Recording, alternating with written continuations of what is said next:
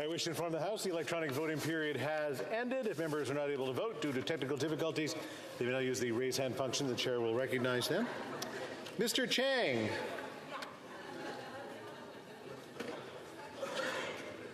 Mr. Speaker, I vote yes. Mr. Chang, yay pool. Anybody else with technical difficulties? No. The table will now compile the results of the vote. Yeas pool, 173, 173. Nays contre, 146, 146. Je déclare la motion adoptée. I declare the motion carried. Orders of the day. Ordre du jour, government orders, government bills commons, resuming consideration at report stage of Bill C-69, Budget Implementation Act 2024 number 1, and on the motions in group number 1. I believe this when we left this. We did have some questions and comments, but we'll move on to the next speaker, the Honourable Member for Flamborough-Glenbrook. Thank you, Mr. Speaker. We're here this evening to debate C-69, which is the Budget Implementation Act. And we're again debating the out-of-control inflationary spending by these Liberals that is driving up the cost of literally everything for Canadians. And in the budget, for which this is the Implementation Act, we saw another $61 billion in inflationary spending piled onto the backs of Canadians, on top of the billions and billions we've seen over the last 9 years. And it must be noted that the result of this is Canadian taxpayers are on the hook for $58 billion in interest on that debt, which is more than the federal government sends to the provinces for health transfers. And we know this point has been made, but it's worth restating because it's just such an astronomical number.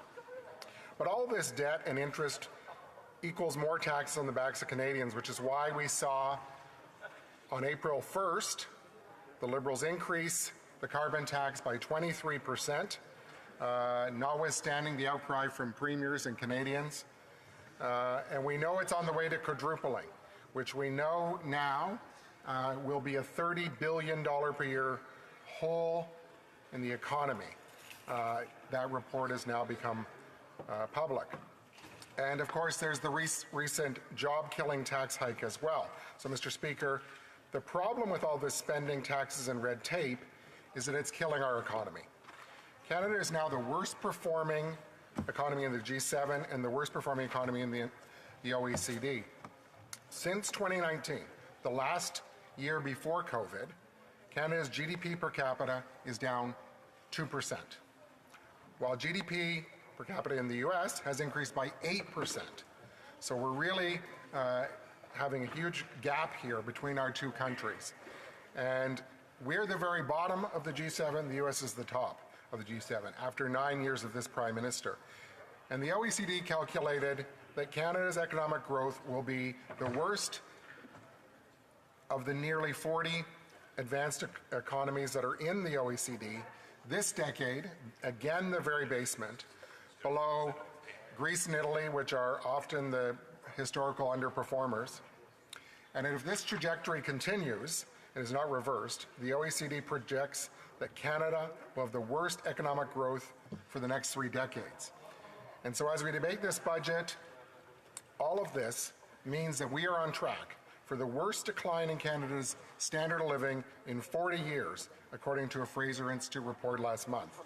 In fact, we are seeing the widest gap in GDP per capita, which is a measure of standard of living, between Canada and the US since 1965. That's according to RBC. So, Mr. Speaker, this is alarming to me, and this should be alarming to all Canadians. This should be setting off alarm bells on the government benches about how did we get there? Clearly, all the inflationary spending, debt, taxes, and red tape have compounded. And really, it's what we've been calling economic vandalism. Mr. Speaker, I was talking to a constituent over the weekend who has a trucking firm, and he told me how his orders are down and how people are shipping less. And this is in the midst of the Greater Golden Horseshoe in southern Ontario. And he's seeing that decline in business in the daily orders that they're getting. And he told me that often trucking is a harbinger of a decline in economic activity. And so we know this is true. So, Mr. Speaker, it confounds me that this is the case. How did we get this way in Canada? We have so many advantages in Canada that have been squandered by this Liberal NDP government. And their fiscal and economic policies in this budget and the taxes that exacerbate it even further. Because in Canada, we have everything the world wants.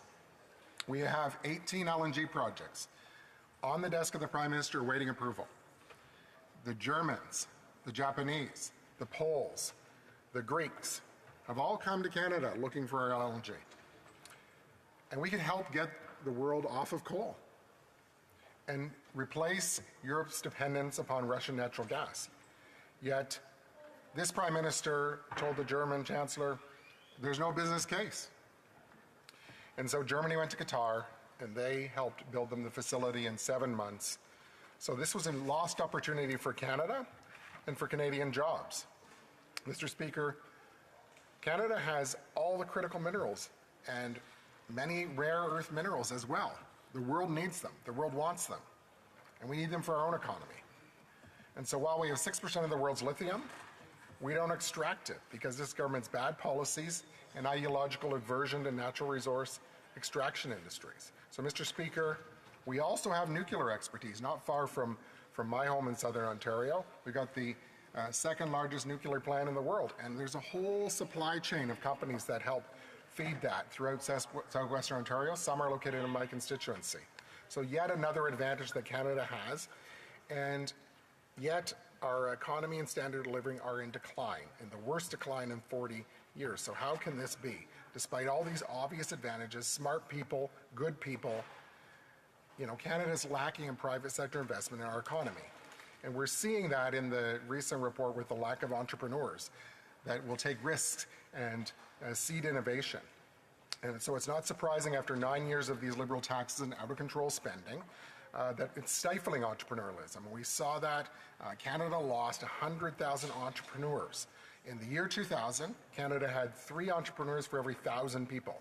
Today, that's down to 1.3 on average per 1,000 people. So this Prime Minister's bloated the size of the federal government at the expense of entrepreneurs and innovation. Mr. Speaker, what's sad is that this is happening here in Canada, and yet we've got every reason to succeed, but this government and these policies and this budget are dragging us down. And I contrast that to 2014, when there was the headline in the New York Times that declared Canada had the strongest, most prosperous middle class in the world. In fact, the New York Times suggested that the Canadian dream had replaced the American dream in many aspects in 2014. And that is why my Omas and Opas came to Canada following the Second World War from the Netherlands. And after the Hunger Winter, where the Dutch people were literally being starved to death by the Nazis, it was the Canadian troops that liberated them. And so many Dutch people came to Canada seeking that hope, opportunity, and freedom in Canada. And that is the story of so many Canadians over the course of our history. Yet, these people came with nothing in their pockets, as my grandparents did, and they could work hard, they could save up, they could buy a home, start a family. But after 9 years of this Prime Minister, that's no longer possible.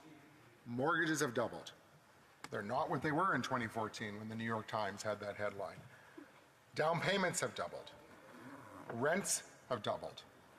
And taxes are up. And that's why Canadians of all generations and all backgrounds are upset. They're very upset, and it's the most common thing I hear. How is it that the Canadian dream has faded away? That the freedom to work hard and succeed, to have that opportunity, to have that hope, has drifted away after 9 years of this Prime Minister. And it used to be that 9 in 10 young people had given up on the dream of home ownership. It's now actually 9 in 10 Canadians overall that see no future, that see no hope. And so that is an indicator that here we have what the government calls farcically a budget that has fairness for every generation. It's actually unfairness for every generation, and they've eroded that hope. So that is why, Mr. Speaker, I will be voting against C-69, the Budget Implementation Act, because it does not serve the interests of any generation of Canadians. And it's long time past due that the Liberals get out of the way so that common sense Conservatives can unleash Canada's potential and bring home powerful paychecks. So let's bring it home. Thank you. Questions and comments? Questions et commentaires? Questions and comments? L'honorable député de Rivière-des-Mille-Îles. The Honourable Member for Rivière-des-Mille-Îles. Good evening, Mr. Speaker, and I'd like to thank you for giving me the floor. I listened to my colleague, and he talked about nuclear exploration, other things. Apart from emptying our soil and subsoil in Canada and Quebec, does he realize that today, the humidex is 44 degrees, 45 degrees, and it will be 45 degrees tomorrow as well here in the region? There are 135,000 people who are going to be suffering from this extreme heat. There are millions of people. There are 19 pilgrims who died in Saudi Arabia. All of that because of this overexploitation of oil and minerals. Now, Canada is a rich country that opened its doors. How can he say today to his fellow citizens, just simply die because of all of this? Correct. Thank you, Mr. Speaker, and thank you for the question. Well, I guess a couple of things. First of all, the carbon tax is a tax plan, not environmental plan. That is why we see that Canada is 62nd out of 67 countries in achieving our emissions targets, and so I reject his analysis. Secondly, you know, we have an abundance and an opportunity for liquefied natural gas in Canada, which is what I spoke about, and we've seen the Japanese, the Germans, the Poles, the Greeks, hardly environmental Luddites, wanting our liquefied natural gas. This can help get the world off coal. China, which has 1/3 of the greenhouse gas emissions in the world, is using coal for their manufacturing economy. We have the ability to help them get off that. We should actually embrace that. Questions and comments? The Honourable Member for Ottawa-Vanier.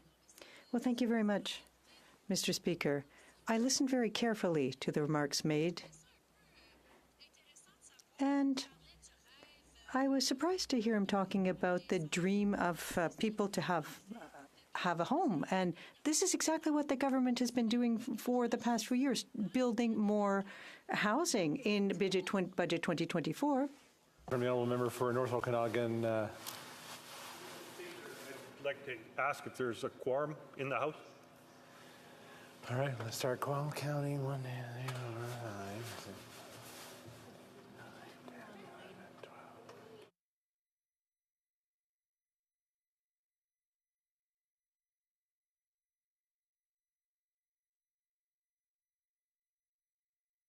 Ring the bells.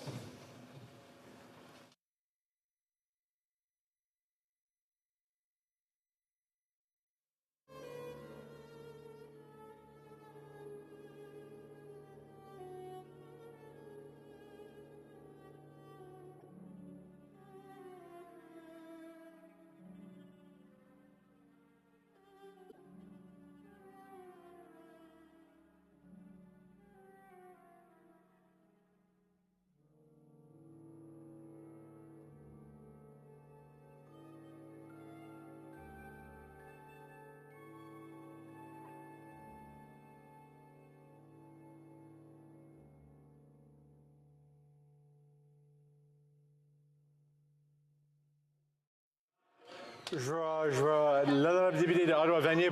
Honourable Member for Ottawa-Vanier can start the question over.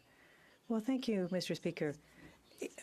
The member opposite in his remarks talked about the dream of owning a home. The government for several years has been working on building new homes, on creating opportunities to young people, other people, to have access to home ownership. In Budget 2024, we made investments in the Acceleration Fund. That will help municipalities.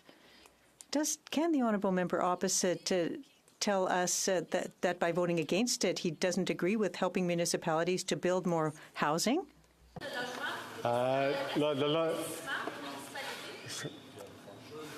L'honorable député de Saint-Hyacinthe-Bagot. The Honourable Member of Saint-Hyacinthe-Bagot. I didn't want to interrupt the colleague for a second time, but I can't hear her. I'm having trouble. It should be audible. It seems to me that the quorum interruption has caused people to be talking about discussions, their trips, rum tasting, all kinds of things. So I appreciate the remarks by the Honourable Member. Telling me that it's really nice outside, so take the conversations outside if you need to take the conversations outside. The Honourable Member for Flamborough-Glenbrook. Thank you to the comment from my colleague from the Bloc Québécois. I'm all in favour of rum tasting. To the question, you know, there's a reason why 9 in 10 young people have entirely given up on the dream of home ownership, and we are building less homes today. Order. I am still hearing a lot of chatter, and the Honourable Member for Saint-Hyacinthe-Bagot is really trying to listen. I'm seeing the pain on his face, and I'm just saying for those who want to be outside, it's beautiful outside, so, you know, take your conversations at least out into the lobbies where it's not quite as hot as it is outside. The Honourable Member for Flamborough-Glenbrook. in terms of home ownership, we are seeing fewer homes built today than in 1972.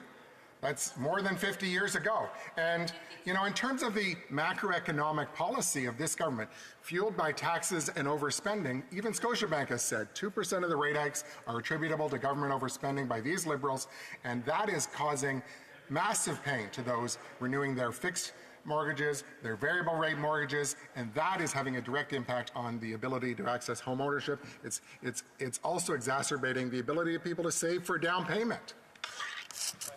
Quick question and comment. The honourable member for Nunavut. Unfortunately, what we didn't see in C69 is an investment to the Kivalliq Hydro Fiber Link project, which would help to have Nunavut communities not rely on diesel. And I wonder if the member agrees that there needs to be more taxation on oil and gas companies so that tax collected from those oil and gas companies can go to help fund projects like the Kivalliq Hydro Fiber Link project. The honourable member. So, you know, our energy sector in Canada is a large contributor in terms of tax dollars to the federal government, to transfers to the respective provinces. In fact, the oil and gas industry in Canada is the most environmentally conscious, socially conscious, consults with Indigenous communities of any other energy sector in the world. And you know, I would reject the fact that we're importing oil from jurisdictions that have a horrible human rights record when we could be doing that right here from Canadian sources. Continuing debate. The honourable member for Vaughan Woodbridge. Thank you. Some applause this evening. It's always wonderful to have applause. Mr. Speaker, it's great to rise this evening and obviously represent the most generous and entrepreneurial residents in the country, the residents of Vaughan Woodbridge. It's a privilege to represent them. I understand there are other residents in the other 338 ridings. Mine are the most special, in my humble view. Mr. Speaker, Bill C-69, the Budget Implementation Act, is again another major piece of legislation that moves Canada forward, moves our economy forward, provides, again, foundational pillars for a strong economy and a strong future for my children and all the children that are blessed to call Canada home. Mr. Speaker, one thing I want to really be adamant about tonight is Canada's economic fundamentals. If you look at the foundation that we are building as a government that we've built, and I think at one piece, the dental care plan. In my riding of Vaughan Woodbridge, all over the riding, there are billboards up from dentists accepting patients under the Canadian Dental Care Plan. Think about that, Mr. Speaker. Over 2 million seniors have been approved by the plan. Over 200,000 seniors have actually gone to see an oral health care provider from coast to coast to coast. Now kids under 18 are enrolling. This is transformational. This is moving the country forward. This is helping Canadian families, not only for today, while many of us are elected in this House, but for the future, for decades to come. Part of our health care system. And we did it, Mr. Speaker, and we should be proud of that. The Early Learning and National Daycare Plan. I'm blessed. I have a 2.5-year-old that is in daycare. We know the reductions that have taken place in the Ontario, and by September of 2025, we'll get down an average of $10 per day daycare.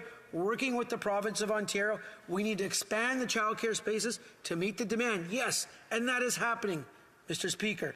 Yes, there's always kinks in the road, Mr. Speaker. Life is not a straight line, as every representative knows this. That's what it's about. But it's about working hard, making sure we are doing the right thing for our constituents. And the constituents in Vaughan Woodbridge know that. They understand that. We will continue to move forward, Mr. Speaker. The Housing Accelerator Fund, $59 million investment into the city of Vaughan, was happy to bring. And you know what? We're using those funds to incentivize home building. The Canada Child Benefit, a transformational plan. So look, the Conservatives, when they were in power, they were sending checks to millionaires.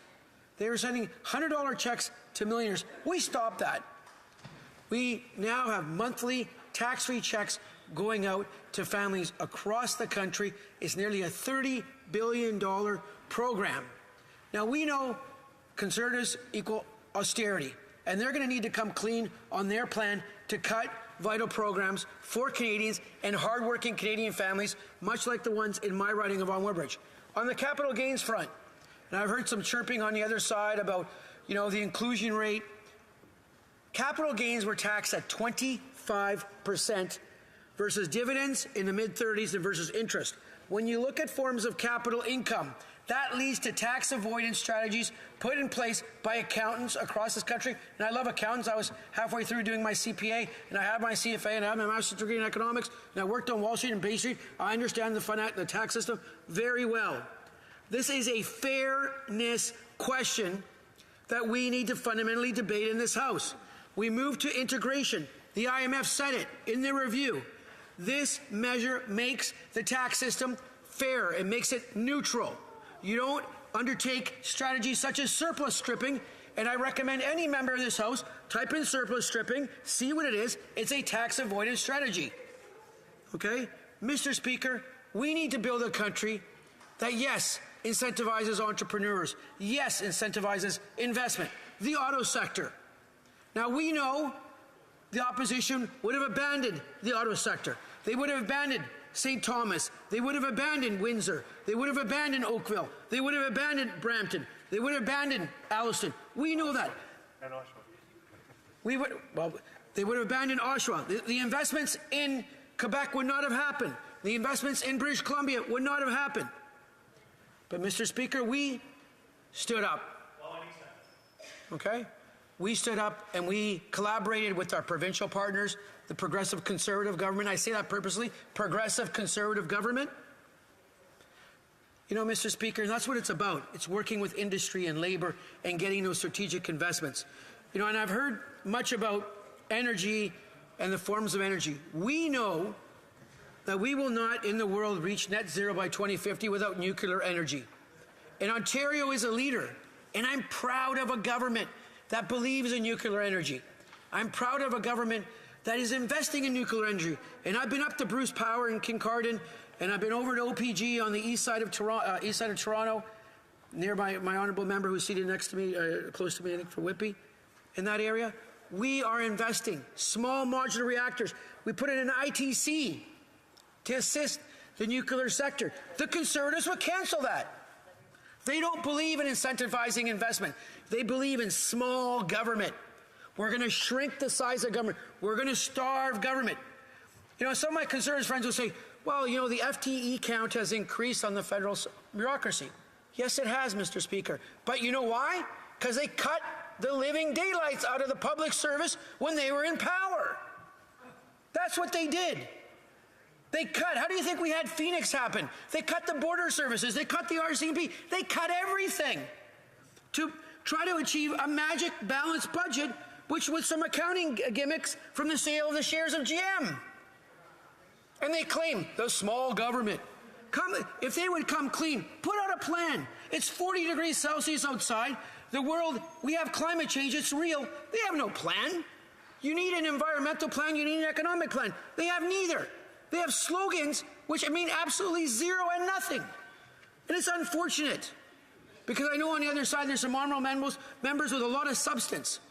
But you know what? It's unfortunate that they're not allowed to actually put forth ideas that have substance.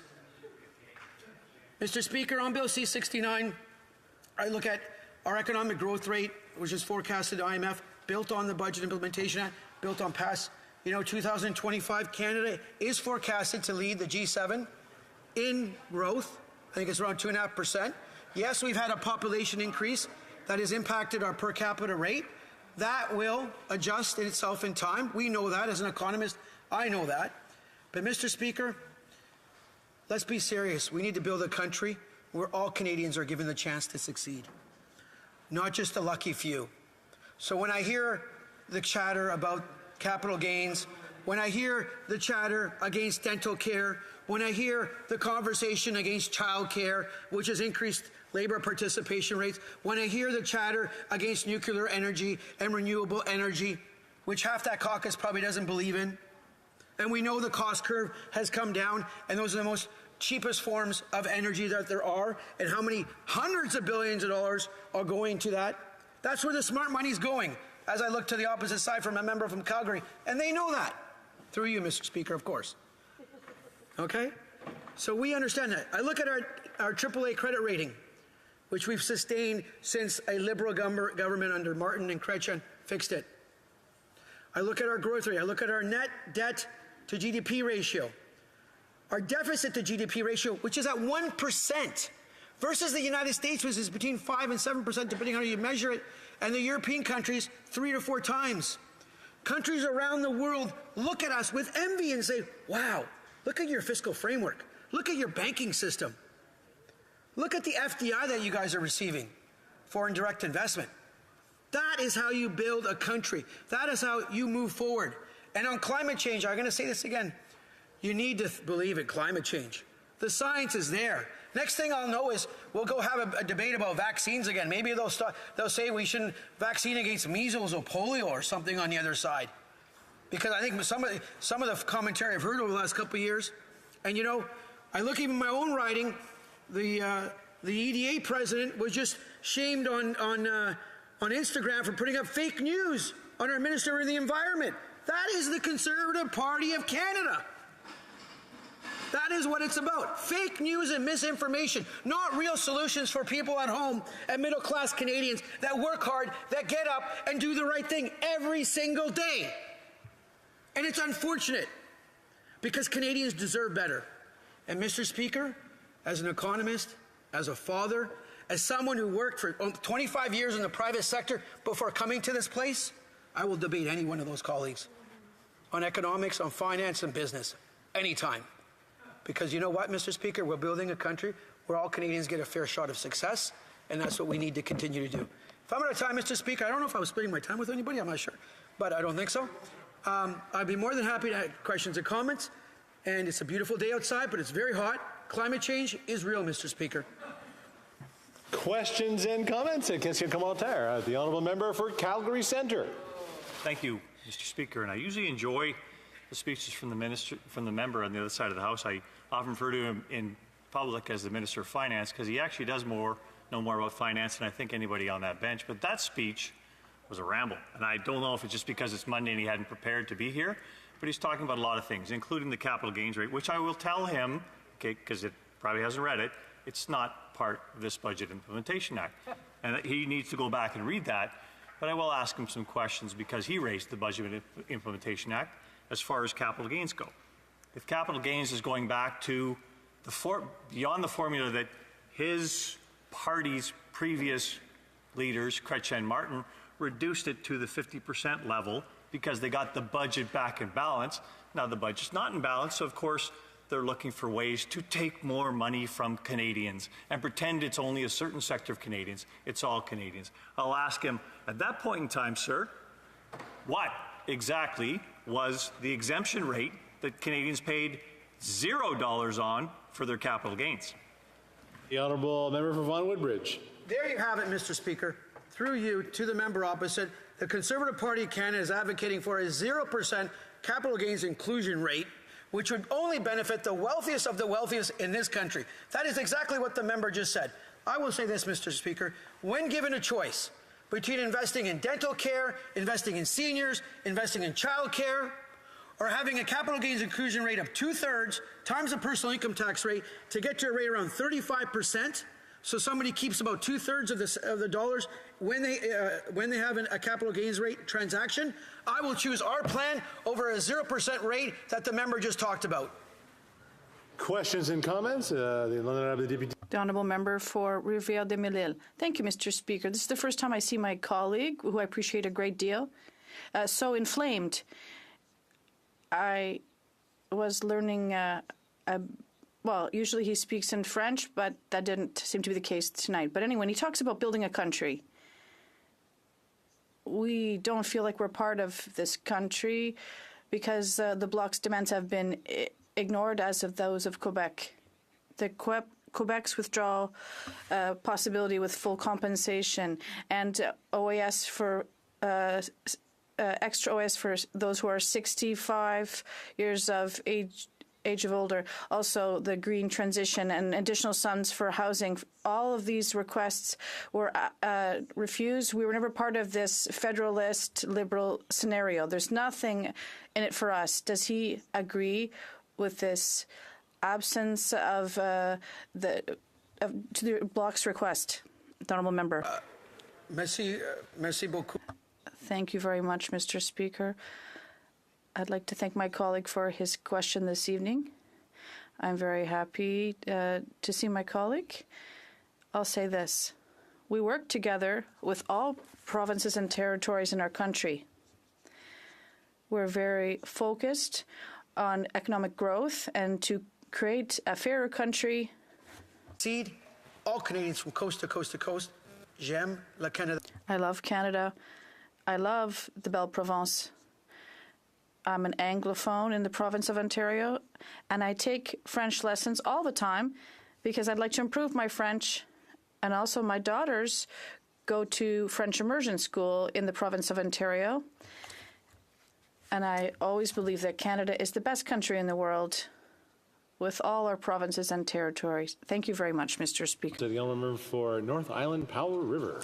Well, thank you, Mr. Speaker, and I thank the member for his intervention in this House. And I appreciated how much he talked about the seriousness of climate change. And I do agree. I come from a riding that is in a rainforest, and we are in droughts more often than we are not in droughts, which is very concerning for me because of the long-term impacts that it will have. But I'm just wondering if this member, through you, Mr. Speaker, could talk about why they keep giving so much money to oil and gas industries in terms of subsidies instead of taking some of those resources and investing in a more green economy. The honourable member for Vaughan Woodbridge.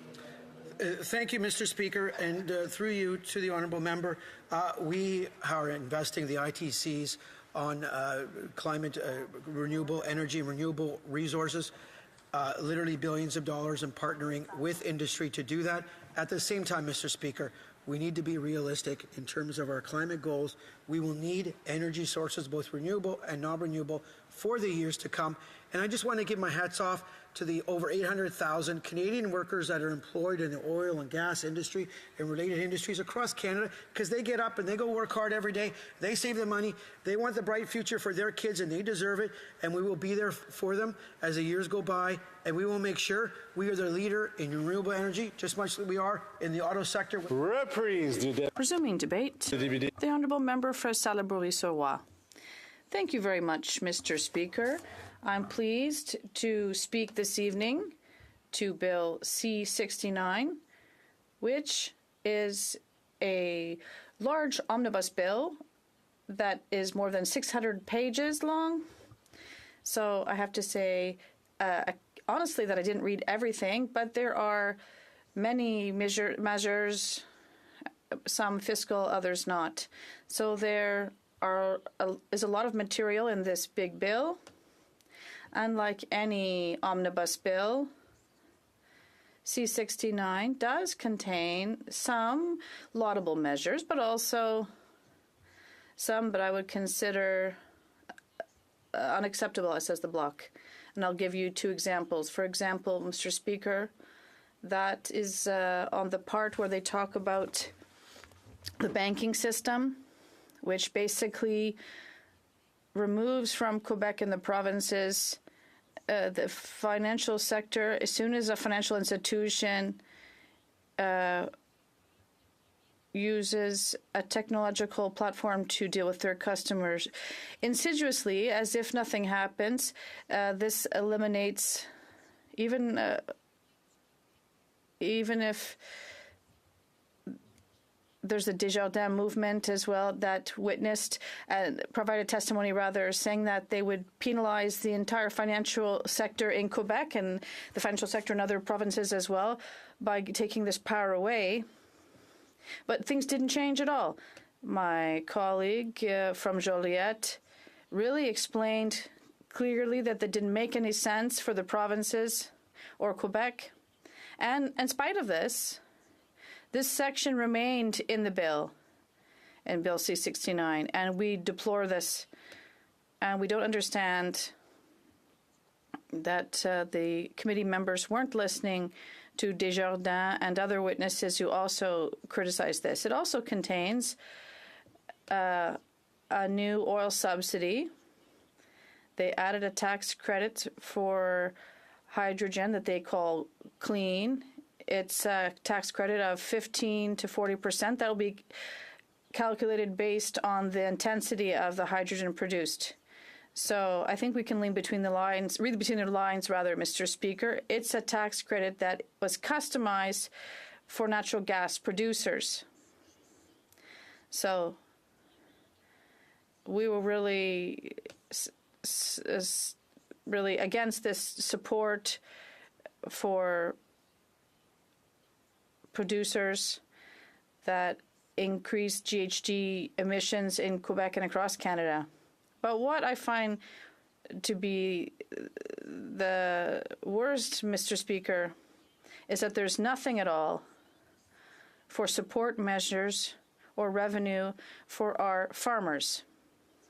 Now, when I talk about agricultural producers, I'm talking about grocers, vegetable and fruit producers who may have a small, medium, or large production that are subject to climate and temperature changes. And could they stop speaking loudly, please, so I can finish my speech? I didn't want to interrupt, but I was trying to give this. Ferd and maybe Provencher. I mean, the honourable member is not far away, and men's voice tend to carry in the chamber. So I just want to make sure that when members are speaking in French, it's just as important of those speaking in English. The honourable member for Salabou-Surroy. The situations like this that we're seeing are unacceptable. I know my colleague doesn't have his earpiece and he doesn't know how angry I am that he interrupted me. But anyway, I will continue. What I find unfortunate, Mr. Speaker, is that nothing is set out in terms of support for our agricultural producers, and particularly those who produce our fruits and vegetables, who plant products and use our earth, and who depend on our climate and these temperatures. In Abitibi, there were droughts. Some other places saw floods. But farmers and vegetable and fruit producers had to deal with this last year. There were disastrous harvests of strawberries and raspberries, and what we buy in our grocery stores right now in Quebec are produced by these farmers of fruits and vegetables. And we're not talking about small producers that are organic as well, who prepare baskets of fruits and vegetables for people and who sell them regionally, or who go to farmers markets in Montreal who sell their fruits. All of these fruits and vegetable producers have said the same thing. Current programs are not made for them. They're poorly adapted. And above all, this has been the case for several months now. They've been asking for government assistance and the government is turning a deaf ear to them. But Quebec has understood a few weeks ago that there is an emergency assistance to support these producers so they can deal with the current season. I'm not sure if you're aware, but they need to buy seeds and everything to produce fruits and vegetables throughout the summer so we can eat them in the fall and winter. It's an investment for these farmers who produce fruits and vegetables. And if the previous season was disastrous, then they lack the funds to buy seeds for the next season. So a dairy producer, well, it's a very different situation. But I'm sensitive to this because I have many fruits and vegetable producers in my riding. I have a lot of small organic producers who tell me, the Madame Member for Salabou-Surroy, we are really forgotten by the federal government. There's nothing in the budget for us, nothing for support for them so they can get through these tough seasons, which are caused by climate change. There's nothing either. I'm not sure how many times I've said this, Mr. Speaker. Well, 2 years ago, the government exonerated apple cider producers and Hydromel from excise tax. And why do they do this? Because these small producers in Quebec, well, their production is not sent internationally. It's domestic, local, regional. and they don't have enough production to be exported.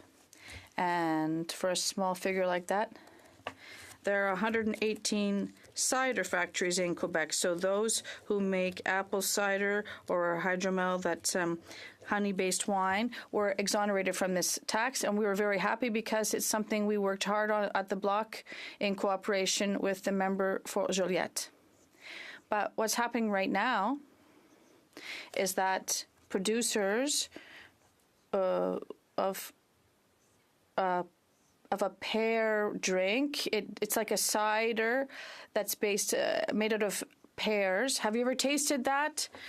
Or maple wine, Mr. Speaker? It's an alcoholic wine that involves maple syrup. I'm not sure if you have this in your writing, Mr. Speaker, but we have a lot of them in Quebec, and they've developed alcoholic products. And in my region, well, I'll give you an example. If you talk about Black Creek, they produce wonderful ciders, and they're very delicious. But they also produce maple wine.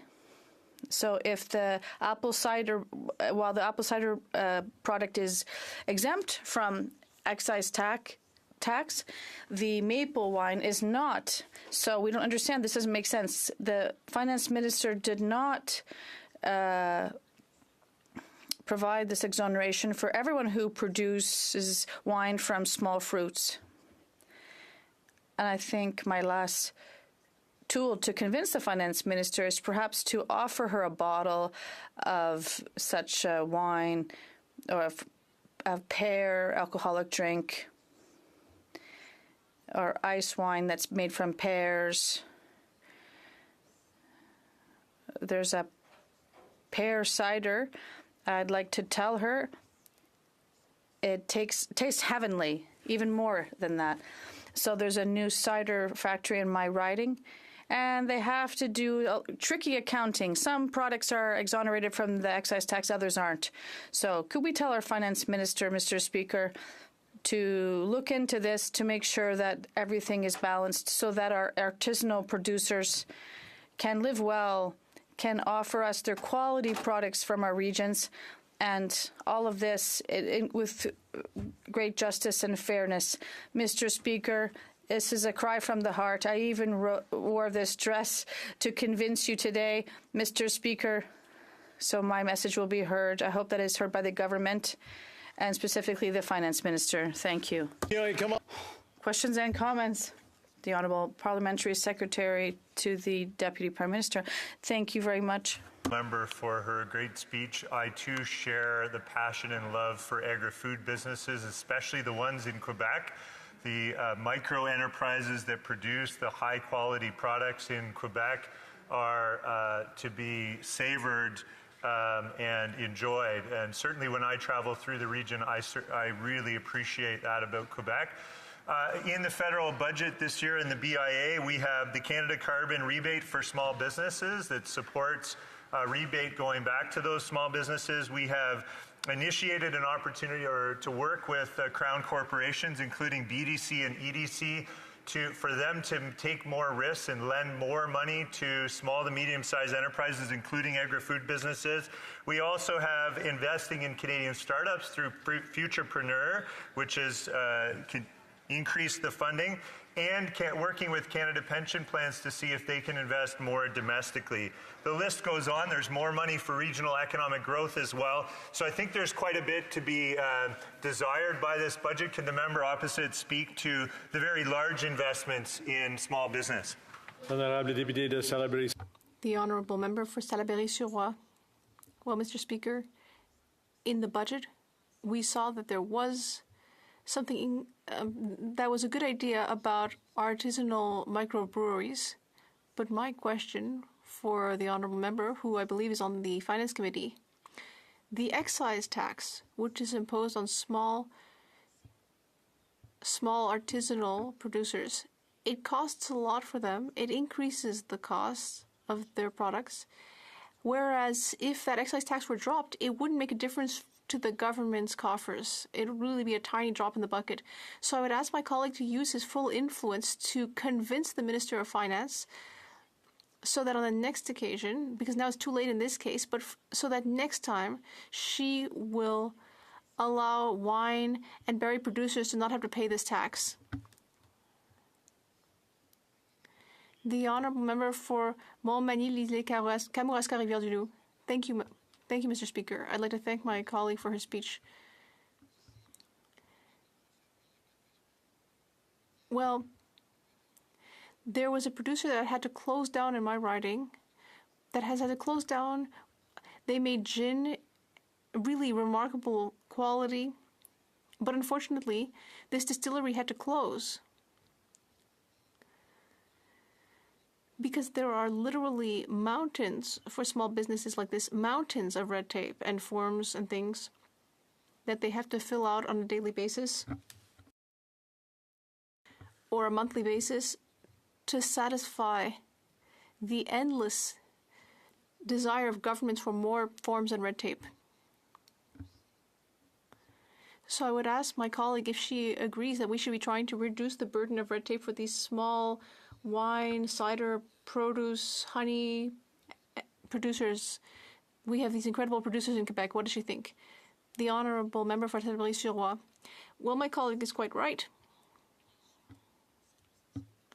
When there's a riding like mine, where there's a lot of small producers,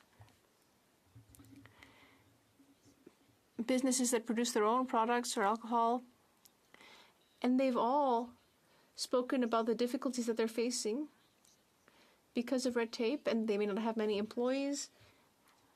Often it may be a family business.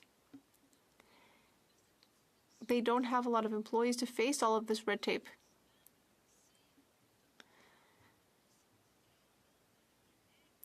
And we need to remember that Quebec has this strong character of having these wonderful ciders, distilleries, microbreweries, wine producers. We produce a great many of these really high-quality products. These are small artisanal producers, and it makes us quite baffled that they're not more supported. And we need to start to make sure that Hydromel apple cider producers are the same footing as other producers. And the first thing to do would be to remove the excise tax from these businesses. It wouldn't make a big difference to the government, but it would make a huge difference to these producers' lives.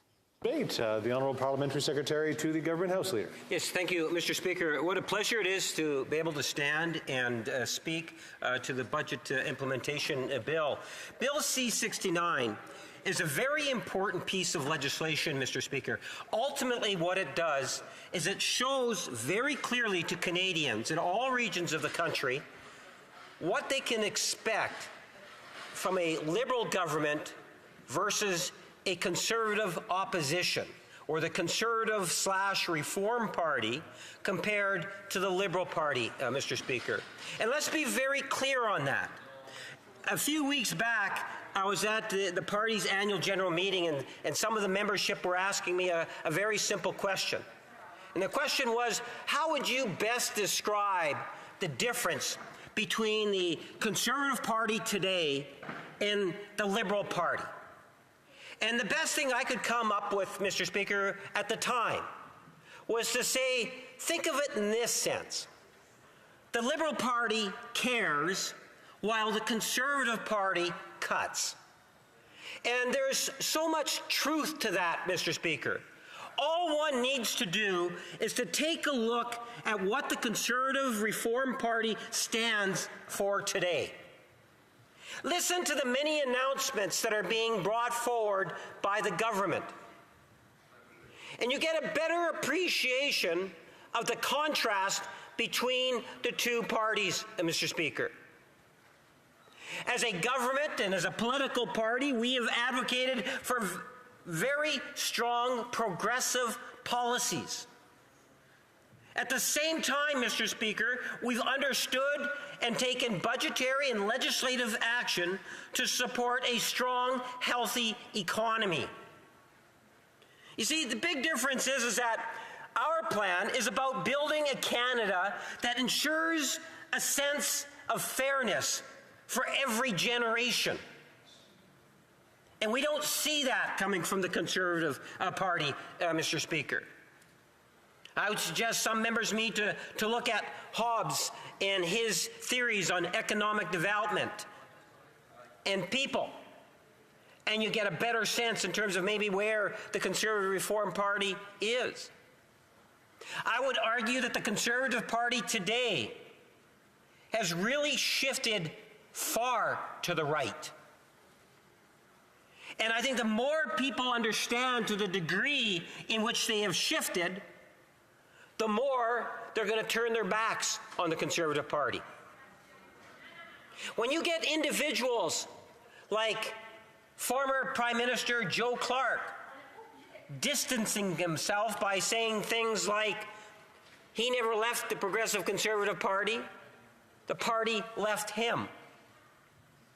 When you get individuals like Kim Campbell talking and reflecting in a not a very positive way about the current leadership of the Conservative Party and the type of misinformation that party... I think a point of order from the honourable member for Provencher.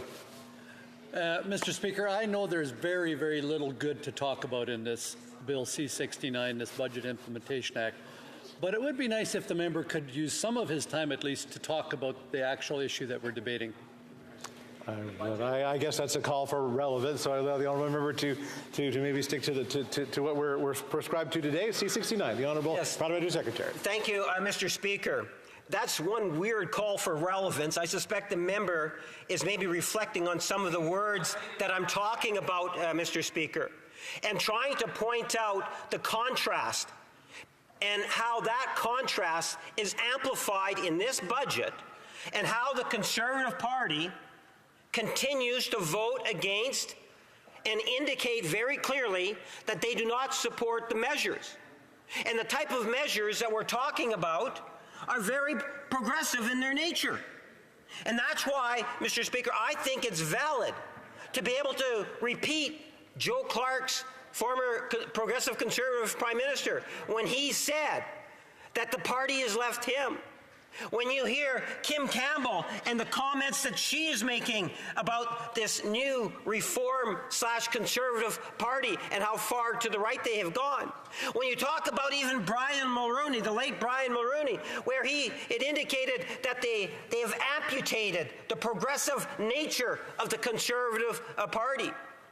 In fact, if you take a look at some of the actions that they talk about, Mr. Speaker, you'll find that the current leadership has taken the party even more far right than Stephen Harper. And Stephen Harper was not that popular, Mr. Speaker. So what's going to happen? I believe, as we get closer to the election, more and more Canadians are going to be able to look at what it is that the Conservatives have to offer. And contrast that to the types of things in which we have put in place over the last 8.5, coming up to 9 years, Mr. Speaker. We could talk in terms of the economy and the 2 million jobs, which is virtually double what the former government did, Mr. Speaker, in the same time span. We could talk in terms of how even when you had the pandemic around the world, or interest rates around the world going through the roof, inflation numbers astronomical compared to Canada's numbers, Mr. Speaker, around the world what was taking place, yet we were able to keep control over it, Mr. Speaker. And we brought forward budgets and legislation to support Canadians while continuing to build a strong and healthy economy. And that's one of the reasons why Canada was in a great position out of the pandemic to be able to continue to grow the economy, Mr. Speaker.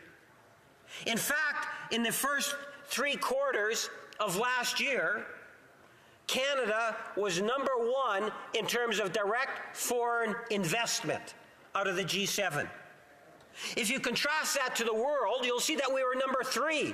You have people, companies around the world looking at Canada as the place to invest, Mr. Speaker. This didn't happen by accident. This government has signed off on more trade agreements than any other government in Canada's history, Mr. Speaker. This government has invested in real dollars more capital infrastructure than any government in its history, Mr. Speaker. In order to develop and encourage a healthy middle class, you need to have a healthy economy. And we haven't lost sight of that, Mr. Speaker. While at the same time, we recognize the importance of fairness. And we have been consistent on that, Mr. Speaker. Our very first budget, and one of the first pieces of legislation that we brought forward, was to put a special tax increase on Canada's 1% wealthiest Canadians. The Conservative Party actually voted against that, Mr. Speaker. Is there any surprise that they now vote against the capital tax increase, which will affect, what, 0.2%? Decimal 2%. It's less than 0.5%, Mr. Speaker. We're talking about some of the wealthiest Canadians and asking them to pay a fairer share. The hypocrisy that flows from the Conservative Party, the misinformation that they spread, Mr. Speaker, is virtually endless through social media. I believe as we get closer to the election, people will take a look in terms of some of the things that we have been able to accomplish in this budget and others. Things in terms of like investing in generational support for health care. Almost $200 billion over 10 years, Mr. Speaker. Developing the first ever national child care program that's seeing people pay $10 a day daycare or child care, Mr. Speaker. The first ever pharmacare program that is at least going to be there for individuals with diabetes or women in need of contraceptives, Mr. Speaker. The dental program to support our seniors and our children and others as we continue to expand upon it. A national school program to ensure that children are, in fact, getting nutrition in this classroom, Mr. Speaker, because we know you can't learn on an empty stomach. The first ever disability benefit, Mr. Speaker. Sure, it'd be great to see it in a higher amount, but it's the first ever. It's the single greatest, I believe, expense in terms of new money on this budget line, Mr. Speaker. The disability benefits. These are the types of things in which we're bringing forward, and what we're hearing from the Conservatives is that they're going to chop, chop, chop, Mr. Speaker. There's the contrast. A caring, competent government or a party versus a conservative reform party that's more focused on the wealth of Canadians, the wealthiest Canadians, Mr. Speaker, and wanting to cut the programs that Canadians need and will support. Thank you, Mr. Speaker. Questions and comments? Question commentaire. The honourable member for New Westminster Burnaby. Thank you very much, Mr. Speaker. I have been very perplexed. I'm hoping my colleague will be able to clear something up for me. We have in place a number of programs that actually help people. Canadian dental program that thanks to the NDP, that's helped 2 million seniors have signed up already. We're having millions of others expressing interest at the end of the month. We have pharmacare that is going to help 6 million Canadians with diabetes, 9 million Canadians who take contraception. The issue around affordable housing and school lunches help hundreds of thousands of kids around the country and, of course, hundreds of thousands of families, helping to recover from the National Housing Program that was gutted by the former Liberal government under Paul Martin. All of these things benefit constituents of all of us. And so perhaps the member can explain to me why it is that Conservatives have been fighting tooth and nail to block all of those programs, even though these programs are literally helping thousands of their constituents. I know seniors who live in Conservative-held ridings that say, my Conservative MP told me nothing about dental care, but thanks to the NDP, I know it's there, and I'm actually getting these dental services. So why are Conservatives elected to represent their constituents fighting their constituents' interests tooth and nail. The Honourable Parliamentary Secretary. Yes, thank you, Mr. Speaker. It's a good question. When you take a look in terms of the types of programs in a minority situation, the government has a need to find, a party inside the House in order to pass things through. And there's no doubt that the New Democrats have played a very strong role in that. And I value that support, and I truly appreciate. What is confusing is that quite often, Mr. Speaker, we will see the Conservative Party talk in great opposition to many of these benefits. Yet, literally, in each and every Conservative riding, you will find that there are literally thousands of their constituents that will benefit by it. And in the dental program in particular, they even have some of the Conservative spin going around discouraging the development of that particular program, Mr. Speaker. I believe that the Conservative Party has moved so far to the right, and that's one of the reasons why I like to suggest that it's not the traditional Conservative Party. It is more of a reform extreme party today. Question et commentaire, l'honorable député de...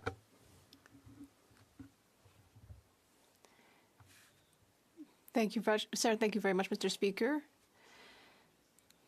Mr. Speaker,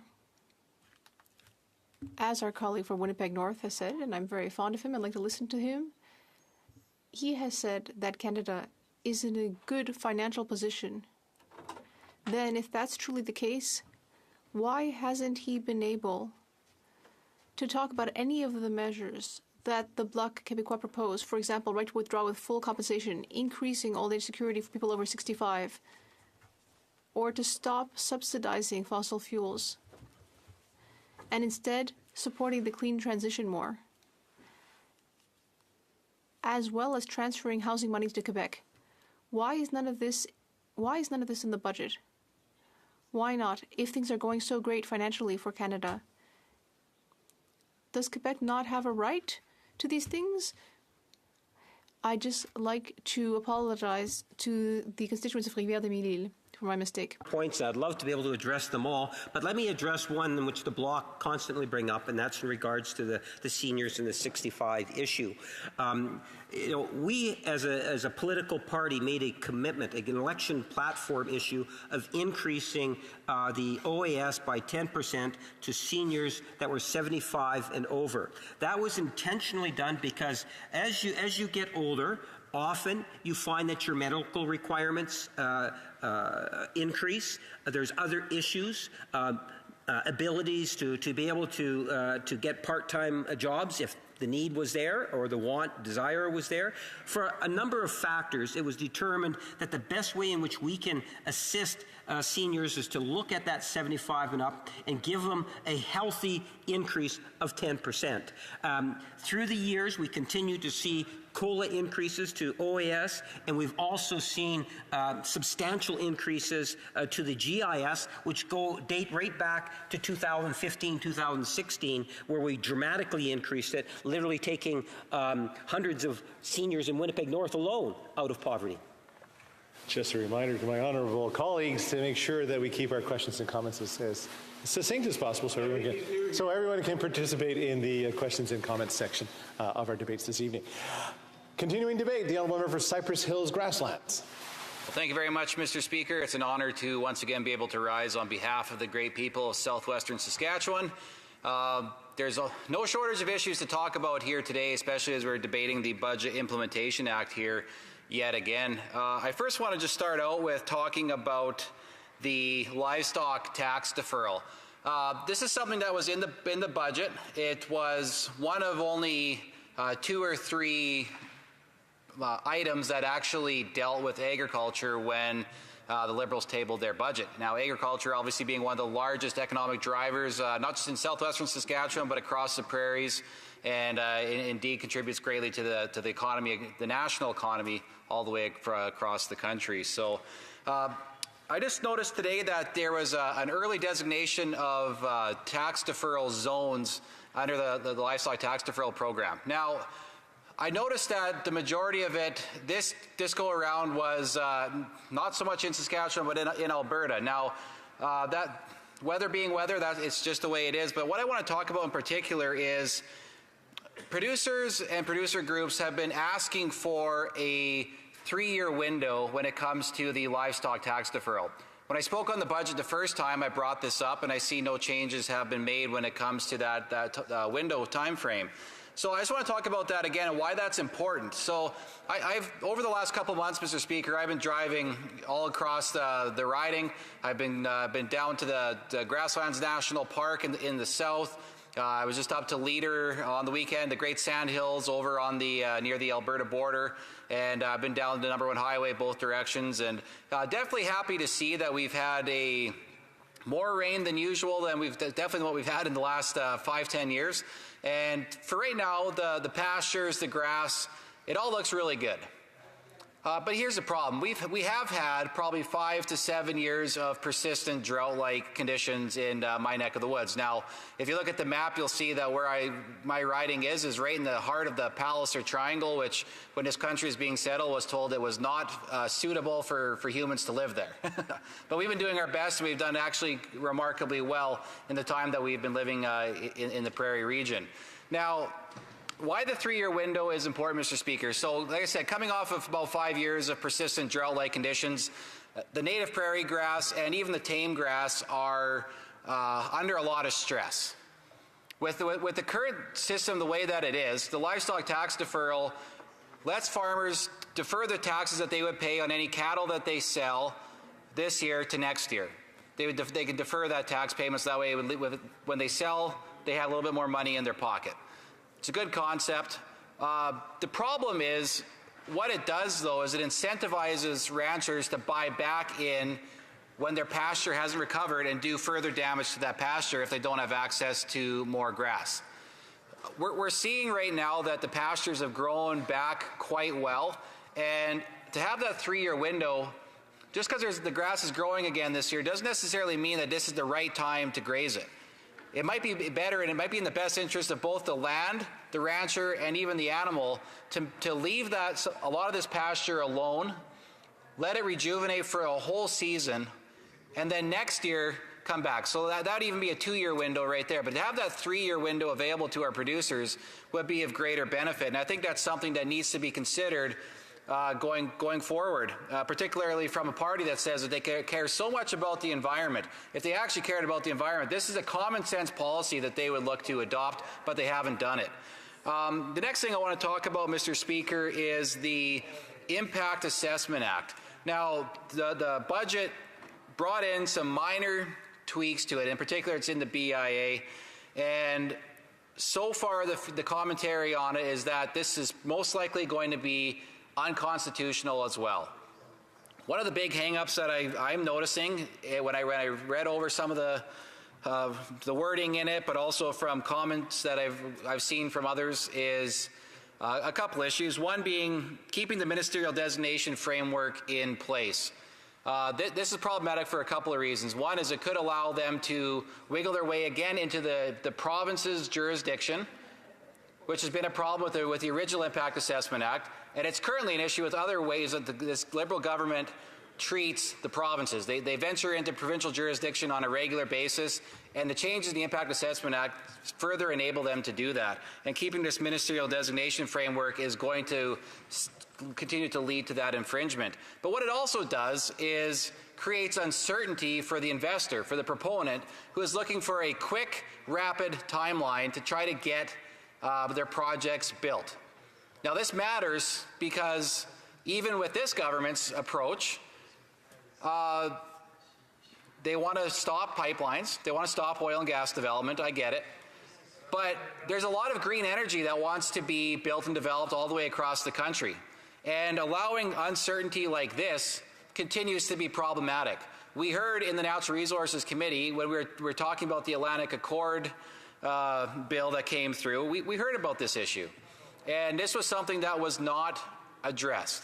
Trying to make sure that there's certainty for all the resource sector is of utmost importance. You know, because all across this country, Canada is blessed with all kinds of rare earth minerals, We're blessed with abundances of oil, natural gas, other things like helium, lithium. We've got cobalt. We've got all the things that are going to be needed to build out, say, a battery supply chain. Traditional oil and gas obviously being a big part of that because the world needs Canadian gas. They've came and asked multiple times, and this government's turned them down numerous times for Canadian LNG. And actually, another report that I saw today that I was reading shows that this last month, Russia has gone past the United States as the biggest supplier now for natural gas to Europe. And knowing what's going on over in Europe right now with the war in Ukraine and Russia, this government is further enabling the Putin war machine to continue to get the resources that it needs because they're still selling their gas into Europe. Canada has the resources to be able to be that provider, but because this government has killed off right around 15 to 16 LNG projects since the time that they are empowered to make sure they weren't built, has put us at a disadvantage, has put our allies in Europe at an extreme disadvantage because we don't have the ability to supply them with the product that they want and that they need. Now, the government said, oh, we'll give them green hydrogen, but we're years away from that being able to be a reality, Mr. Speaker. We have a proven commodity that we could be using, we could be exporting, and they have said no to that. Now, the other thing I want to touch base on here, Mr. Speaker, is it was in the budget, and they removed it from the budget.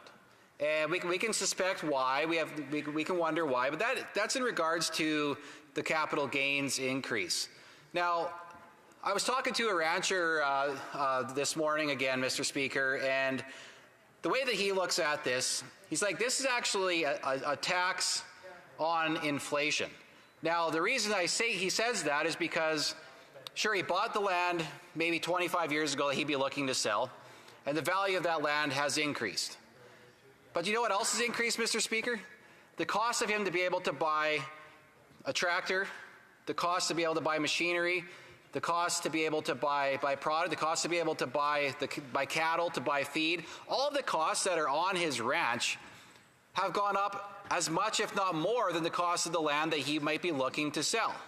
So in all reality, there isn't much of a gain that's been recognized there. Just because the value of one little thing that the government wants to focus on has gone up, it doesn't take into consideration the value of everything else that's gone up over that same period of time.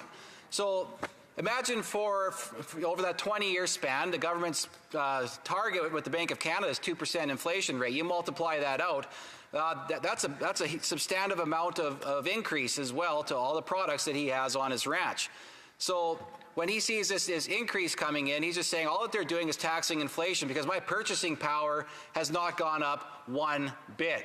Lastly, Mr. Speaker, I just want to talk about the other piece of the government's supposed agriculture policy, and they only had really 2 or 3 things in there, like I mentioned at the start of it, and that's the second one is, I think the concept's a great idea, but it'd be good for them if they would just get out of the way and let it be done. My private member's bill, Bill C-294, for the second budget in a row, they've said they're going to do consultations on interoperability. They got 3/4 of a page in the budget, and they've done absolutely nothing with it. But my bill, which I already accepted a friendly government amendment at committee, it passed through the chamber, and we're still waiting for it to receive royal assent. So it'd be good if we could just get that bill passed. That's a good conservative, common sense bill, and it would do wonders for the manufacturing sector, but also for our farmers and our ranchers across the country. Let's just get that passed. Thank you. Questions and comments? Christian Kamaltar, the Honourable Parliamentary Secretary to the Deputy Prime Minister. Thank you, Speaker, and thanks to the member for the speech.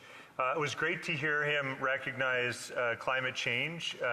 It's not often we hear Conservatives speak about stress on prairie grass or heat waves, wildfires, or droughts that the member opposite mentioned. So I think he's recognizing the impacts on our climate and the impacts on the prairies, which is great to hear. He also mentioned numerous other things that our government is doing in the federal budget this year, including the investment tax credits, getting the impact assessment agreement up and running again to give that business certainty, that he's talking about to give investors certainty in the market. We've also added the Indigenous loan guarantee, and we've extended the mineral exploration tax credit. I'm sure that he can agree that these are good things for industries within his riding.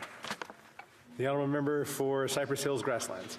Well, Mr. Speaker, I just want to touch really briefly on one thing. One of the biggest threats to prairie grass, to our native prairie grass, especially down in Grasslands National Park, is the government's management through Parks Canada of Grasslands National Park. The way that they're handling the species at risk down there is they've added more species to it than what was in there before. They've been an adversary for the producers down there who are actually doing a great job of maintaining the grasslands.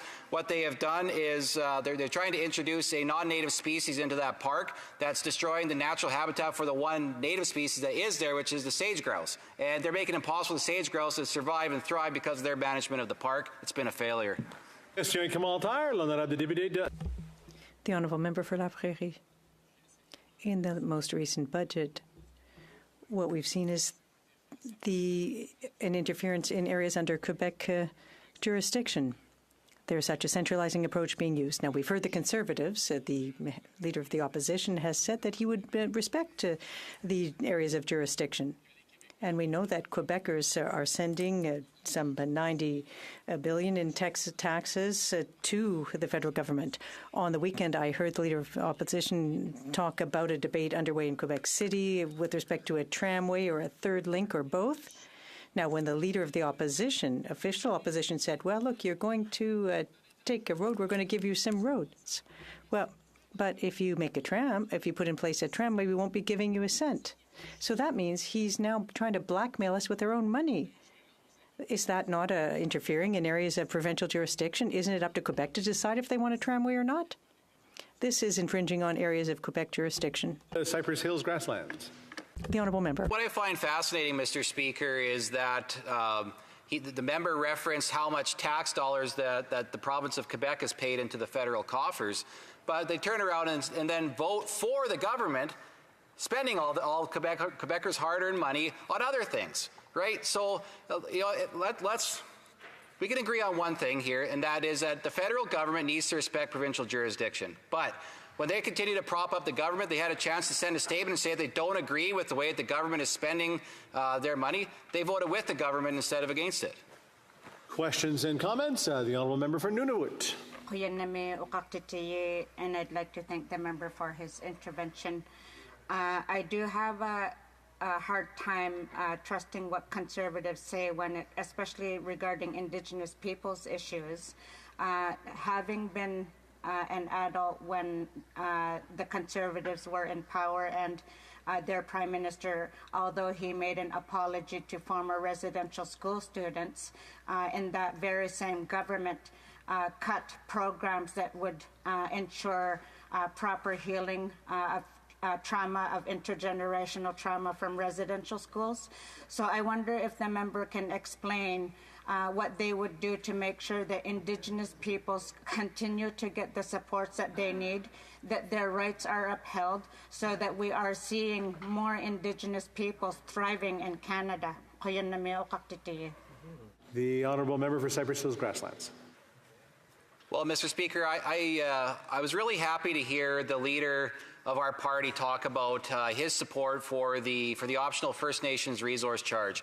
What this would do would be to allow First Nations to decide if they want to have a greater share and a greater participation in resource development on their lands. And I think that it's a great opportunity for economic reconciliation, to allow for self-determination, and for them to be able to have jobs for their people to create that wealth that they need. So that way the federal government they don't have to go to the federal government and ask for that money that they could be getting on their own if they were in charge of their own resource development. So I think that First Nations resource charge is a great first step, and I look forward to being in government one day where we can implement that. Before going to the next speaker, I believe the Honourable Parliamentary Secretary of the Government House Leader has something. Yes, thank you, Mr. Speaker. And it's just to ask for leave in order to present the questions from the order paper, if I may. Visé par tous les partis reconnus qui sont en accord avec. If all members who agree with this, If anyone is opposed to this idea, please say nay. Lancer de la motion que tous ceux qui Everyone has heard the text of the motion. Is it the pleasure to adopt it? Adopted. Thank you, Mr. Speaker. The following questions will be answered today. Question 2619, 2624, 2632, 2633, 2635, 2639, 2641, 2643, 2646, and 2647. Furthermore, Mr. Speaker, if the government's responses to questions number 2620 to 2623, 2625 to 2631, 2634, 2636 to 2638, 2640, 2642, 2644, 2645, and 2648 to 2650 could be made orders for return. These returns would be tabled in electronic format immediately. Is it the pleasure of the House that the aforementioned questions be made orders for return, that they be tabled immediately? Agreed and so ordered. The Honourable Parliamentary Secretary. And finally, Mr. Speaker, I would ask that all remaining questions be allowed to stand. Agreed and so ordered.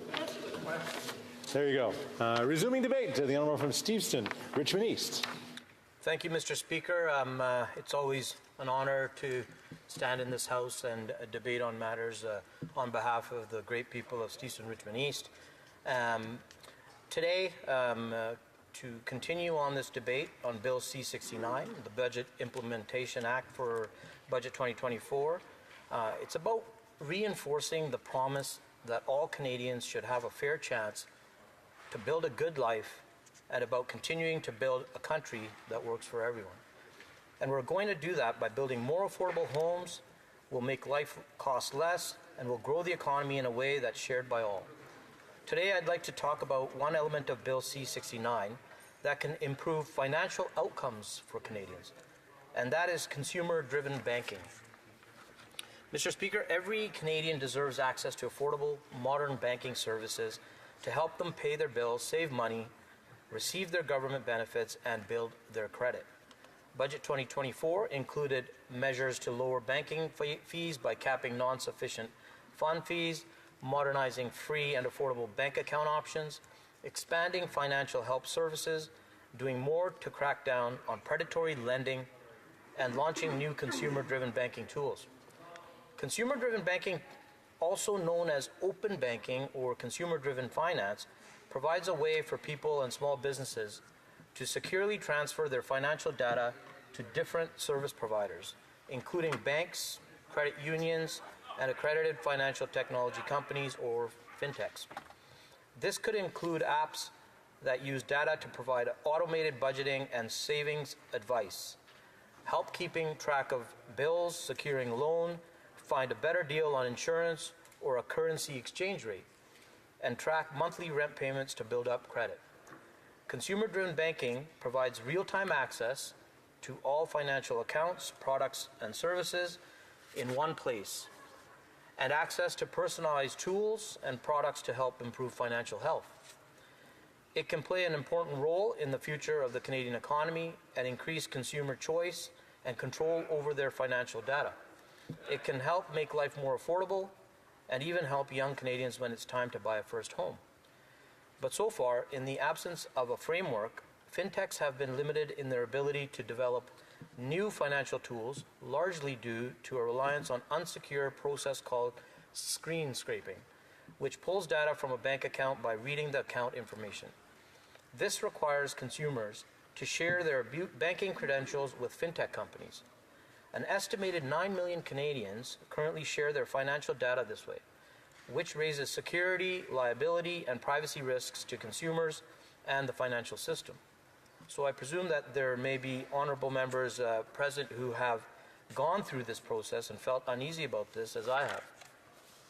Mr. Speaker, as first announced in the 2023 Fall Economic Statement, the government published Canada's consumer-driven banking framework along with Budget 2024 in order to drive an innovative consumer-driven banking system in Canada.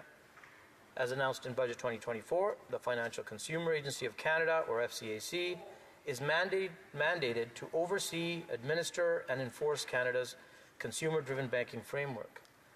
Its existing financial literacy and consumer education mandate make it well-placed to help guide consumers who engage in consumer-driven banking. This mandate was informed by an extensive review of international jurisdictions and is in line with international best practices.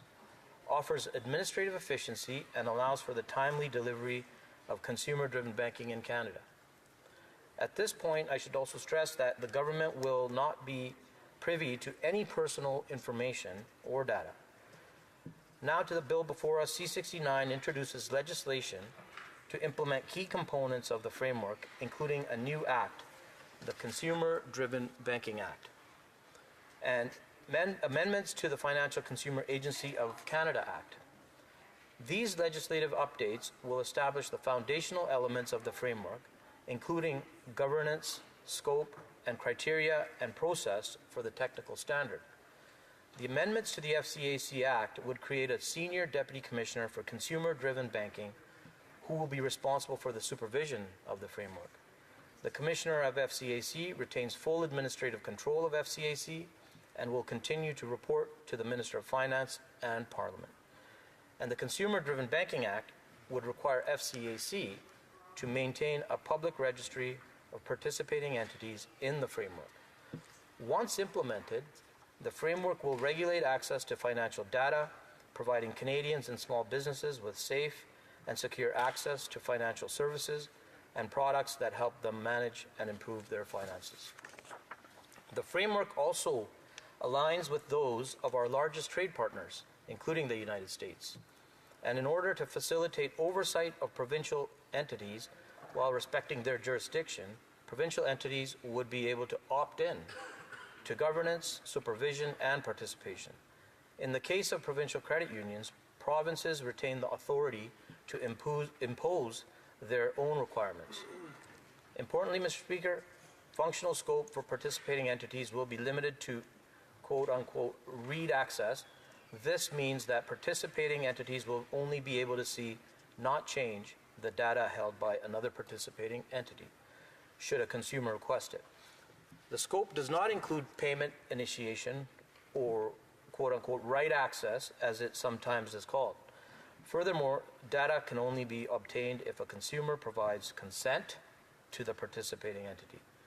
Access to data is limited to what is specified in the legislation, which includes checking and savings accounts, investment products, and lending products such as credit cards, lines of credit, and mortgages. And regardless of an entity's size or business model, due diligence of their security controls would be conducted before allowing them to participate in the framework. This helps set an equal and high bar for security measures and gives confidence to consumers that their data is safe. Participating entities would be required to comply with existing privacy legislation as well. The framework will also include additional privacy rules that are unique to financial data sharing to address the provision of express consent to access data, consent management, and revoking access to data shared by a consumer. Participants will be required to have a standardized process for consent and revocation that is done in a clear, simple, and not misleading manner. Mr. Speaker, the proposed legislation represents a culmination of long-term engagement with industry, consumer groups, and experts, and delivers a made-in-Canada solution to the issue of screen scraping. There is alignment among stakeholders for the government's proposed approach, including fintechs and the Canadian Bankers Association. The government will continue to engage with industry, who will lead on the implementation of the framework in key areas, including technical standards with oversight from the FCAC. This collaborative work will refine more complex elements, such as the accreditation framework and common rules for privacy, security, and liability, to be introduced in additional legislation later this year. Canada's consumer-driven banking framework, with government-led oversight of security requirements, technical standards, and consumer protections, will enable consumers to securely and confidently exercise their right to use and move their data. Once the framework is operational, the government will consult with stakeholders to determine how and when to phase out screen scraping. This will include review of other jurisdictions' approaches to screen scraping.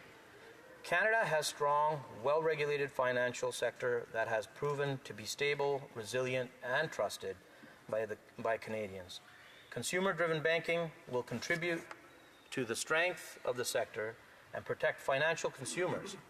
part of the government's plan to grow Canada's economy in a way that works for everyone. I encourage all honourable members to support this bill. Thank you. Questions and comments? Question commentaire. The honourable member for Brandon Souris. Yeah, thank you. Thanks my colleague for his speech as well, but you know, he didn't really reference very much in that speech in regards to where the government's at with their spending habits, with the $61 billion more in spending that virtually every sector, banking industry, even the government people themselves are saying that this is leading to inflation, continuing inflation. Can he just tell us what he thinks is wrong with the idea that, as Canadians are telling me, that they raised $54 billion in the GST and it's all going to go to the interest on the debt this year? For Steveston, Richmond East. I thank the member opposite for the question, and I encourage him to look at the responsible measures taken in the spending review right now. But if we look at what all of these measures that we've taken in this budget, it's all about productivity. Whether you're talking about $5 billion in loan guarantee programs, or whether you're delivering major economic investment tax credits, it's all to increase productivity. Questions and comments. The honourable member for Rivière-des-Mille-Îles. Thank you, Mr. Speaker. I'm really happy to hear my colleague talk about banking services. This was not really covered much in C69, and I have two small questions to ask him about this. First, does he recognize the power of Quebec and the provinces in this sector? One. Two, does he recognize that C69 will give a really important advantage to all the big Canadian banking institutions over the smaller institutions like Caisse de dépôt and others in Quebec? I thank the member for the question, there's a tremendous amount of initiatives that are respecting what Quebec has to offer. If you look at the budget with the $3.4 billion to support young researchers in Canada and Quebec, you know, to fight billions to fight homelessness, the $780 million in support for creative industries, and the $1.5 billion to protect and expand affordable housing. So there's a lot in this budget that respects what Quebec, how we're working with Quebec. Questions et commentaires. The honourable member from Whitby. Speaker, thanks to my honourable colleague for his speech. Always appreciate his remarks, and I just wanted to ask him about, you know, every day we hear in the House the Conservatives get up and talk about the cost of living pressures that Canadians are under. Obviously, they continually make it sound like global inflation has been caused by our government. We know that that's not true. It's misleading to imply that. But we also see in this budget numerous measures that help Canadian families save money on their bills. You know, more childcare spaces, the National School Food Program, dental care, pharmacare, and others. Could my honourable colleague speak to how our government is really there for Canadians and helping them out with the cost of living pressures that they're under? The honourable member from Steveston, Richmond East. I want to thank the member for the question, and I think I've listed a few of them in some of the other answers. For example, I know he mentioned the dental program. We have over 500 dentists now signed up in my city of Richmond, British Columbia, who are ready to help those who need the help, the people who need it the most. And again, I speak to all of these measures in a way of productivity. If people can get that help and get that leg up, they can contribute in a better way. So I thank the member again for that question, and thank you very much. Questions and comments. The honourable member for Terrestre-Blainville. She's time for a quick question. Thank you.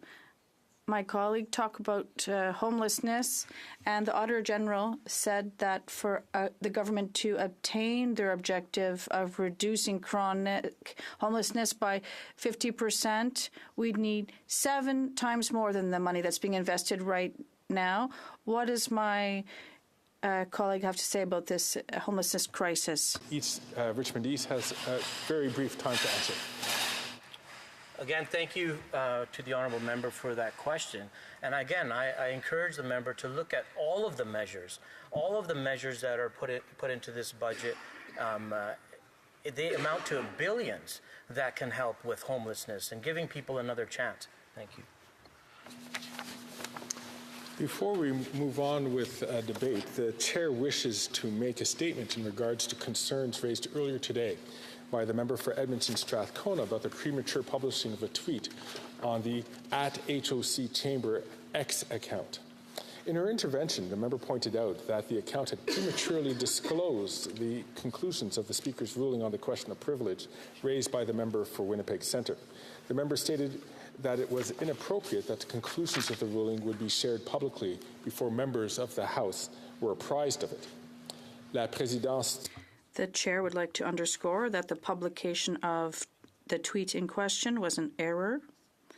And according to the process, as a courtesy, decisions of tweets are shared to a very limited team of the administration to accelerate the publication of them on social networks. The directives are clear. Tweets must never be published before a decision is rendered. In the current case, the text of this tweet was unfortunately published while the decision was being read and not after. To the best of our knowledge, this is the first time that such a situation has taken place. And note that the personnel from my office is not at all involved in the publication of these tweets. On behalf of the administration, the chair would like to apologize sincerely for this error. It is very important for the chair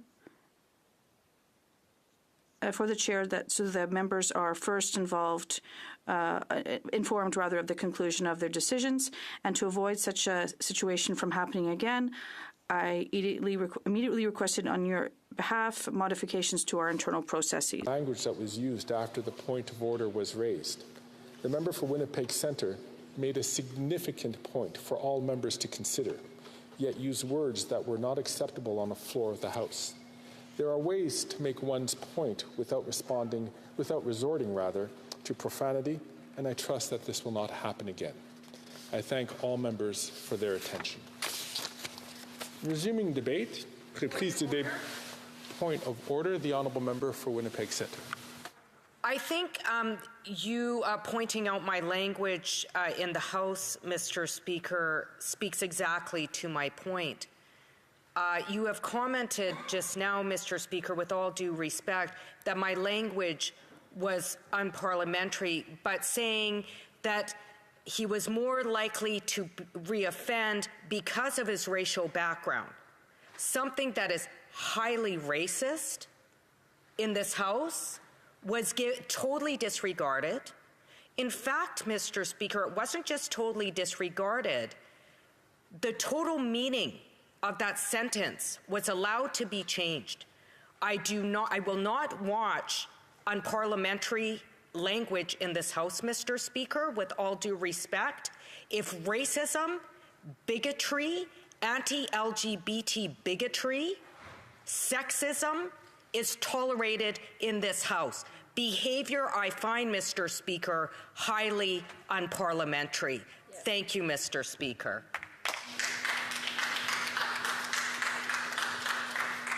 Thank the honourable member. Resuming debate, the honourable member from South Okanagan, West Kootenay.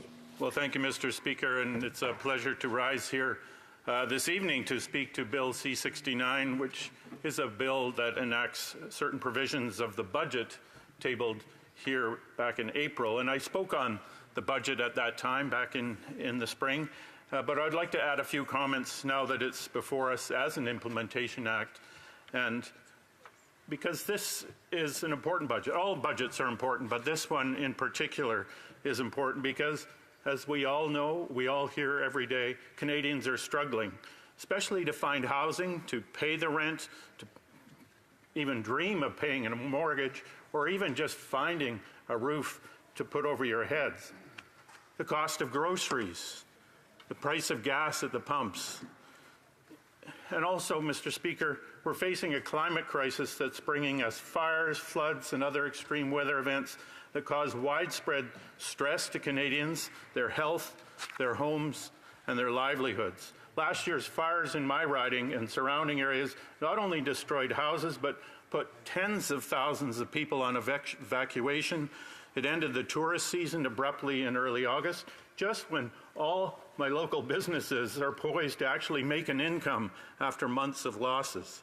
And then a midwinter freeze caused serious damage to grapevines and peach, apricot, and cherry orchards, part of the agriculture sector that is a real backbone of the economy in my riding.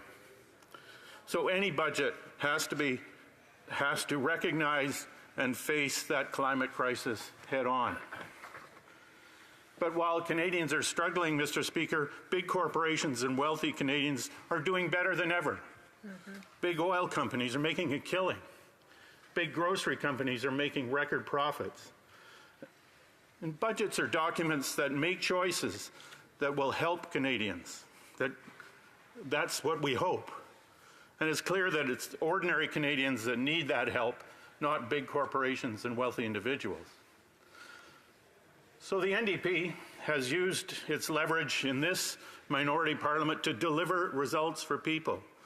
In this budget alone, we have compelled the Liberal government to build more homes, preserve existing affordable housing, protect renters, bring in universal single-payer pharmacare, starting with contraception and diabetes medications and devices. And I just want to pause there, and because people may not realize how critical one of those points, I mean, they're all critical, but the diabetes medications, Mr. Speaker, I had a friend of mine, 27 years old, who died because he couldn't afford the costs, the full costs of his insulin medication to monitor and help his diabetes. He died at 27. That won't happen again. This budget establishes a national food program. Canada is the only G7 nation without a national school food program. A quarter of Canadian kids live in homes that are food insecure. And so this is another NDP initiative that is put through in this budget. We're very proud of it. The Conservatives voted against it. This budget reverses damaging cuts to Indigenous services. It invests in accessible, high-quality, non-profit childcare, another NDP initiative. It establishes a dedicated youth mental health fund, and it doubles the volunteer firefighters tax credit, and I'll talk more about that later. And as I say, there's several elements in this budget that are key NDP initiatives. They're the pillar of this budget, I would say, but they wouldn't be there without the NDP's pressure. This is not an NDP budget. This would be different if this were an NDP government. We would go much farther in some areas to help Canadians, help the Canadians that need it the most.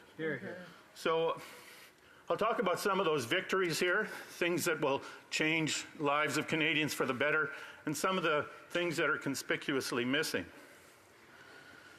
So we have the home buyers plan that is enhanced by increasing the withdrawal limit from $35,000 to $60,000, cracking down on short-term rentals by denying income tax deductions on income earned. And I would have to say, Mr. Speaker, that short-term rentals are one of the big issues in my riding. My riding is a very popular area for people to come and visit, to spend their vacations there at all times of the year. And increasingly, it's becoming more and more difficult to find housing simply because it's very profitable for people to buy houses simply for investment and put up as short-term rentals. And this will help curb that along with some important provincial legislation that's just been introduced. So that's very welcome news. This budget implements the Canada Health Transfer 5% growth guarantee. Canadians expect the federal government to support the provinces in delivering the health care that we need. We all know that our health care system is struggling as well, and this will help keep it going and give us that health care that we need, that we're so proud of. Health care that is brought to us again by the NDP back in the 60s. Now, I mentioned the volunteer firefighters tax credit. It used to be $3,000. So there are almost 100,000 volunteer firefighters across Canada.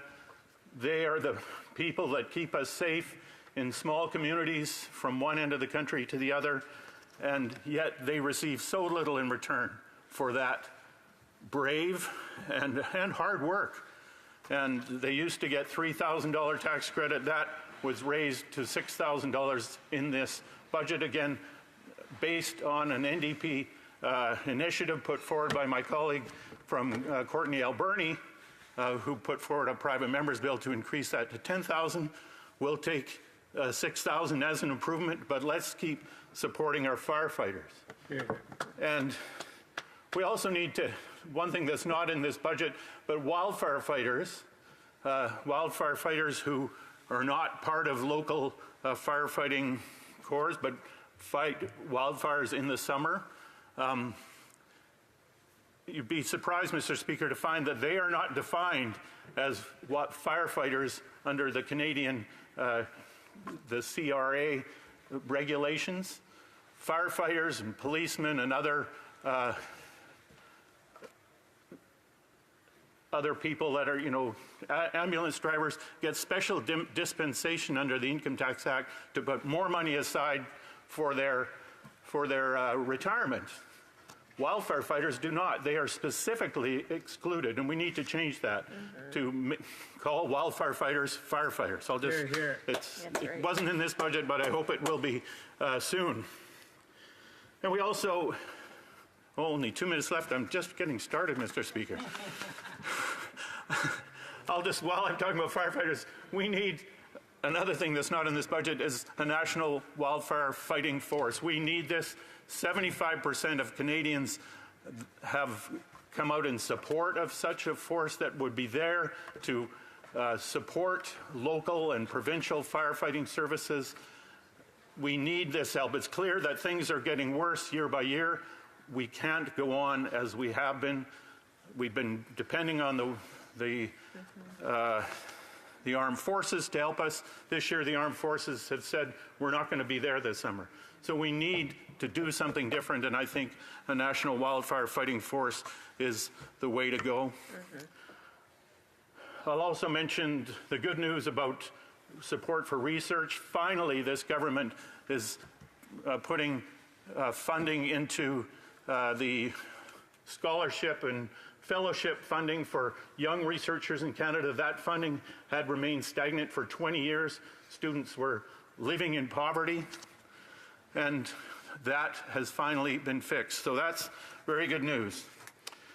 I'll just finish by mentioning the Canada Disability Benefit, something the NDP has been fighting for, and yet we're very disappointed that this was brought in as a $200 a month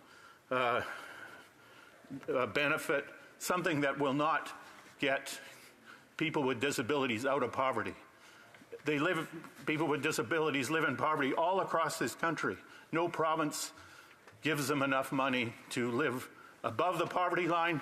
We had a chance to finish that, make it right, and we will continue fighting for people with disabilities to make sure that they will not live in poverty. So I'll leave it there, put aside the last 3 pages, and I will happily answer any questions, Mr. Speaker. It's never fun to call a member to time, but in order for us to get through all the debates, we must respect that. Questions and comments. Questions et commentaires. The honourable member. Oh, I'm sorry. The honourable member from North Island Powell River. Well, thank you, Mr. Speaker, and I want to thank the member for his tremendous speech, and I really appreciate his role in our caucus, but also in this House with his many years of expertise.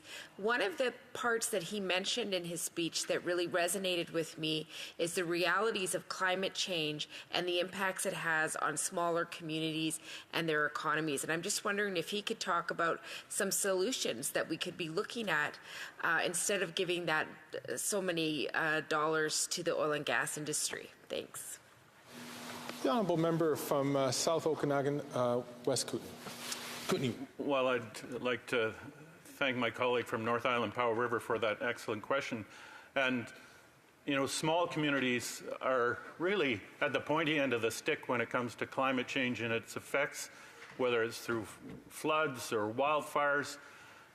So we have to both mitigate the effects of climate change, that is, get serious about our emissions that we put out. Let's bring them down through every means possible. But we also have to help these small communities adapt to climate change. We have small communities in my area, just outside my riding, Princeton, Merritt, Abbotsford, devastated by floods, for instance, in 2021. They are still waiting for adequate federal help to pay for the rebuilding of their communities, to pay for the rebuilding of their communities in a way that they will be resilient in the face of future floods or fires. So I could go on, but we have to support small communities. They don't have the resources, and we should and could help them. That's right. The honourable member from Guelph. Mr. Speaker, and thank you to the honourable member across the way. Maybe we could talk a bit about what wasn't in the budget. Eliminating the price on pollution as an example, or cutting programs for people that are struggling. That we're continuing to invest in Canadians and at the same time fight climate change. The honourable member had started talking about science. If he could work science and climate change and our need to invest in that as well into his answer, that would be great. Thank you, Mr. Speaker. The honourable member from South Okanagan, West Kootenay. I'd like to thank the member for Guelph for that. It sounded a bit like an improv act where you had to talk about a couple of things, bring it in, but I'm happy to do that. And I sit with the member from Guelph on the Science and Research Committee, and right now we are studying the effect of climate change in the Arctic and the research that we need to support in the Arctic about that, about how it's affecting people, what we can do about it, how we can mitigate it. And there's so much that needs to be done. We all hear about how Canada has to maintain its and strengthen its support for Arctic communities, about how we have to work with Indigenous groups there, the Inuit, the First Nations of the North, and we need to invest in infrastructure across the Arctic for that research. We have to invest in logistics support. There's the Polar Continental Shelf Project, which again, like the fellowships I mentioned, has been stagnant in funding for many, many years. It is the backbone of Arctic research. We have to maintain and strengthen that. Questions and comments? The honourable member from Brandon Souris. Oh, I'm sorry. Sorry. North Okanagan, Shuswap. My apologies. Thank you, Mr. Speaker, and I want to thank the member from South Okanagan, West Kootenay for his speech. He comes from a beautiful part of the province, but not as beautiful as the North Okanagan Shuswap. I'd like to ask the member what his thoughts are about the $60 billion in additional debt that this budget is going to be passing on to future Canadians.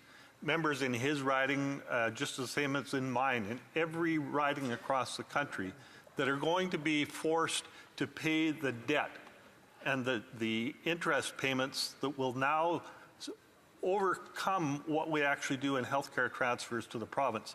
How does he justify passing that debt on to future generations? 40 seconds to the honourable member from South Okanagan, West Kootenay. Well, we could talk all night about this, Mr. Speaker, and I would simply say budgets are about choices. There is some increased funding here in this budget. It's going to a dental care plan that will bring dental care to 9 million Canadians. For the first time, they will have access to a dentist.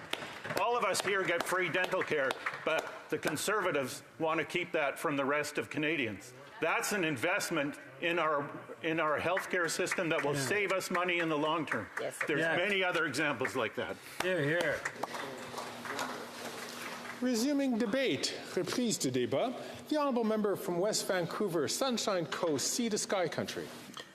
Thank you, Mr. Speaker. It's a pleasure to rise in the House this evening to speak or join the debate on the Budget Implementation Act. But as this may be the last time I have the opportunity to rise in this House before the session ends for the summer, I do want to take some time to acknowledge my staff members that helped me tremendously to allow me to do the work that I do. Natasha, Norman, Kevin, Donna, Kieran on my constituency side, Sophie, Edith, Adi, helping me on the legislative side. Thank you so much for the incredible work that you do. I do want to spend a few minutes talking about Budget 2024. Particularly, this budget takes some significant step forwards in ensuring that we can get more housing built faster. And Mr. Speaker, in my mind, there perhaps is no bigger challenge that we have in the country right now than tackling the housing crisis. And this year's budget lays out an ambitious plan that shows how we're going to build 3.87 million new homes by 2031, which is what we need to do to close the housing gap. And this is about building more homes by bringing down the cost of home building. It's helping cities make it easier to build homes at a faster pace. And it's changing the way that Canadian home builders manufacture homes and growing the workforce to ensure that we get the job done. And Mr. Speaker, it also includes funding below market housing.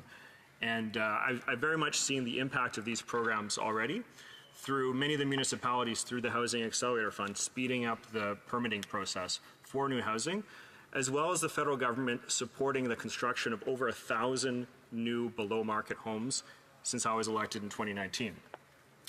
This budget also takes some significant steps forwards in helping with the high cost of living. There's $1 billion in additional funding to build new childcare spaces, where already through the federal government's programming, families are saving on average $6,600 per child on childcare each year in BC. It also is providing additional funding for training of more ECE workers.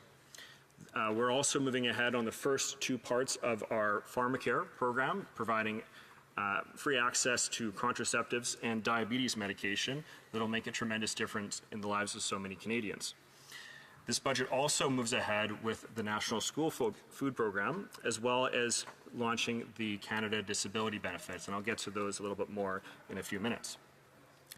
And this budget also takes some steps forwards in growing the economy in a way that's shared by all. There's a generational investment in artificial intelligence, which is going to be a huge part of improving productivity in Canada going forward, as well as major investments in research and development that the previous intervention just mentioned. And we also are moving forward on a number of investment tax credits that are going to continue to grow the green economy in Canada, which has led already to Canada being the largest per capita recipient of foreign direct investment last year. But I do want to highlight a few measures in the Budget Implementation Act, knowing that I won't have time to cover all of them, as this is a 660-page piece of legislation. But on the housing file, there are changes to the Income Tax Act that will now prevent folks from deducting income for short-term rentals in areas where municipalities don't allow them. This will be really important to ensure that those homes go back into the long-term rental pool. The Home Buyers Plan withdrawal limit is also being increased from $35,000 to $60,000 to allow people to save for a down payment for their first home, which will be in addition to the first home savings account that we created that is already allowing Canadians to save $40,000 tax-free in, tax-free out. There are a number of measures that are making life cost less for Canadians. One that is going to make a tremendous difference in my riding is doubling the volunteer firefighter tax credit and search and rescue tax credit for volunteers. And as someone who has both Royal Canada Marine Search and Rescue and normal search and rescue, as well as a number of volunteer firefighter stations, I know this is going to make a tremendous difference for folks that put themselves at risk to help us in our most vulnerable times. And so this is a small token of our appreciation for the incredible work that they do. As I mentioned before, we are moving ahead with a national school food program. We are currently the only G7 country that does not have a national school food program. And through an investment of $1 billion over 5 years, we're going to be providing 400,000 meals, or meals for 400,000 children across Canada. And through measures in this budget, we're going to be able to start negotiations with provinces like my own in British Columbia, which has already started on this work, to ensure that we can pass along these benefits, which are not only going to ensure that children get fed, but will also save families an estimated $800 per child per year. This budget also moves ahead with the Canada Disability Benefit. This is the largest single line budget item in this budget, which will provide $2,400 tax-free to Canadians living with disabilities. We know these are some of the most vulnerable Canadians there are who also face high costs because of living with a disability. And so measures in this Budget Implementation Act will be able to give effect to this benefit. The Budget Implementation Act also expands the Canada Student Loan Forgiveness Program, which provides student loan forgiveness for professionals to tackle labor shortage in remote and rural areas. As a proud representative of a semi-rural riding, I'm pleased that the Budget Implementation Act is now going to be offering loan forgiveness to ECE workers, dentists, dental hygienists, pharmacists, midwives, teachers, social workers, personal support workers, physiotherapists, and psychologists, in addition to doctors and nurses in all communities in my riding outside of Metro Vancouver.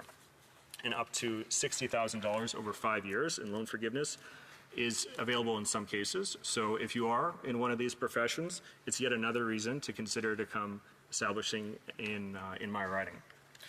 This budget is also cutting the excise duty rate on craft brewing, which is 90% of the brewers in Canada, which will make a big difference for those businesses and for their customers as well. And this budget is also driving inclusive growth. We are moving ahead with a number of investment tax credits, including for green hydrogen and clean manufacturing, as well as the extension of the mineral exploration tax credit, which is going to ensure that we can both find the critical minerals that we need, and as well as to use those critical minerals in the value chain to build the technologies we're going to need to decarbonize, as well as to produce the green hydrogen that we're going to need in a number of sectors like heavy transportation where electrification will not work. And the other measure I do want to mention, Mr. Speaker, is that this budget makes a number of legislative changes to improve Canada's anti-money laundering and anti-terrorist financing regime. And Mr. Speaker, in fact, in every budgetary bill, both budget and fall economic statement since I've been elected in 2019, we have made legislative amendments to improve this regime, in addition to investing close to $375 million to ensure that we can better combat financial crimes. And so this Budget Implementation Act is going to expand coverage under this regime to tackle more high-risk areas like cover check cashing businesses, factoring, leasing and financing companies, and others. And it also allow businesses that report under this regime, like banks, to be able to communicate with each other while maintaining privacy regulations. And I think, Mr. Speaker, this is very important, as we know we're dealing with very complex matters that will require that sharing of information, provided that we do it in a safe way. And lastly, Mr. Speaker, we are going to allow FINTRAC to communicate directly with civil forfeiture offices. And Mr. Speaker, this is very important because this will allow, make it much easier to seize assets, ill-gotten gains, where it's very difficult at times to prove at a criminal level. Mr. Speaker, as I see I'm getting into my last minute here, I just want to mention a couple of things that I would have liked to see in the BIA that were not. Number one, while we do make some important changes to the underused housing tax, I think there are more areas that we need to address with this. And I can speak from just an example in my riding, where there are areas that municipalities zone that prevent people from actually being long-term renters, that are actually zoned to be short-term rentals, where foreign direct investment was sought after to build up the bed capacity. So I think we need to take account into examples like this to create the exemptions. And lastly, we did make a number of changes to the Impact Assessment Act in this Budget Implementation Act to respond to the Supreme Court of Canada case. I believe we may have gone a little bit too far and too cautious in those changes, such that we have created gaps in our environmental assessment regime. And so my suggestion is, in the fall economic statement, these are two areas that we should look at to make sure that we're going to improve that going forward. Thank you, Mr. Speaker. Questions and comments? The honourable member from Niagara West, thank you. Thank you very much, Mr. Speaker. And to my colleague, thank you for the speech. I know his intentions are sincere. The challenge is with this government is they have no problem making promises they have no intention of ever delivering on. 3.9 million homes over the next 7 years. What does that amount to? That's about 500,000 homes a year. What are we building right now? 240,000 homes a year last year. I'd like to ask the member, how on earth do you expect us to get to 3.9 million homes? The honourable member from West Vancouver, Sunshine Coast, Sea to Sky Country.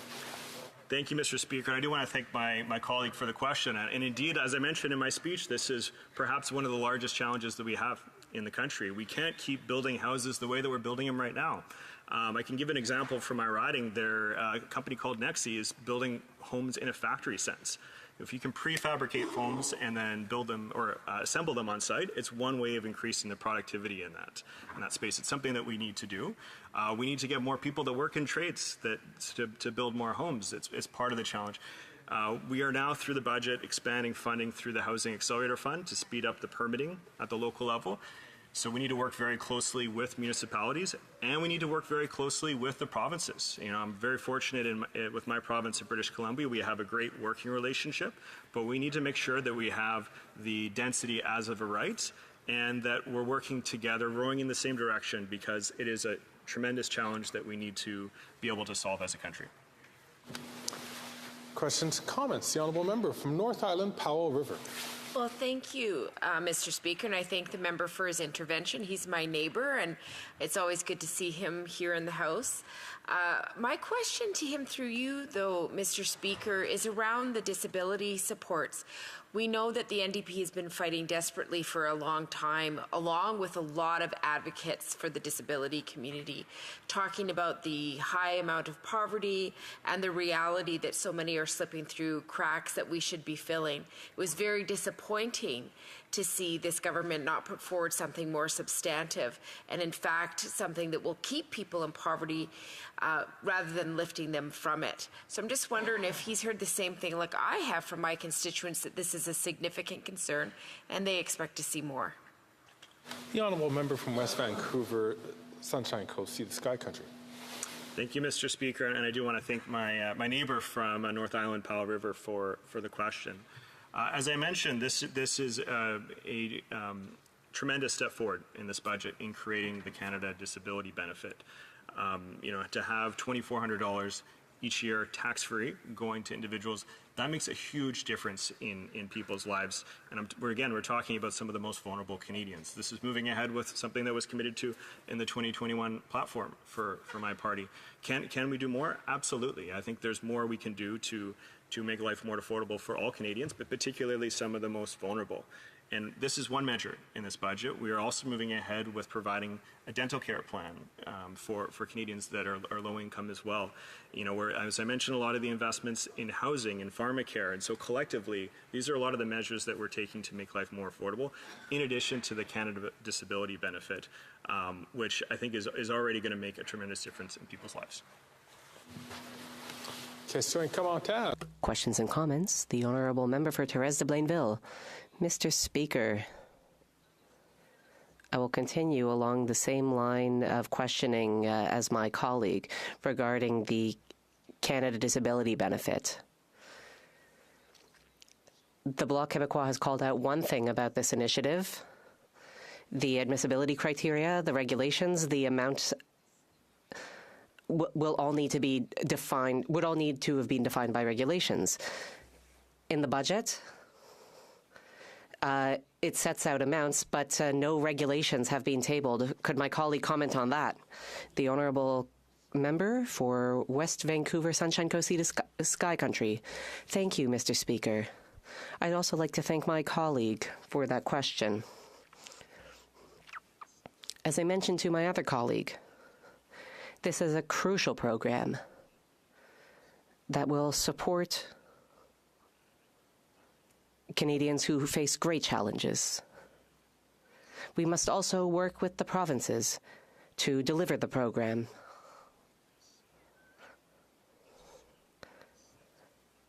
So that we can be sure that it will be put in place and that a province will not take away clawback funding because the federal government is providing funding. There's a number of steps that need to take place for the program to work well. Resuming debate. Selkirk, Interlake, Eastman. Thank you, Mr. Speaker, and I'm honored to be able to stand today and talk on Bill C-69, the Budget Implementation Act, or what I like to prefer to call it the Economic Vandalism Act. Mr. Speaker, you know, this is a budget that again continues to build upon the inflationary deficits that Canadians are struggling to deal with.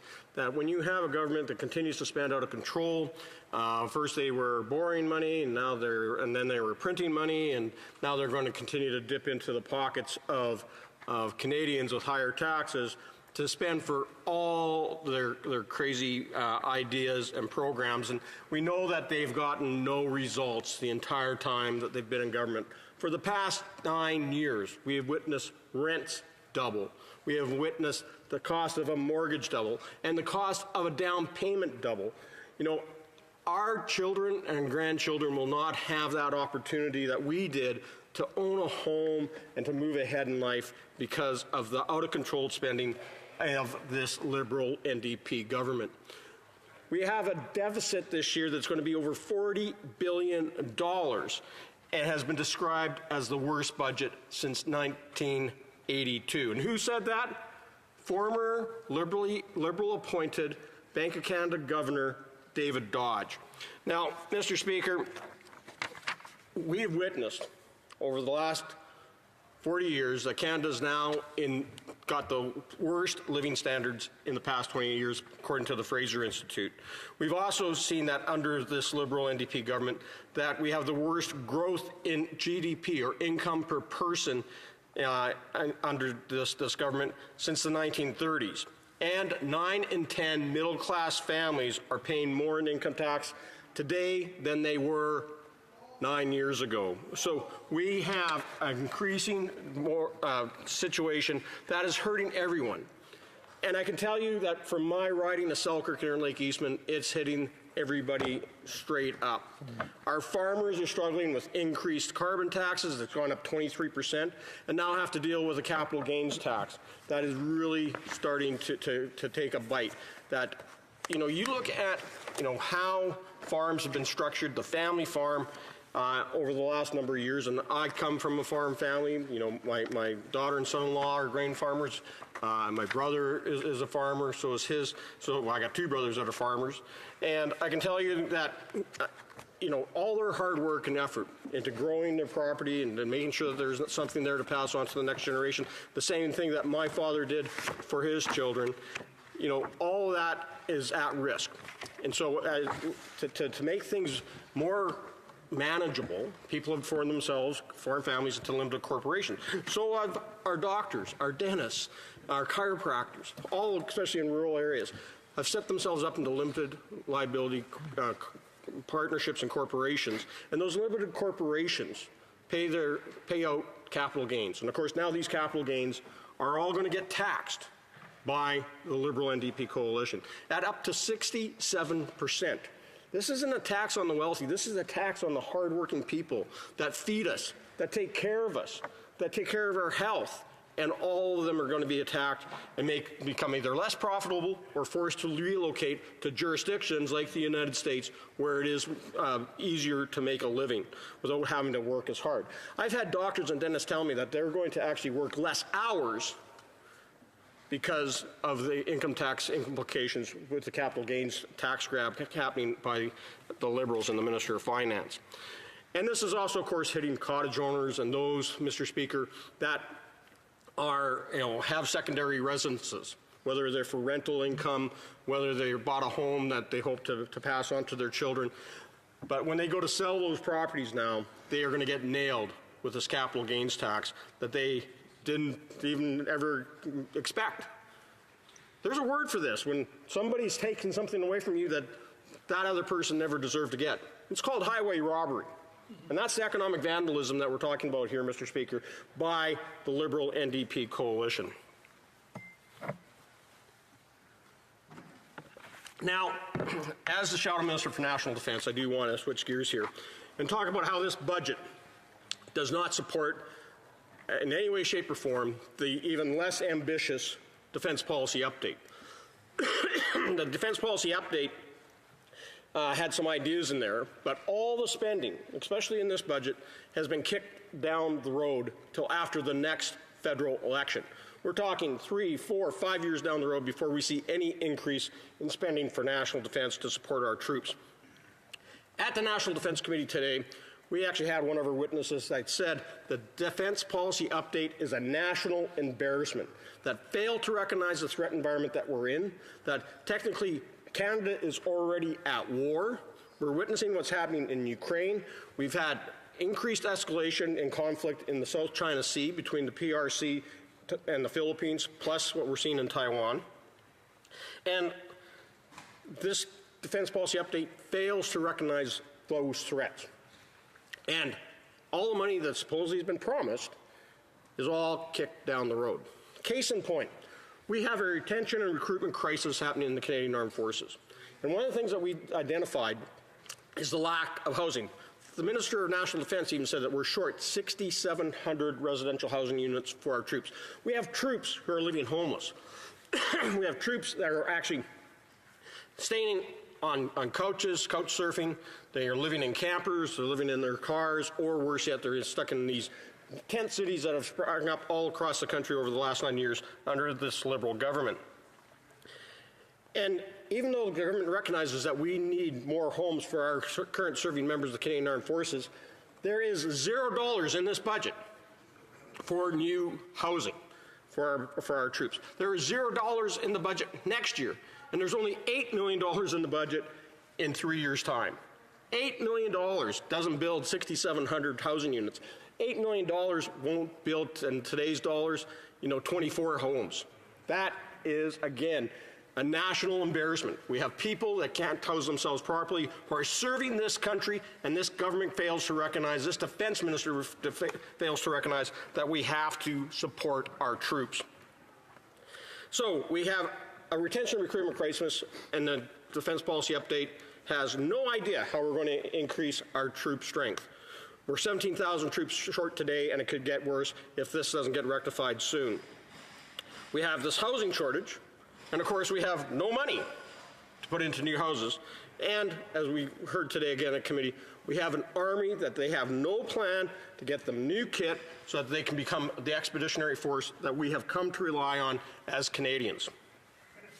Now, case in point on how this government doesn't take our forces seriously and puts them in awkward positions is the news that we heard just this weekend that the Canadian Armed Forces, through the Royal Canadian Navy, went and positioned one of our Arctic offshore patrol vessels in Havana, Cuba, for a celebration of the communist dictatorship in Cuba. And they are docked alongside Russian Navy destroyers.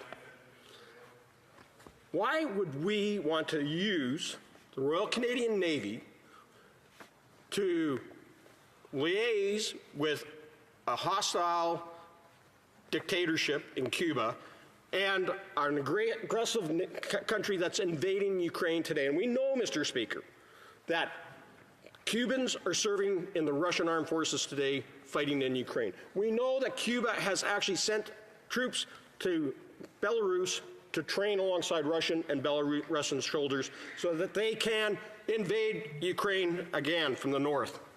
Mr. Speaker, this is a national embarrassment and again speaks to the fact that this government doesn't have a plan when it comes to supporting our troops and rather uses them for photo ops with communist dictatorships rather than supporting our allies in fighting back on the evil that's occurring around the world. We have our frigates that can't be deployed on an as frequent basis. We no longer have destroyers. We no longer have any of our own supply ships. They're slowly coming. We got the Asterix out there, of course, which we ordered when we were government. But we don't have the same reach in the Navy that we used to. Now you look at Ukraine, and here's a government again that continues to dither and delay in delivering. They announced 18 months ago that there's going to be NASAM sent to Ukraine, Mr. Speaker. They're still not there. They finally announced that we're sending 2,000 CRV-7 rockets. Guess what? We asked back in February to send the 83,000 we had, not the 2,000, Mr. Speaker. And so we'll continue to put pressure on this government to do the right thing for Ukraine, for the Canadian Armed Forces, and for rural Canadians from coast to coast to coast. Hear her. Questions and comments. The honourable member from Whitby. Speaker, I have a very hard time listening to this member give his speech referencing support for Ukraine when that member stood up multiple times in this House and voted against more support for Operation Unifier, voted against support for Ukrainian refugees coming to Canada, voted against a deal, an updated free trade agreement with Ukraine, between Canada and Ukraine, that President Zelensky himself asked us to pass. I can't understand. This BIA has additional support for Ukraine in terms of using seized Russian assets. We heard just an announcement at the G7 that the Prime Minister made to support Ukraine with more additional funds. How can the member honestly criticize our government when he can't stand up for Ukraine? The honourable member from Selkirk, Interlake, Eastman. Mr. Speaker, that member over there well knows that no one fought more harder for Ukraine than I have. I was one of the first of 13 to be banned from Russia because I've taken a strong stand in support of Ukraine for a long, long time. And I will take no lessons from that member. You know, Mr. Speaker, we didn't support the free trade agreement because we already have a free trade agreement that was in place that was better than the free trade agreement that didn't have a carbon tax in it, where the Russian, or where you actually have the Liberals sticking in a carbon tax into a free trade agreement. We know that the Liberals, Mr. Speaker, also supported sending over turbines to pump Russian gas into Europe to help fund Putin's war machine. We'll never take lessons from the Liberals on how to not stand up for Ukraine. Colleagues. I think there could be a lot more decorum, and people should not be taking the floor unless they're recognized by the Speaker. The honourable member had asked a question. The honourable member was responding. The honourable member from Nunavut. I know that he talked about the importance of the military in other places, and I do appreciate that. And I think what he might appreciate with my question is how much more investments need to be made for Canadians, for investing in Canadians so that they can participate in Arctic sovereignty and Arctic security. So I wonder if the member agrees that, for example, investing in Canadian Rangers would be a much better investment in keeping Canada secure. The honourable member from Selkirk, Interlake, Eastman. Thank you, Mr. Speaker, and I appreciate my colleague from Nunavut for her question. And she knows that my mother was born in Chesterfield Inlet and was raised up in Pangerton, so I have a lot of connections to the Arctic, and really do firmly believe that Canadian Armed Forces has a major role to play there in expansion of the Canadian Rangers, making sure that they are better financed, as well as able to do a greater job in carrying out exercises to establish our control and sovereignty over the entire Arctic. We also know that we can be doing more investments in dual-purpose infrastructure that's there for both the Canadian Armed Forces and local populations, and that's everything from runways to ports, from telecommunications to broadband, and we need to do more of that to make sure that those collaborations will work for all Canadians, especially those in the high Arctic. Questions et commentaires.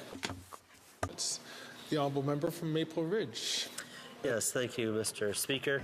And I want to thank the member for his comments and also his work on the defense file. And on defense, I wonder if he could comment on the fact that the Liberals are saying they're going to be increasing the amount of expenditures over the next 5 years, but they're actually cutting back this year. So it's like they're putting everything down the road and say, oh, yes, we're really increasing, but they're actually decreasing.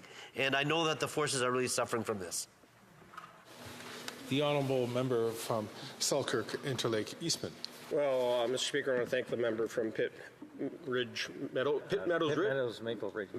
There it is, Pitt Meadows, Maple Ridge, for his, I don't know how you do it to keep all the writing names straight, but anyway, I really do appreciate the question, because the Liberals are cutting $2.7 billion from the budget over the next 3 years, and that is having an impact, and we're starting to see it in the issues around readiness and training, and that we're now deploying our troops to the NATO enhanced forward position in Latvia that we're running, that they aren't taking their training before they go and deploy. That pre-deployment training is critical to being able to making sure that we are the leaders in the theater of our NATO allies that are also stationed at the same base in Latvia.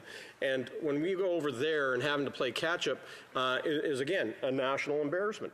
So we need to make sure that we're making the investments that are required. And case in point, Mr. Speaker, is one of the first things the Liberals did cut was actually uniforms for women in the Canadian Armed Forces because they didn't think that was necessary. Shame. Reprise de débat, resuming debate. The honourable member from Red Deer, Mountain View. Well, thank you very much, Mr. Speaker, and indeed it's an honor to speak on behalf of the great people of Red Deer Mountain View, and I plan on speaking to some of the issues that are so important to the families and the businesses in my riding, particularly housing, agriculture, food supply, global issues such as energy and food security, and of course, debt financing. As you know, Mr. Speaker, food and shelter have long been considered some of the bare necessities for one to survive as a human being.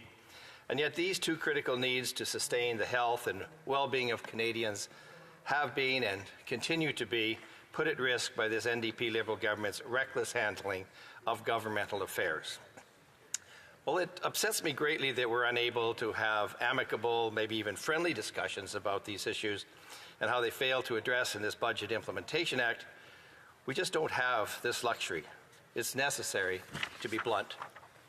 We, as parliamentarians, ought not to have that luxury when this past spring saw the percentage of first-time users of food banks rise sharply to 61%, compared to 43% last fall, according to the Salvation Army's Canadian Poverty and Socioeconomic Analysis.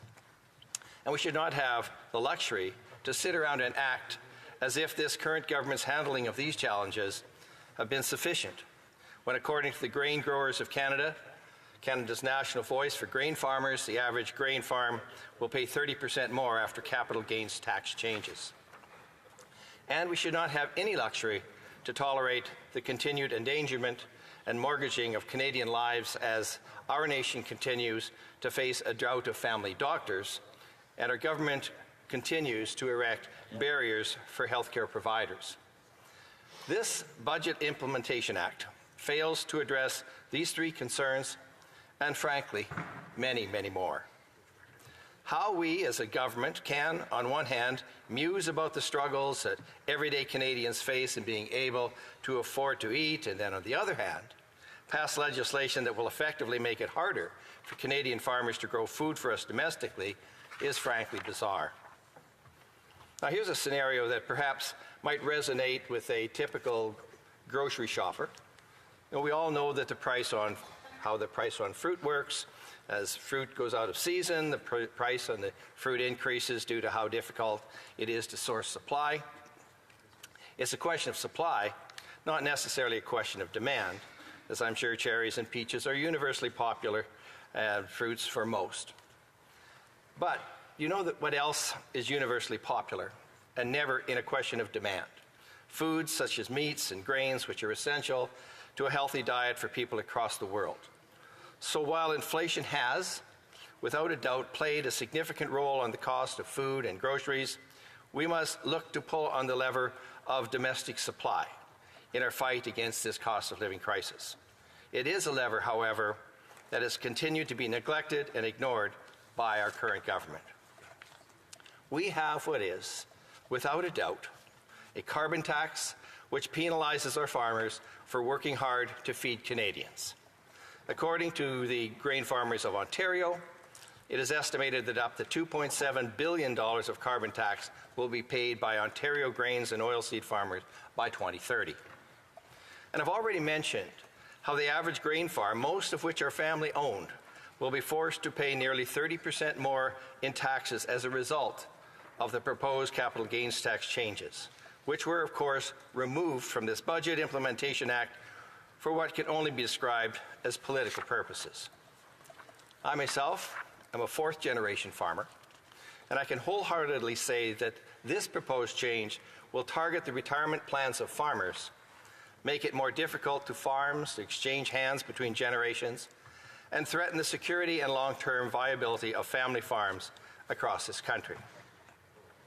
And we will need more farmers here in Canada if we are to have any hope in combating the cost of food for everyday Canadians. RBC found that by 2033, 40% of Canadian farm operators will retire, and that 66% of producers do not have a succession plan in place. And certainly what is happening now is not making it any easier. Our farmers and those who grow our food are in need of certainty of their futures, not more penalties on their hard work or more uncertainty about their retirement. When we challenge our farmers, who are one of the most essential components of what makes up the backbone of this country, with more taxes and uncertainty, does not bode well for the future of domestic food production and agriculture in this country. Once again, this budget fails to respond to these growing challenges and leaves much to be desired. This budget fails Canadians by missing the mark entirely in addressing food security here in Canada. And I say this because I know that many will cite worldwide disruptions of supply chains and global trade, and they'll point to the invasion of Ukraine and the conflicts of the Middle East. But for years, I've been involved as part of Canada's delegation to the Organization for Security and Cooperation in Europe, the OSCE, and I am very aware of the current situation there, along with the consequences on global food supply. And the OSCE also deals not just with food security, but also energy security, and of course the discussion about security within the continent of Europe. But even after saying these things, and in affirming statements of how food insecurity is a global issue, we want to remind us all here today that to act as if things in Canada are all right and that agriculture in Canada is not impacted by global affairs is reckless and short-sighted behavior. In fact, it's unfortunate that I have to point this out, but this behavior has become par for the course after 9 years of this NDP Liberal government. When our allies face an energy crisis and are in need of alternate sources of oil and natural gas, they can count on us for words of affirmation and emotional appeals of support. But when our allies come to ask for our own oil and natural gas, both of which we have an abundance of, the answer has been, there is no business case. When farmers and food growers here in Canada are allowed to do more of what they do best, that is, provide us with the means to feed both ourselves and the world, we not only help ourselves, but we help our allies in need. And we cannot responsibly prioritize helping others when we can't help ourselves. Canadians want to help their neighbours. Canadians want to be known as the breadbasket for our allies, but only if they are in a position where they mustn't choose between feeding their families or keeping a roof over their heads. Friends and colleagues, Canada stands ready to work hard and to be rewarded. Canadians do not need more government tools, they need less government barriers. A food production renaissance in this country will fundamentally shift our approach to tackling the cost of living crisis we face after 12 years of reckless, unabated government spending. Whether you're a banker on Bay Street, a construction worker maintaining critical infrastructure, a police officer protecting our streets, or a nurse coming off a 12-hour night shift, we are all Canadians and we all need to eat. Empowering our farmers by removing unfair and unjust penalties, continuing to support community initiatives such as 4-H Canada, which will nurture our next generation of food growers, and prioritizing common sense over ideology are what we need to get this country back on track, so that young students are able to focus on studying for their next quiz instead of having to worry about what to eat. I cannot in good conscience support this Budget Implementation Act, knowing that there is so much that this budget fails to address. $61 billion in new spending is not the answer we need in bringing down inflation and lowering interest rates. Canada will have to spend $54.1 billion to service our national debt, which is more than we're currently sending to provinces for health care. Instead of printing more money to help Canadians scrape by, we need to start producing more of what that money buys. And under a future Conservative government, we will axe the tax on farmers, build more homes for families to eat their suppers in, fix the budget to allocate modern supports for those who grow our food, and stop the crime against hardworking Canadians who want nothing more than to raise responsible citizens and make Canada the greatest place to live on earth. Thank you, Mr. Speaker. Questions et commentaires, questions and comments. The Honourable Parliamentary Secretary to the Leader of the Government in the House of Commons. Yes, thank you, Mr. Speaker. You know, we have a great value and respect for the fine work that our farmers do day in, day out, 365 days a year, Mr. Speaker. Let there be no doubt about that. Whether it's addressing the needs through drought situations or promoting trade. Just earlier this year, Mr. Speaker, I was with the Minister of Agriculture, where we opened up one of the greatest economic opportunities for the future of agri-foods by opening up an office in Manila, Mr. Speaker, a trade office for 40 Asian countries. And I'm wondering if the member would recognize, not only do we have budgetary measures that support farmers, but other initiatives. Does he support the agri-food office opening in Manila? The Honourable Member from Red Deer, Mountain View. Well, I thank the member very much for his comments, and of course I always enjoy having the opportunity to listen to him, and we get that quite often.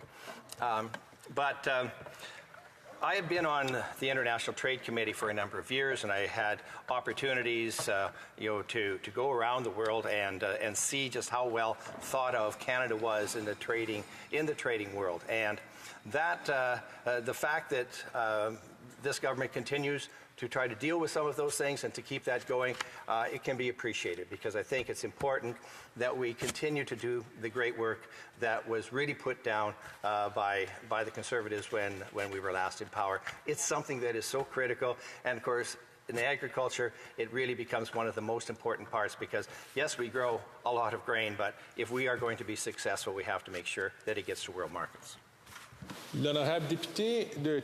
The Honourable Member for Thérèse de Bienville. Thank you, Mr. Speaker, and thank you to my Conservative colleagues. My son worked on these issues, and you talked about where you live and the fact that you grow a lot of grain and wheat, but the oil industry is also important in your region. Now, we do have to fight against climate change. I imagine that my colleague agrees with that. So what does he have to say about measures that are put in place for assuring a just transition. Well, thank you very much, and I do agree with the member that oil is important, but it is not just important in my province. It is important for Canada, it is important for the world, and since we are the ones that are able to produce this oil and gas most efficiently and with the least emissions around the world, that is the drops of oil and atoms and molecules of natural gas that should be moved and we should be finding markets for them. Because we will continue to need them. It doesn't matter if we're going to be putting in windmills or solar panels or geothermal. All of those types of operations for renewables require a massive amount of hydrocarbons in order to build them, in order to get the rare earth minerals, in order to put those together. We have this concept here that says, well, we'll just ignore that. We'll ignore how all of these other sources of energy come to be, but we will just talk about the fact that it seems to be a pretty good whipping boy here in Canada to go after oil and gas. The last drop of oil and gas in this earth should come out of Canada. The Honourable, questions and comments, the Honourable Member from Nunavut. I know that he thinks that there's not enough investments for farmers. Whatever he thinks there is for farmers, there's even far less for hunters in the north. And we know that poverty is greatly, the rates of poverty are much higher in the Arctic. And I wonder if the member agrees that whatever investments that are made for farmers, there must be comparable investments for hunters so that hunters can provide for their families, for the communities, and for Canadians as well. The Honourable Member from Red Deer Mountain View. Well, I thank the member very much for, for the question. And of course it is critical because harvesting, whether it comes off of land that we grow or whether it is the animals on the earth that are part of our whether it be tradition or just the fact that we need to eat, those are important things. And I believe when the government talks about agriculture, that they should be dealing with that part as well. I know that people compartmentalize and say that hunting is different than the other part, but to me, it's a critical. It is something critical, especially for the north. Reprise du débat. Resuming debate. Honourable Member from Parry Sound, Muskoka. Hey. Thank you, Mr. Speaker. It's always a treat to rise in the House, and I want to thank my colleagues for their generous welcome. I thought I would just share a few thoughts about this budget, particularly as it relates to the housing portfolio. I would note that the budget this year, the housing section of the budget was significant. It was at the very beginning of the budget, unlike other years. And I find it interesting because, of course, this government has talked a lot about housing for some time. We certainly all recall the 2017 launch of their national housing strategy. We saw lots of pictures of the Prime Minister and video with some of his MP colleagues and workers in front of a big housing project, and he announced this. Well, at the time he said it was $40 billion. Then it sort of gradually they came up with new numbers that brought it up to $70 billion. Not all of which was really new money, but anyhow, it was lots of fanfare, lots of talk. In fact, the Prime Minister at the time described the national housing strategy as a life-changing. Those are an exact quote. Life-changing, transformational national housing strategy. And so, that was announced with lots of fanfare, and then they, I guess, sort of slowly rolled it out.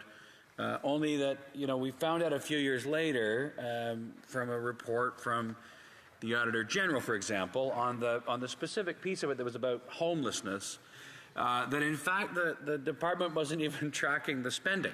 They didn't really know if it was having any impact or not. And so as the Auditor General, and I think maybe anybody else with any sense would know, that if you're not tracking, if you can't track what you're doing, then you don't know if you're spending any money that is actually having any impact, or you're just, throwing money out the window. And so they weren't really tracking it, which I guess probably doesn't come as a huge surprise with this government. They're really a lot better at the photo ops than they are at the follow-through. So they didn't really know if that was working or not. But Canadians know the truth of all that, of course, because, despite the fanfare and the announcements in 2017, tent cities are not just in the large cities in this country, but they're everywhere. They're in, smaller towns all across the country. Homelessness is worse now than it's been since we started tracking homelessness. And then, of course, as well, we also know the results of the National Housing Strategy and this life transformation, this transformational program. Since this government took office 9 years ago, house prices have doubled in this country. Rents have doubled in this country. Thanks to the excessive borrowing, they were going to be wee little deficits. Remember this, there was $10 billion deficit. They were going to be very small, very, very small. Prime Minister Harper warned us that maybe that was not true, and sure enough, he was correct. They've been massive, and of course, out of control spending and out of control borrowing leads to higher interest rates and higher inflation, and of course, this is what we've seen with this government. And so, we fast forward to today, where between the borrowing and the excessive spending, and then on top of that, the extra taxes. So we've talked a lot about the various different tax schemes these guys have come up with to fund their spending. Ottawa doesn't have a revenue problem, it has a spending problem. And so we've come up with this carbon tax, which they've insisted all this time is really good. It's going to reduce carbon emissions. It's good for people. 8 out of 10 people, they keep saying get more money back. And you know what? The lid's finally off, right? We've finally seen these hidden reports in the Ministry of Environment that in fact it's going to cost the economy $25 or $30 billion. We know that it's a tax on a tax on a tax on a tax. And I bring it back to housing. Yet carbon tax applies to every stage of building a home. Whether it's the materials that are produced to build the home, whether it's the truck that's used to deliver the materials to the site, the carbon tax adds on to that. And of course, there's tax on top of the carbon tax, and of course, the governments make more money on housing than anybody else. The average in this country, the average cost of government on every single home is about 33%. 33%. That's more than the builders make on houses, Mr. Speaker. And so it's not just the federal level or the provincial level, it's the local level. So one of the programs that they announced in this most recent budget, and of course, they finally caught on that housing was actually a crisis. The previous minister, I asked him if he would call the situation a crisis. He was afraid to use that word and wouldn't use that word. And so in the summer of 2023, they booted him and put a new one in who's very good at using the word crisis and is quick on his feet. He's a great debater, and he's really good with the Yimby language. A generally nice guy, too. I really like him. But at the same time, he's come up with even more programs. And the one that I find particularly bizarre is this Housing Accelerator Fund. And all the Liberals like to talk about it. They're really proud of the Housing Accelerator Fund because it is designed to speed up the building permit process in cities. And so the idea is that they would go around city to city and they'd have these agreements with the cities to speed up their processes, to make it easier to build. Now, I've asked to see those agreements. There's about 100 and something cities, and I can't see them. It's for whatever reason they're a secret. But I have been able to dig into some of the municipal planning reports that have gone to their councils, and I'll use Toronto as an example, just because Toronto's where the crisis is almost as acute as anywhere in the country. Vancouver's the worst. I'd say Toronto's next. But so the City of Toronto, in their Housing Accelerator application, agreed to a couple of different things to try to speed up the process. It was all in their reports, and so we don't know, of course, if any of these things have actually been done, except for one. We know that one of the things that the minister really pushed was this concept of permitting fourplexes, 4 units, without having to get any special permission on any residential zone. So whatever kind of home you live in the City of Toronto, you can turn it into 4 units without going for a special permit or a rezoning or any kind of public hearing. you could do that. And that's something the minister pushed in almost all of these agreements. Almost like he thought it was some kind of a silver bullet to solve the problem. As it turns out, the City of Toronto has already permitted this for about a year. And in that time, they've had 74 applications to transform buildings into fourplexes. So we know it's really not a silver bullet, but it was one of the big pushes. Now, at the same time as we have a housing supply crisis, Mr. Speaker, we also have a housing affordability crisis, again, because of the cost of materials, but it's also the cost of local governments. Local governments charge so many fees. There's building permit fees, there's connection fees, there's permit fees, there's development charges. And a lot of people don't understand these development charges are, you just cut a check for the privilege of having that piece of property that you might be able to one day build a house on. Not to mention the long, painful delays to get approval. It takes on average in Canada 249 days to get a building permit. 249 days. In the United States, it takes on average 80 days. It's insane. Time is money. You ask any builder, they'll tell you, time is money. And that makes it more expensive. But we have this situation where the City of Toronto, one of the most expensive cities in the country to build, got $471 million from this government. They're so proud of this money. And yet, in the same time they got that money, they increased their development charges by 20%. So it's not $97,000 for the privilege of building on a new lot. It's $117,000 now. And so this is one of the things I just don't understand. In a housing affordability crisis, why are you borrowing money? Keep in mind, this is borrowed money. $4 billion of borrowed money, because the deficit's $40 billion. Borrowed money, they're going to give it to cities who then turn around and make it more expensive to build, Mr. Speaker. I'm sure you can't believe it. You're smiling. I know you can't believe it. It's insane. This is what former Liberal Finance Minister John Manley referred to as driving with your foot on the gas and the brake at the same time. They're giving money while cities make it more expensive. They're proud of this and think it's going to be some kind of a magical solution to what is literally a crisis in this country. It's a shame, and there are too many Canadians that are suffering with a photo op government that doesn't deliver the results, and Canadians are paying the price. Thank you, Mr. Speaker. Questions and comments? The Honourable Parliamentary Secretary to the Leader of the Government in the House of Commons.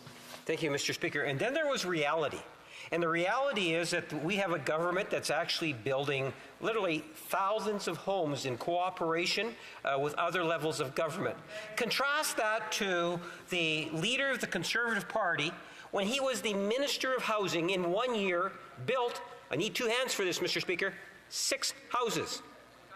Now, I can suggest to you, Madam Speaker, or Mr. Speaker, at the end of the day, the programs that are being put in place are going to have a positive, profound impact by working with other levels of government, contrary to the position that the Conservatives say, cut the funding and beat the municipalities over the head to try to get them to build more homes. That's the Conservative approach. Why does he believe the Conservative approach is going to build any houses?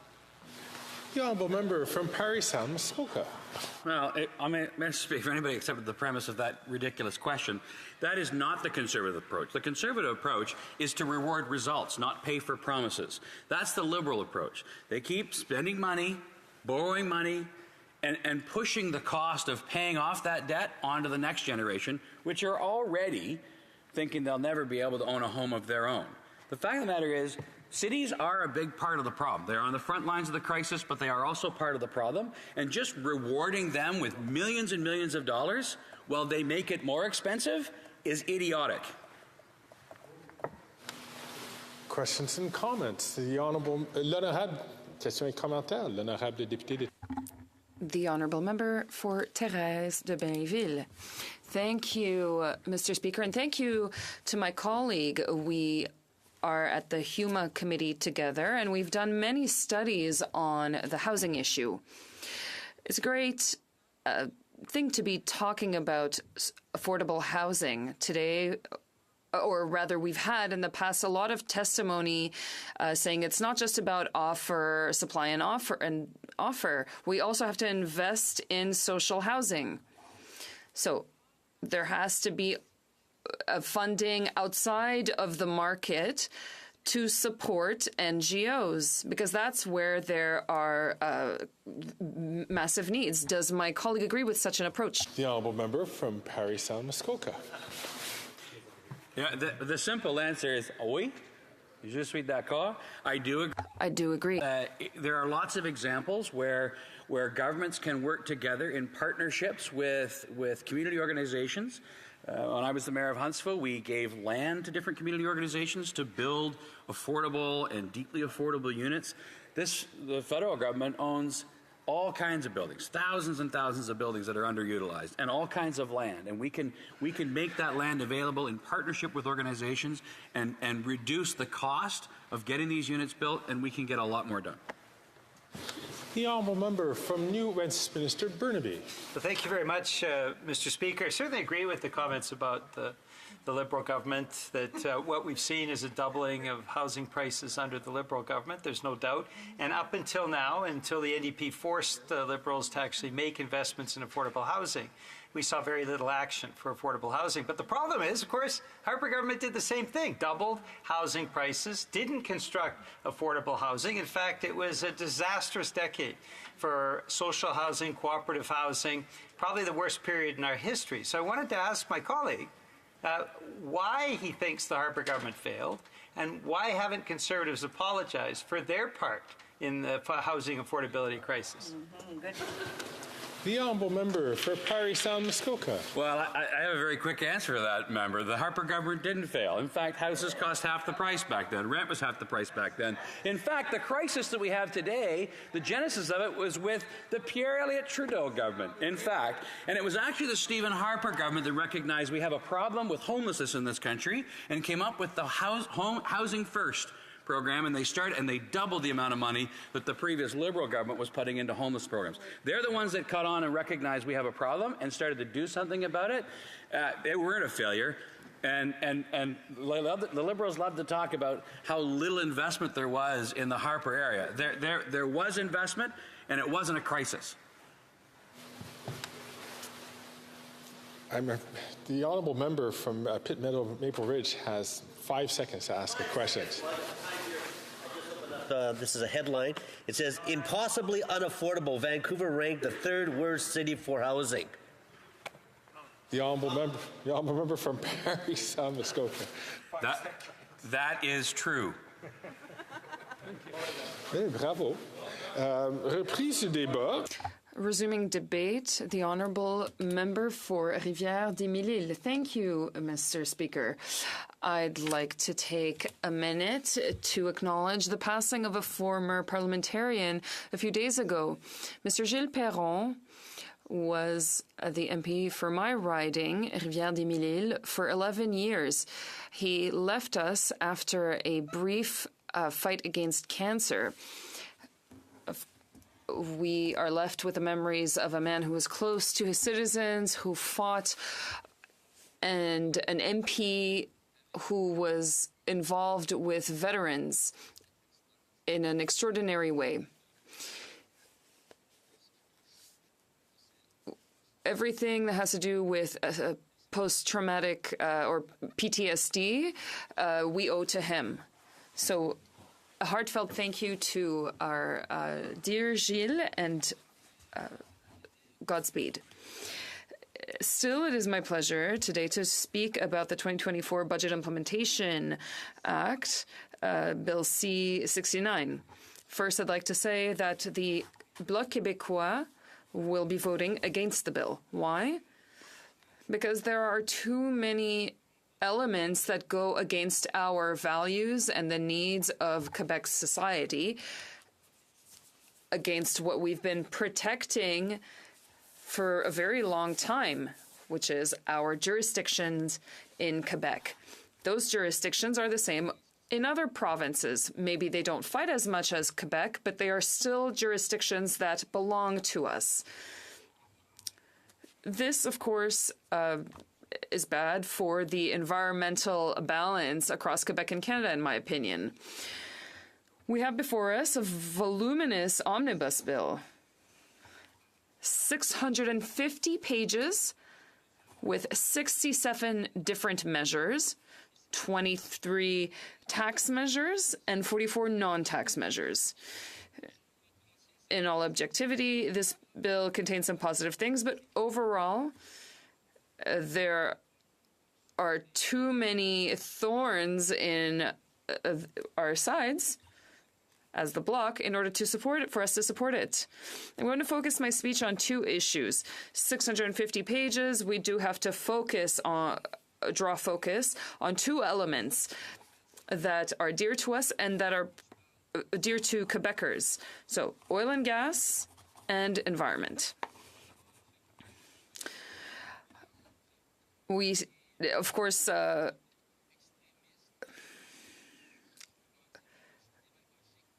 don't want to say anything too radical about oil, but we still need it.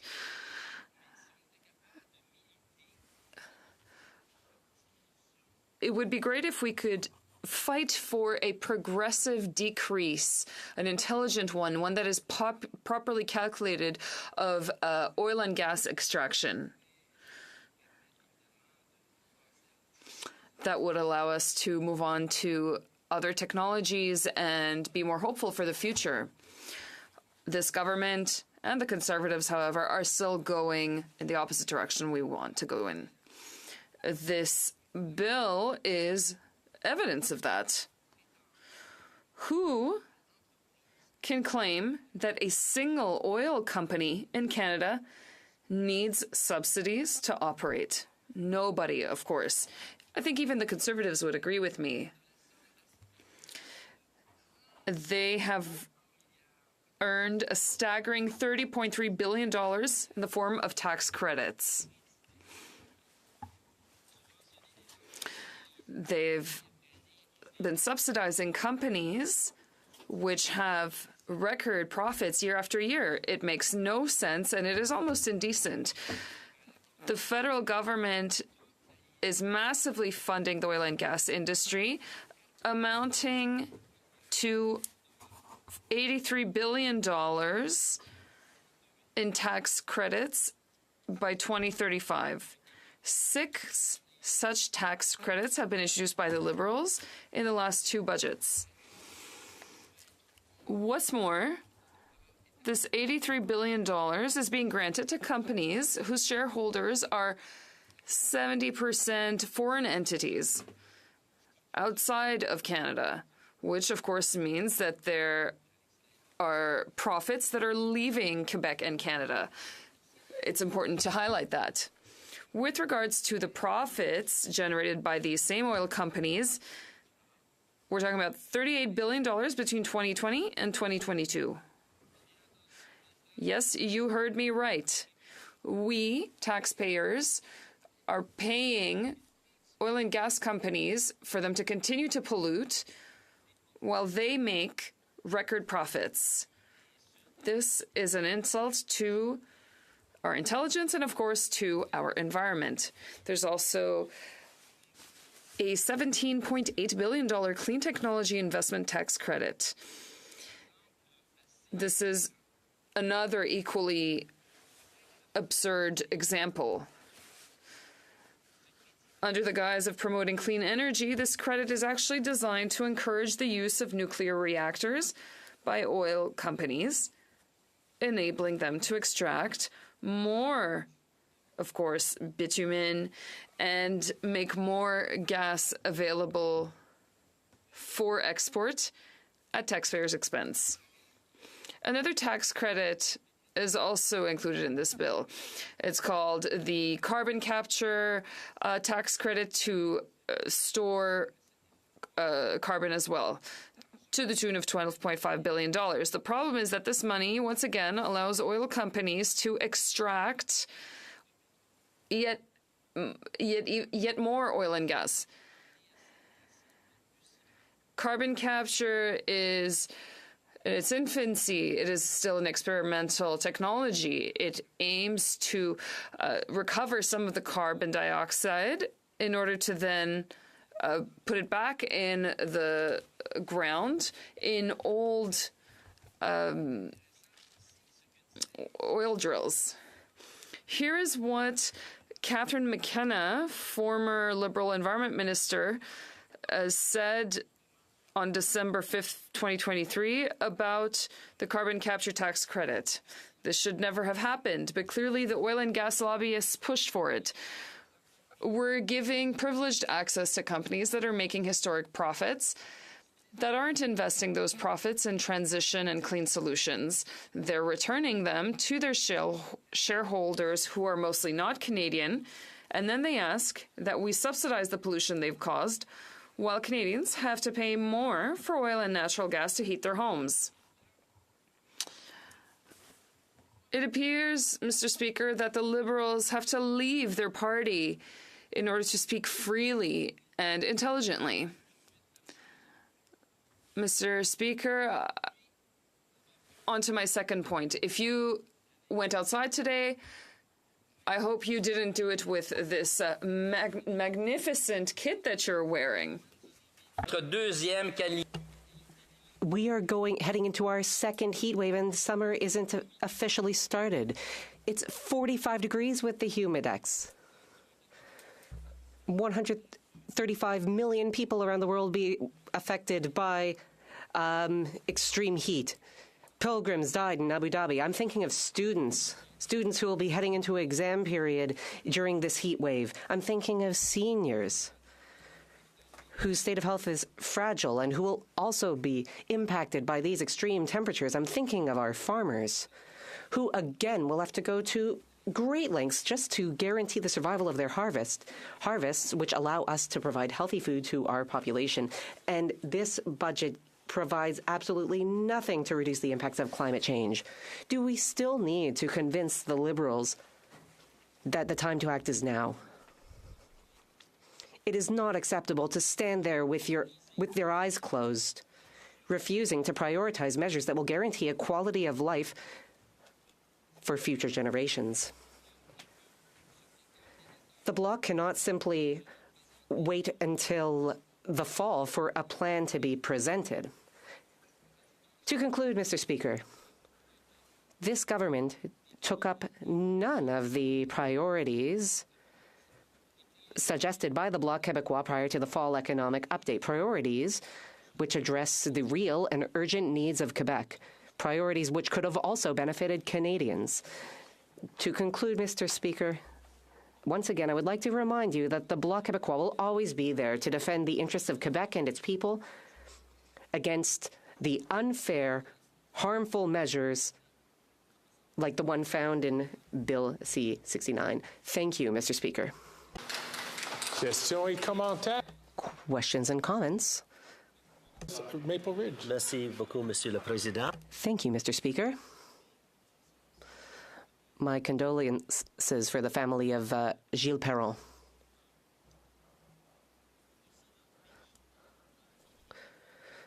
This country depends on exports. Energy, including oil, makes up 10% of our exports.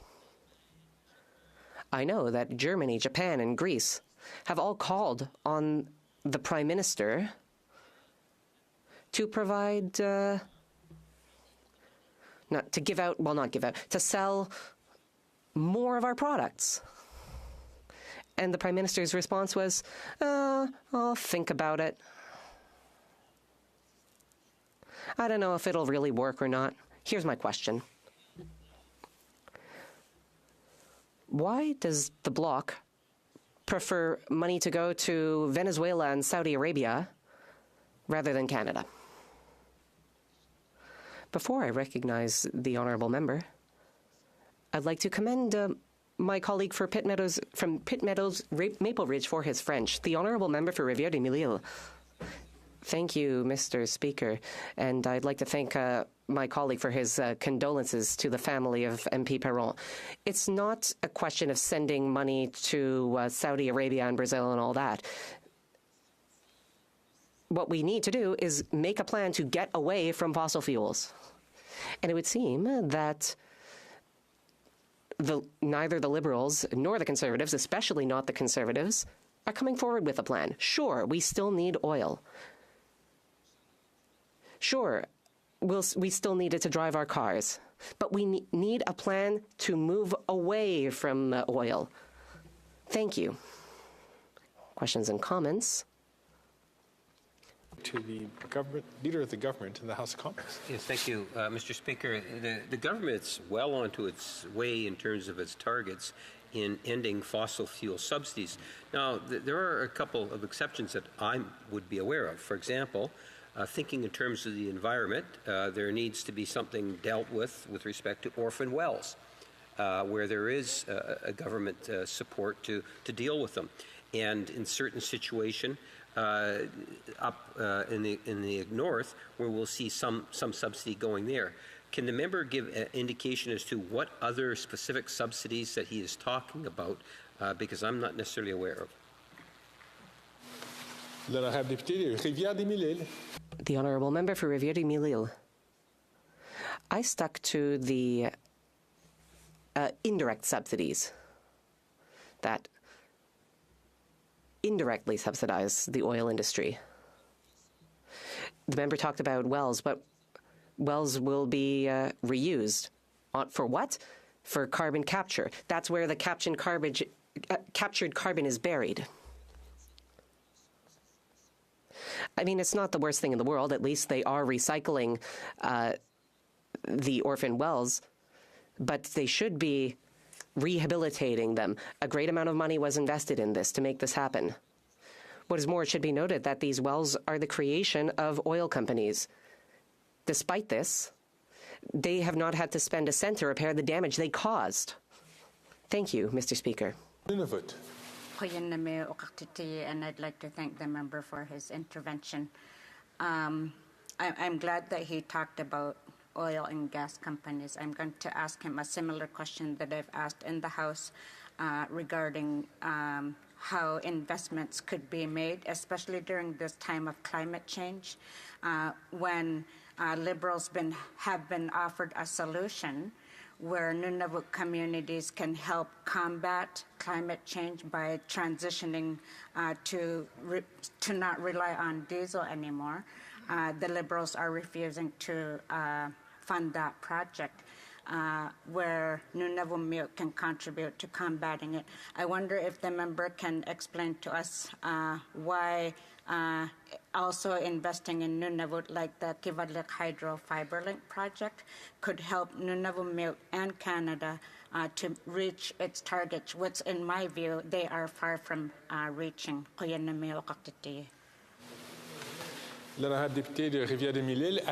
The honourable member has 40 seconds to respond. Thank you, Mr. Speaker.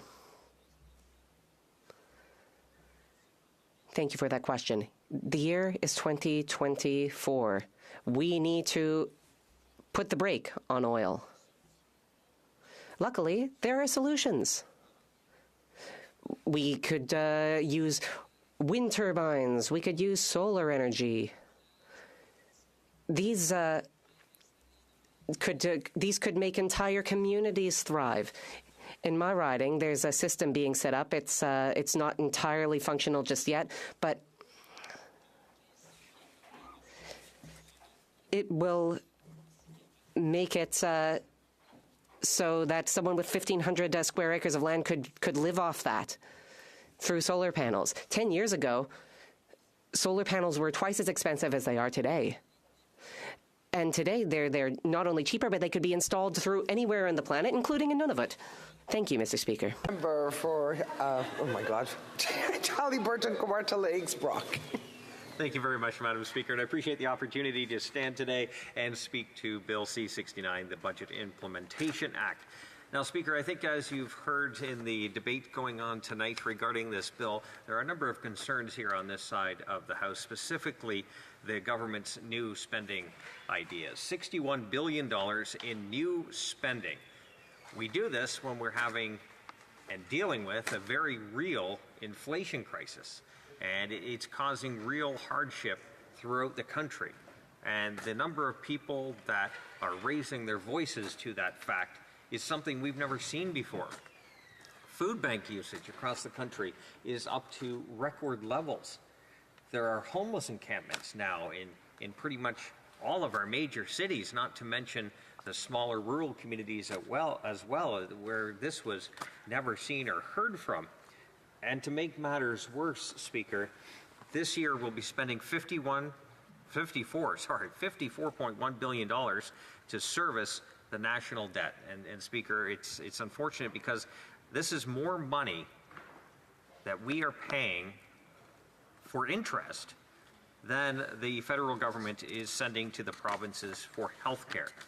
And that is absolutely significant. And I don't think I've ever heard a single person articulate the benefit of paying more in interest payments on that national debt and how that actually makes sense. It is wasted money.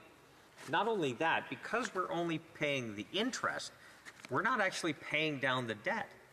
So that means these payments will continue. That could fluctuate based on the interest rate at the time, depending on how that certain part of that debt is structured. And these future generations, the last generation right now that we're looking at, the youth graduating or through high school, that are going to college, university, that are recognizing that they might not ever be able to buy a house. They might not ever be able to have that dream that many generations here in Canada had before them. And yes, there is a group of people, they're very wealthy, that are not being hurt by this and are not affected by this. But it's those everyday, normal, working class people who are being punished with higher prices for food, for rent, for fuel, for heat, all of the things making life more difficult for working Canadians. And when people have less money in their pockets, less money to spend on their priorities, cutbacks in family budgets occur. We have seen and heard the stories that graze the newspaper articles and the headlines about people skipping meals, watering down milk for their kids, trying to stretch those dollars, trying to stretch that supply in the refrigerator a little bit longer just to get through the next day or so.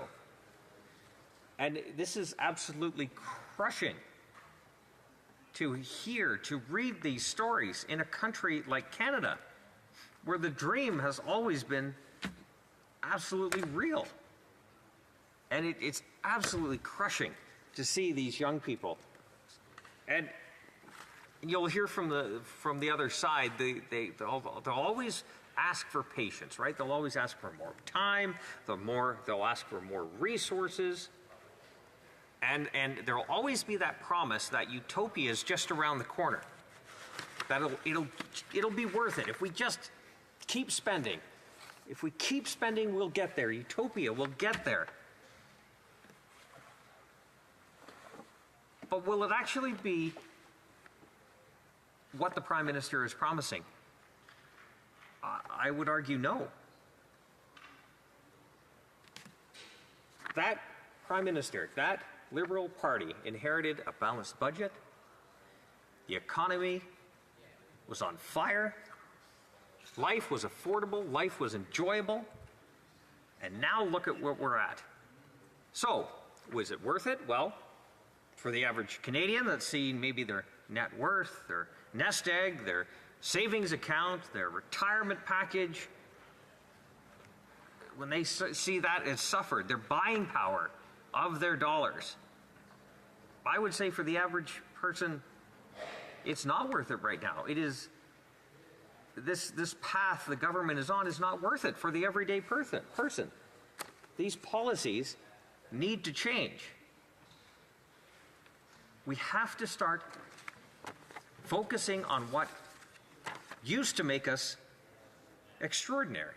And that is the fact we used to, in Ontario especially, be the manufacturing wheel of this country. We used to build a lot more things in this country. It's unfortunate that Ontario, when Kathleen Wynne and Dalton McGuinty were in the Premier's office, obviously separate, one after the other, that they started to mess around in the energy market. And that's when you saw hundreds of thousands of manufacturing jobs leave Ontario. And we're watching the numbers continue under this Liberal government, because when the Liberal Party of Ontario lost the election, a lot of those staffers made the trip up 401 or Highway 7 to Ottawa and started working for this government. You can see it's a continuation of that mentality, that if we just keep spending, we just keep borrowing, we just keep taxing, we'll eventually get there. But life has only gotten worse for Canadians. Life has only gotten more miserable for the vast majority of people. And the reality is, the Liberal Party has gone too far and they don't know how to fix it. And their solution at this point is yet another government program. Right? They'll start the tape. They'll look at the problem that they created, and the solution will be a new program. The government can only get money by borrowing, taxing, or printing, or a combination thereof. And you do too much in excess, you could debauch the economy or the currency. We've seen a bit of both here. Conservatives want to look to where the problem started and address it from its root. And that is where a lot of our common sense plans comes from, where we are addressing the fact that we need to build and make things again in Canada. And how do we do that? Well, we need a regulatory environment that allows private enterprise to start up and flourish. The bureaucracy that has gotten bigger under this government, a bureaucracy that unfortunately has been slowing a lot of this progress from the private sector. And we've seen the money in the billions flee this country looking for other jurisdictions, because of course capital is like water. It takes the path of least resistance. And so when you allow the private sector to do what it does best, to innovate, to create opportunities, wealth in our communities, the economy grows. And when the economy grows, jobs are created. Spending happens. More jobs are created. And overall happiness rises. Because, of course, when you have options, when you have choice, people are happier. When you don't, people are more miserable. And in Canada, we have very little competition in pretty much every single sector available. Airlines, groceries, telecommunications, and the list goes on, and it's getting worse. We need some common sense solutions here, and this party, the Conservative Party, is ready to take on that challenge. Questions and comments, the Honourable Member for King Vaughan. Madam Speaker, I'm sorry. Not for King Vaughan, for Vaughan. Yes, you had a moment. Madam Speaker, goodness gracious, did we just hear a speech from the Honourable Member on the opposite side, who I have a lot of respect for. The province of Ontario has created hundreds of thousands of new manufacturing jobs since we came into power, Madam Speaker. The province of Ontario lost those jobs, what the Honourable Member was referring to, during the Harper administration, right. Madam Speaker. Now, I want to know who is correct. Is Doug Ford and the Progressive Conservatives saying they've created and we've created collaboratively hundreds of thousands of jobs in Ontario? Or is Doug Ford wrong? And also, Madam Speaker, one final question. What programs is this Honourable Member mentioning that the Conservatives will cut?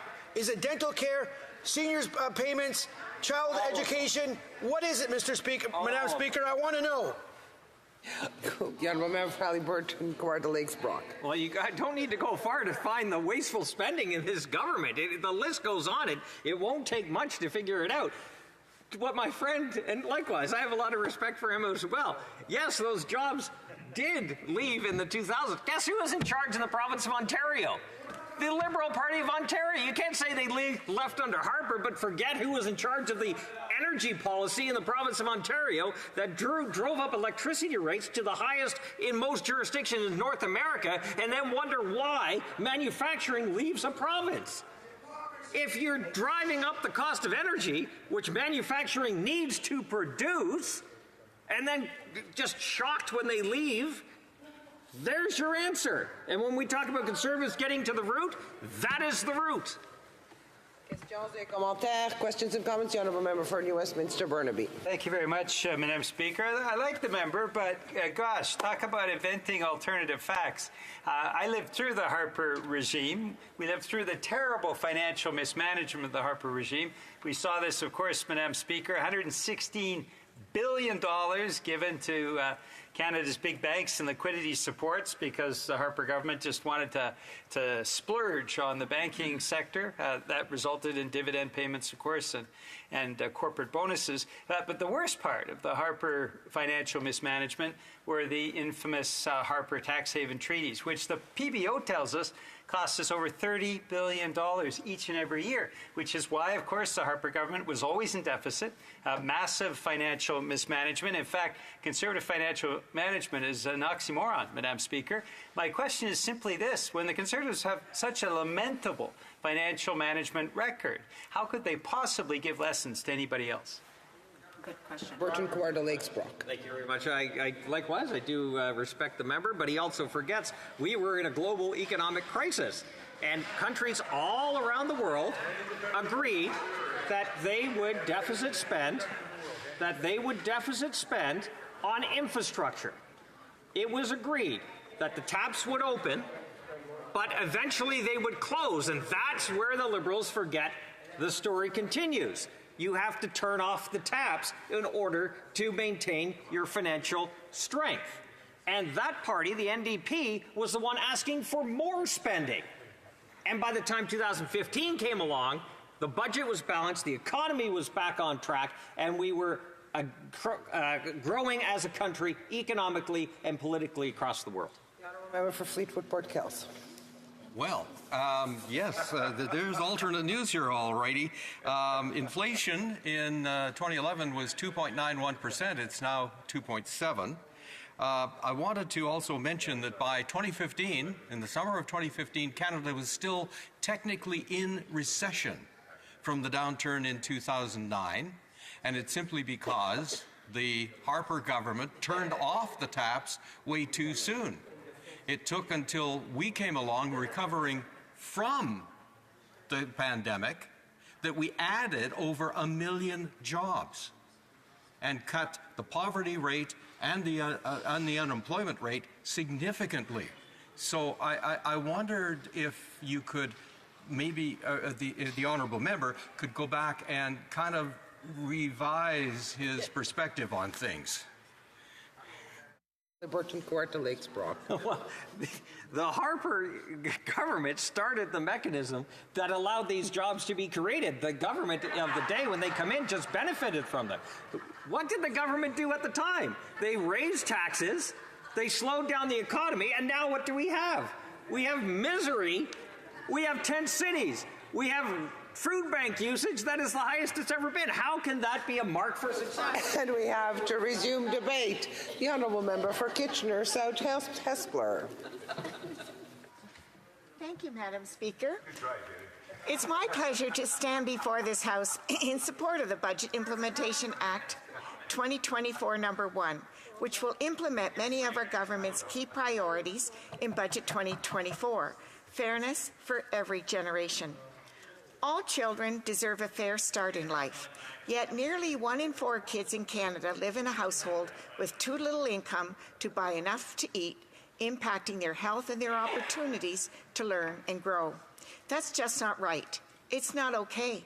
And so in Budget 2024, we proposed a new national school food program that will help ensure children across Canada get the food they need to thrive, regardless of their family's circumstances. The children of today, Madam Speaker, are tomorrow's doctors, nurses, electricians, teachers, scientists, and small business owners. By supporting them, we lay the groundwork for a brighter tomorrow. Therefore, I urge my honourable colleagues to pass Bill C-69 swiftly so we can get this program up and running and do right by Canada's kids. We are proposing to invest $1 billion over 5 years into the National School Food Program, which will provide $400,000 more kids across the country every year with food in school. That's 400,000 more kids beyond those currently served by the patchwork of provincial, local, and charitable programs that currently exist and which are often under strain due to low resources and high food prices. By working together with provincial, territorial, and Indigenous partners, we'll expand access to school food programs across the country as early as the 2024-25 school year, which is just incredible. For kids, this investment will mean not being hungry at school or missing crucial nutrients from their diet.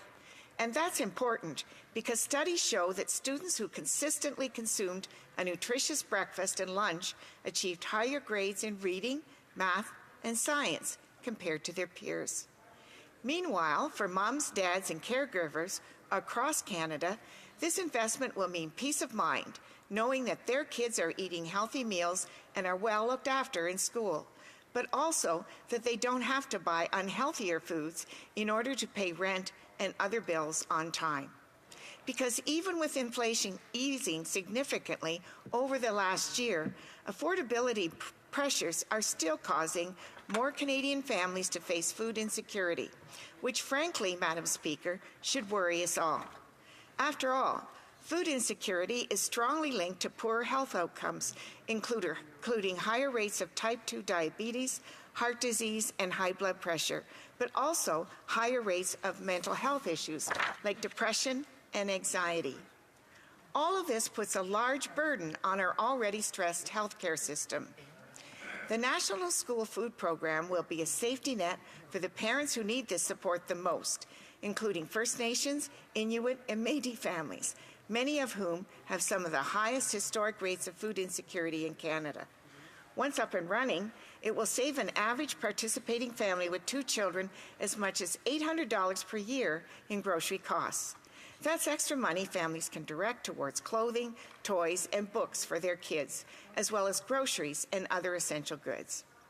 Further to that point, evidence shows us that school meal programs don't just reduce health inequities for kids, they also promote sustainable food systems and practices and create more jobs in both the food service and agriculture sectors, especially for women. Madam Speaker, this is feminist social policy in action, and it is smart economic policy too. And when it comes to helping kids and youth, especially vulnerable kids and youth, we're going to keep going. That's why we've made generational investments like the Canada Child Benefit, which has helped lift hundreds of thousands of children out of poverty since its launch in 2016, and which provides families with up to nearly $8,000 per child per year to provide the essentials their kids need. And it's why we're continuing to deliver an early learning and childcare system across all provinces and territories, which has already cut fees for regulated childcare to an average of $10 a day or less in 8 provinces and territories, and by 50% or more in all others. We're also improving access to dental health care for children under the age of 12 through the Canada Dental Benefit, and soon for children under 18 with the Canada Dental Care Plan, so that parents don't have to choose between taking care of the kids' teeth and putting food on the table. And to help younger Canadians get the mental health and addiction support right and when and where they need it most, we're also launching a new $500 million Youth Mental Health Fund. This new fund will help community mental health organizations across the country provide more access to mental health care for younger Canadians right in their communities, so that we can help more kids and youth live happy, healthy, supported, and fulfilled lives. Because Canada's success depends on the success of its youngest generations. Madam Speaker, the National School Food Program is on top of our generational investments to help families make life more affordable across the country.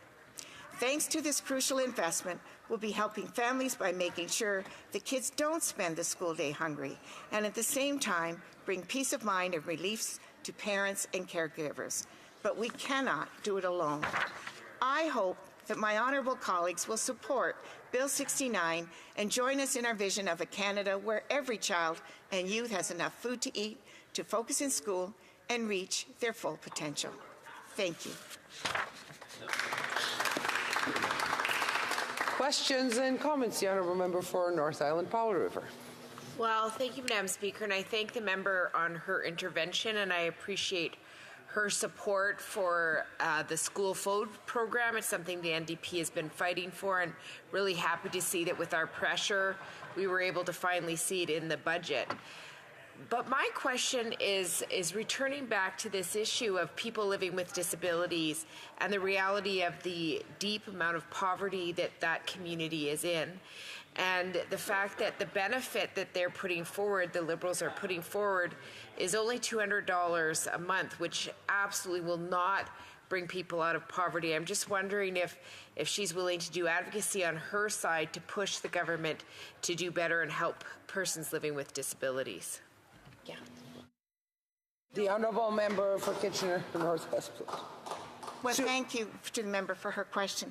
We know that people living with disabilities are facing financial challenges as well. However, the $200 is a start. It's a placemaker. We know that we wanted to get money committed in this budget that we can build on going forward. But right now we have so many pressing issues to do with housing and food insecurity. It's impossible to help everyone to the extent we would like all at once. So we are focusing on housing and the food program, but also we're focusing on disabilities for now, and I know that the 200 is inadequate going forward, but it's a start, and we will build on it going forward.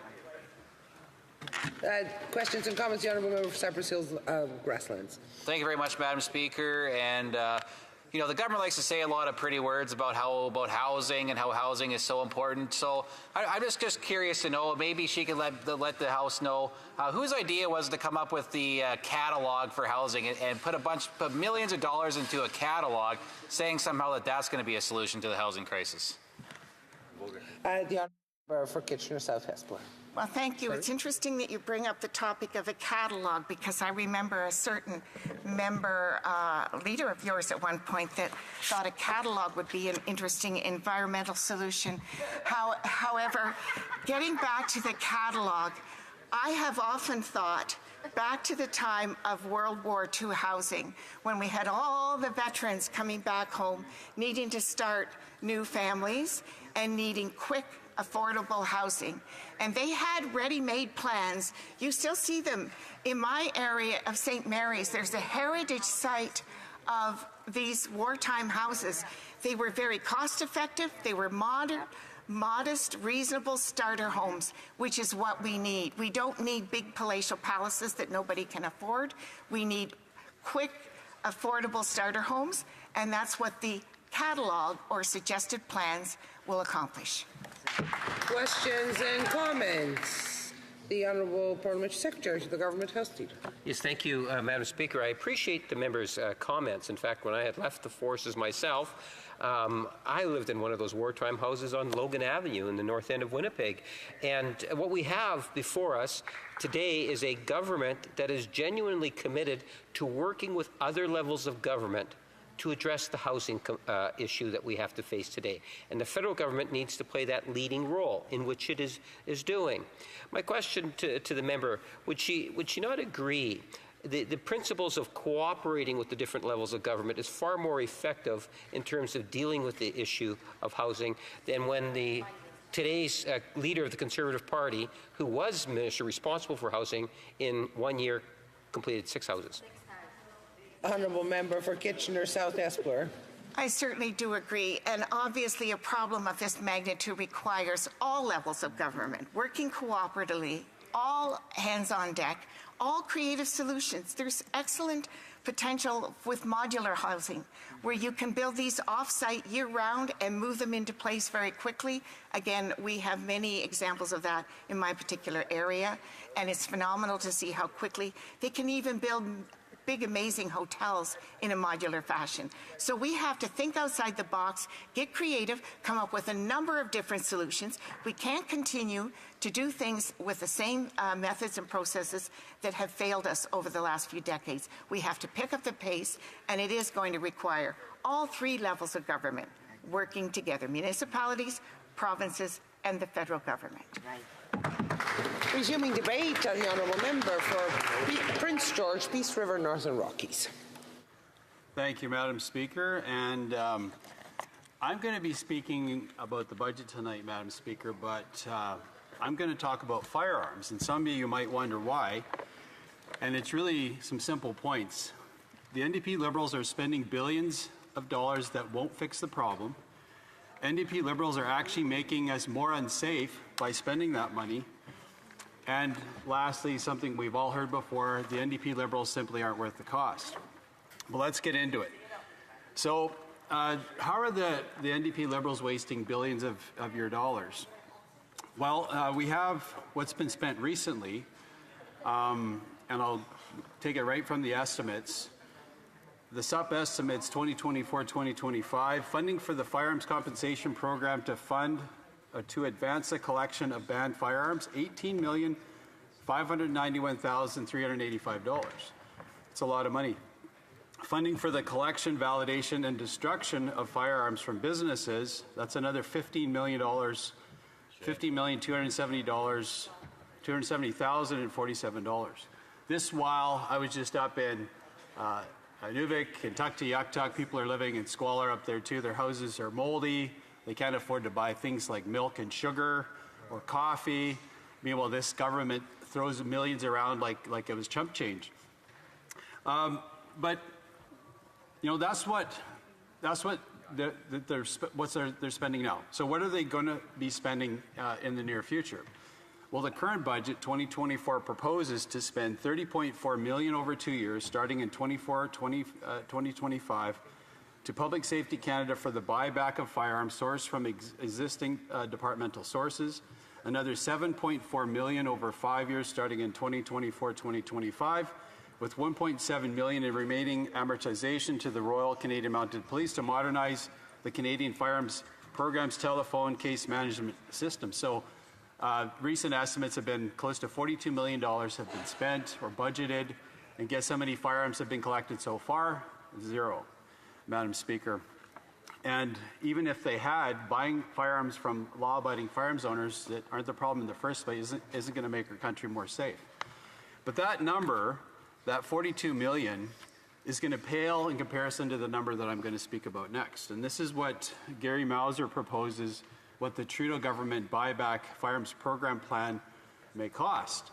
And this is where it gets into the billions. I have to interrupt the honourable member for the honourable Parliament Secretary of the Government House Leader on a point of order. The member knows that he should not be using people by names, members by name, but rather... Oh, I'm sorry, I missed that one. The honourable member does know that, so I would ask him to refrain and... Yes, I'll rephrase that, Madam Speaker. The current government buyback firearms program plan may cost up to $6.7 billion. That's billion, Madam Speaker. And this is what it's estimated to be. So we all know what the long gun registry was supposed to cost $2 million. It ended up costing $2 billion. So that $6.7 million, I'm sure will easy double, triple, quadruple by the time this government is finally all said and done. This, all the while, this government spending money, spending billions, spending $40 billion in deficit this current fiscal year, all to actually not accomplish one thing. And it's actually going after the wrong people. Instead of going after the criminals, they're going after Grandpa Joe and his hunting rifle, Grandpa Joe and his sport shooting shotgun, instead of actually tackling real crime on the city streets in our urban centers. So recently, too, we've seen, I'll add, Madam Speaker, one thing. I've said it before that it isn't making us any safer, what they're doing by the buybacks, by buying back firearms from law-abiding firearms owners. But the OIC that was recently announced by the government, I have it in front of me, May 9th, 2024. It's an order amending the order declaring an amnesty period. This is where the government recently enabled Canada Post to be a place that would receive firearms as part of this gun confiscation regime. So what it does, and I'll read it out specifically, it allows for a person to deliver the specific firearm or specific device.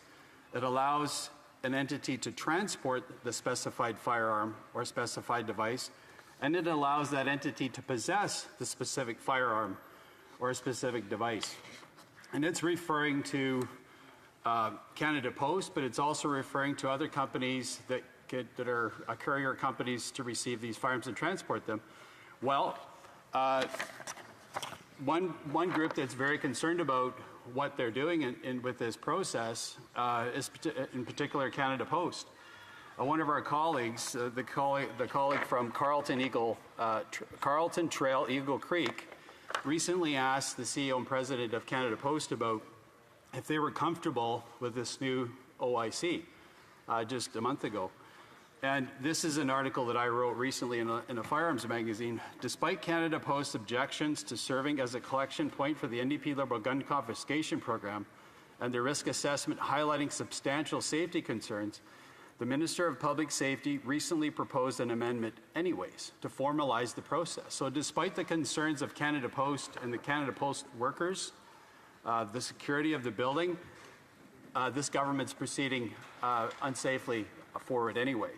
Doug Ettinger, President and Chief Executive Officer of the Canada Post Corporation, was recently asked about potential safety concerns in committee. And again, from my colleague from Saskatchewan, she asked, Mr. Ettinger, we have seen recent reports in media that Canada Post is going to have a role in the gun buyback program through the shipping of guns. Now, it is my understanding that Canada Post had previously done a risk assessment of being involved in the gun buyback program, and it was found that there was too many risks for Canada Post to be involved in it.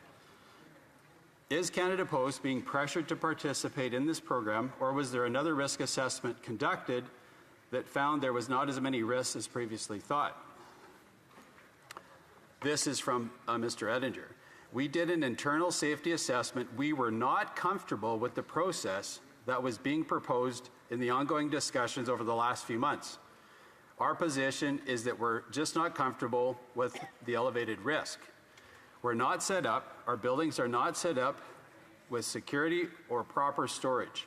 The buildings aren't that secure overall the way I'd like them to be. This is not in our expertise. This should be best left to those that know how to handle guns, how to dismantle them, and how to manage them so no one gets hurt. It is not something we're comfortable at all with. And Mr. Ettinger finishes with this. Our position is clear. Based on the approach that is being considered, we're just not comfortable from the elevated risk assessment of that. I would not live with myself if somebody got hurt. It's almost that simple. So, Madam Speaker, here we see a government that's spending Canadians out of house and home, $40 billion deficit, while people are struggling to afford their mortgages. I know I've been through the Northern Territories many, many times. They're struggling to afford heat. They're struggling to afford food. They're struggling to put fuel in their vehicles. I was just again up in Inuvik. It's $2.73 per liter for diesel up there currently right now. And guess how they bring groceries up to Inuvik and Tuktoyaktuk? It's in a big truck that uses diesel, that is not covered, that does not get any rebate from this government around the carbon tax. So again, the whole point of what I'm trying to say tonight, Madam Speaker, here we have a government wasting billions on a program that isn't going to keep Canadians any safer. It actually makes them less safe. And all the while spending $40 billion that we don't have just this year alone. I did a video once highlighting in 2016 our level of debt overall in Canada was $600 billion. And since that time, that debt has doubled to over $1.2 trillion. All the while, just the short amount of time this government's been in power, they've doubled the national debt just because of doing things like this. All the while not solving the problem in the first place. I started off by saying some simple things, and I'll finish with this. So lastly, NDP Liberals are spending billions that won't fix the problem. NDP Liberals are actually making us more unsafe, while Canadians are going without food, heat, or houses. And I've said it before, you've heard us say it a lot. These NDP Liberals aren't worth the cost. Questions and comments? The Honourable Parliamentary Secretary to the Government House Leader. Yes, thank you, Madam Speaker. As I've indicated before, I listen to Conservative speakers, and the first thing that comes to my mind is the contrast between the Liberals and the Conservatives. The Liberals, on the one hand, truly care. The Conservatives are cut, Mr. Speaker. Liberals care, Conservatives don't care. At the end of the day, why is it does the Conservative Party or the Conservative Reform Party today, across the way, continue to not support programs, whether it's the pharmacare, the dental care, the disability program, the child care program, the investments in generational health care supports in terms of $200 billion over 10 years, and so much more. They are preoccupied about cuts, cuts, cuts. The question is, why? The Honourable Member for Prince George, Peace River, Northern Rockies. I don't think that member asked one question related to my speech. I don't think even relatably to what I was speaking about. I was talking about firearms, how they're wasting billions of dollars taking firearms away from law-abiding Canadians while spending money on things that aren't fixing problems. And, you know, I mean, you could come with me. Here's a Kevin. I met Kevin up in Iqaluit, who's living in absolute squalor in a house in Iqaluit. He's got his 3 grandsons that he's taking care of. Every window does not work in the house. In one case, if the window opens by the kitchen, where a lot of kids would kind of open it, they'll fall 15 feet out and get badly hurt. This is under 9 years of a NDP Liberal government. Houses are not getting built. Outcomes are not getting measured. Therefore, houses aren't getting built. A lot of money seems to be getting spent. We're not sure where it's all going. But the fact of the matter is, the member across the way, you're not getting it done. The Honourable Member for Nunavut. I have the same concern as the Liberal MP when it comes to Conservatives actually caring for people.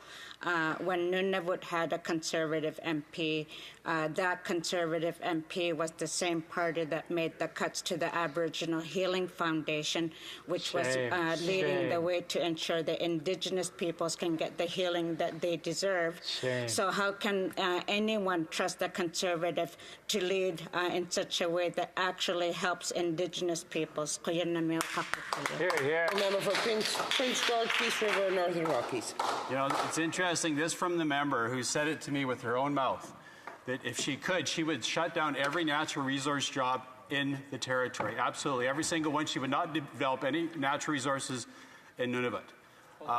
And so where are the jobs going to come from with this particular member in Nunavut? I'm not sure. You want to talk about what's cruel to local folks is not providing jobs and the opportunities to prosper in that particular territory. We saw projects done in the previous Conservative government with the previous member of Parliament there. We just saw the Iqaluit port finished. Can we allow the Honourable Member to answer the question, please? I was there. We just got to see a brand new port of Iqaluit open up that provides great opportunities for the people of Iqaluit and Nunavut. That's from a previous Conservative government, something that's finally been realized. I hope this member would support jobs in her community, and I hope that would be changing from her current position. Honourable Member for Cypress Hills Grasslands. Well, thank you very much, Madam Speaker. I really appreciated my colleague's speech because he really broke it down to the nuts and bolts of what this government's trying to do to hunters and sport shooters. And one of the things the Liberals quite often say is we're going to buy back firearms. The government never owned the firearms in the first place. I wonder if my friend could just explain to Liberals that when you don't own it in the first place, you can't actually buy it back. Honourable Member for Prince George, Peace River, Northern Rockies.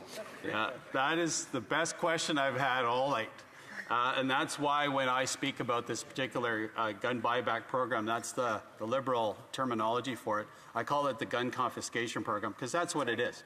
It's about confiscation of law-abiding firearms owners' firearms. And ironically, guess who doesn't turn in their firearms? Criminals. Criminals and gang members don't turn in their firearms. So guess what? We have all the law-abiding folks turning in their legally obtained firearms, and all the illegal firearms that are causing all the problems in the first place in our inner cities are still out there. So it's wrong-headed. We have the right plan on this side to really get things done. Spend the money where it's going to make a difference. We're going to bring it home. Resuming debate, the Honourable Member for Calgary Nose Hill. Madam Speaker, I want to speak this evening about the concept of the government's assertion about tax fairness in this budget. So I'd like to read into the record some facts that push back on the government's assertion that a fairly significant tax increase that they've included in this budget is only going to affect a very small number of Canadians. I'm reading from an article in the National Post because when I was putting my notes together for the speech, I'm like, you know what, this actually summarizes it very well, so why reinvent the wheel? So this is an article written by Matthew Lau last week. So in its latest announcement on the capital gains tax increase, the Liberal government presents as a quick fact that it's increasing capital gains taxes on 0.13% of Canadians in any given year. There are three problems with the 0.13% figure. First, it's misleading. Second, it's incomplete. And third, it ignores tax incidence, which is a concept that the economic burden of tax falls on different people.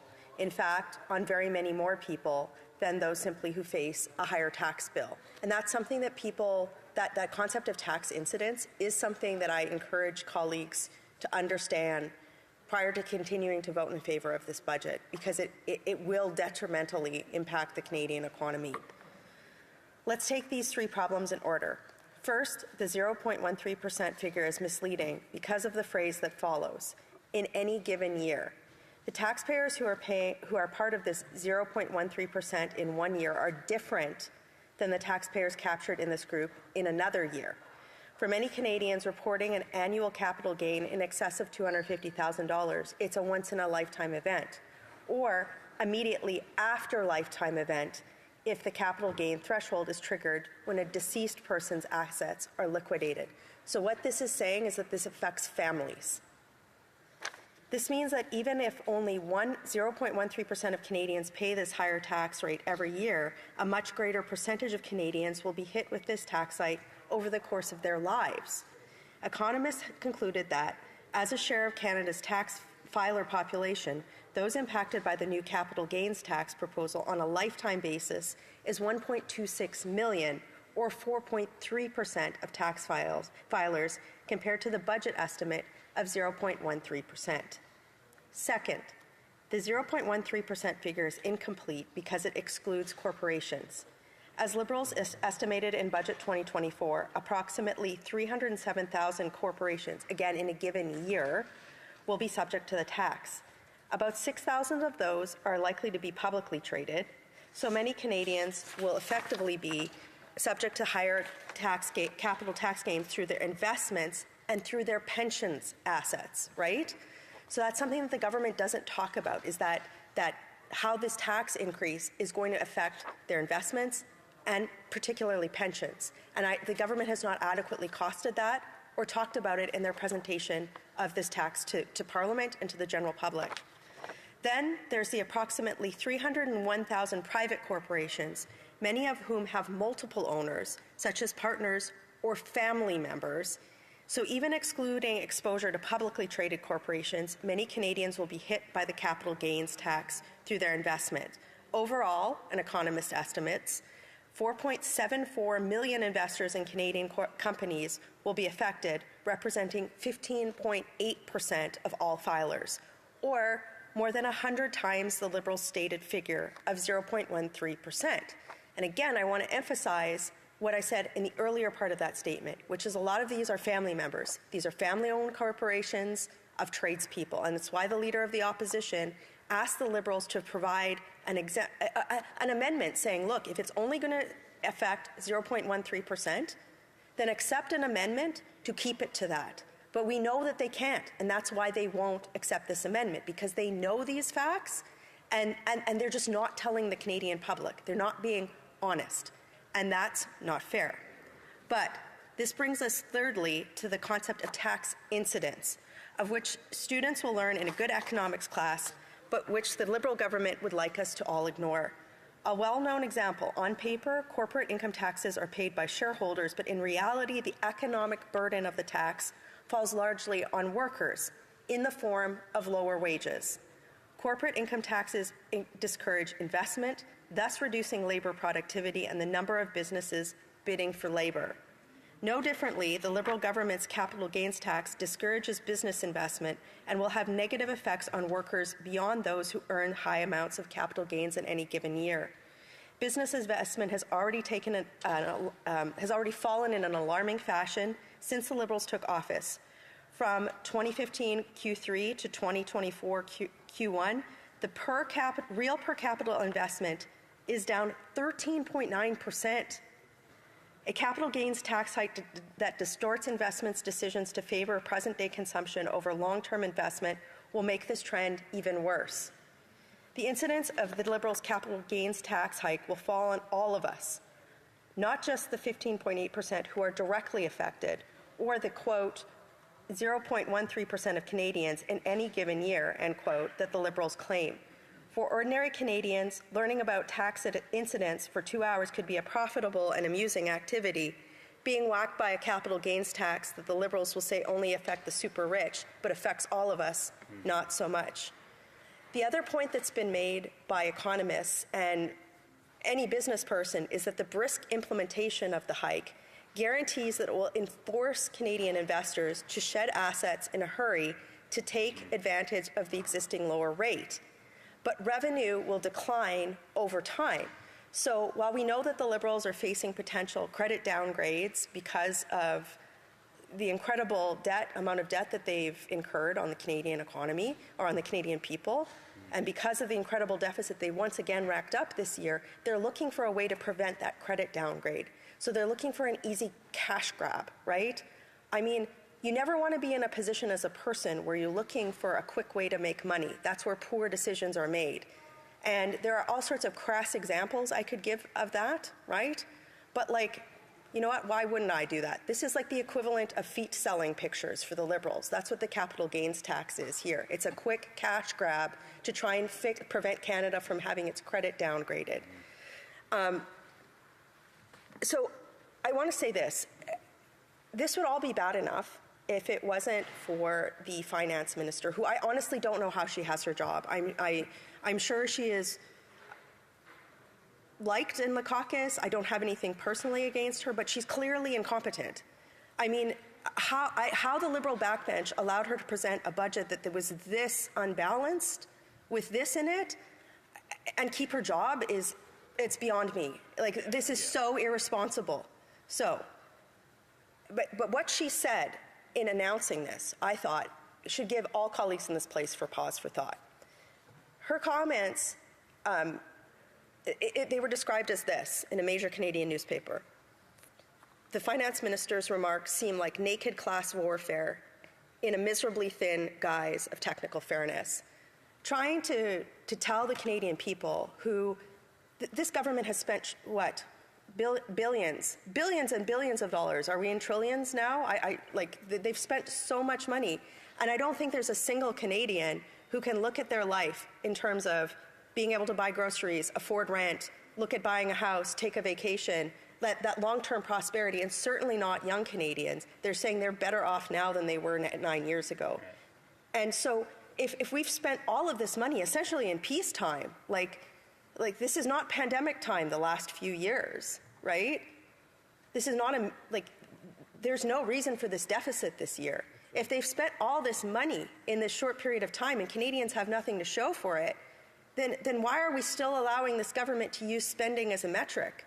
And when they say that, you know, they're creating tax fairness, but they're just increasing taxes to make life more unaffordable and create less investment for our country, we can't allow them. As parliamentarians, we have to hold them to account on this. I understand that there are different schools of political thought in this place about what the government should spend on and what they shouldn't. But what none of us, regardless of political stripe, should allow a government to do is to spend without outcome. And that is exactly what this government has done. You know, when you think about all of the waste, all of the waste, we've only scratched the tip of the iceberg on the scandal of their waste. We should never be listening to this government about trying to take more of Canadians' hard-earned money to let it go into the abyss. We have to stop it. So I implore colleagues, of all political stripe to vote against this budget. It is bad. They need to go back to the drawing board. And certainly this measure that they've put in there is not tax fairness. It's decimation for the Canadian people. Thank you. Questions and comments. The honourable member for Fleetwood Port Kelso. Thank you, Madam Speaker. I think the honourable member's comments gives rise to that old quote that, you can put all the accountants end to end and they'll never reach a conclusion. And I wanted to quote a few things from the International Monetary Fund and get the honourable member's reaction to that. It says, Canada's fiscal track record continues to compare favourably to many other advanced economies. Debt remains low in international comparison, and says the increase in capital gains inclusion rate improves the tax system's neutrality with respect to different forms of capital income and is likely to have no significant impact on investment or productivity growth. That doesn't suggest that things are going to go to hell in a handbasket.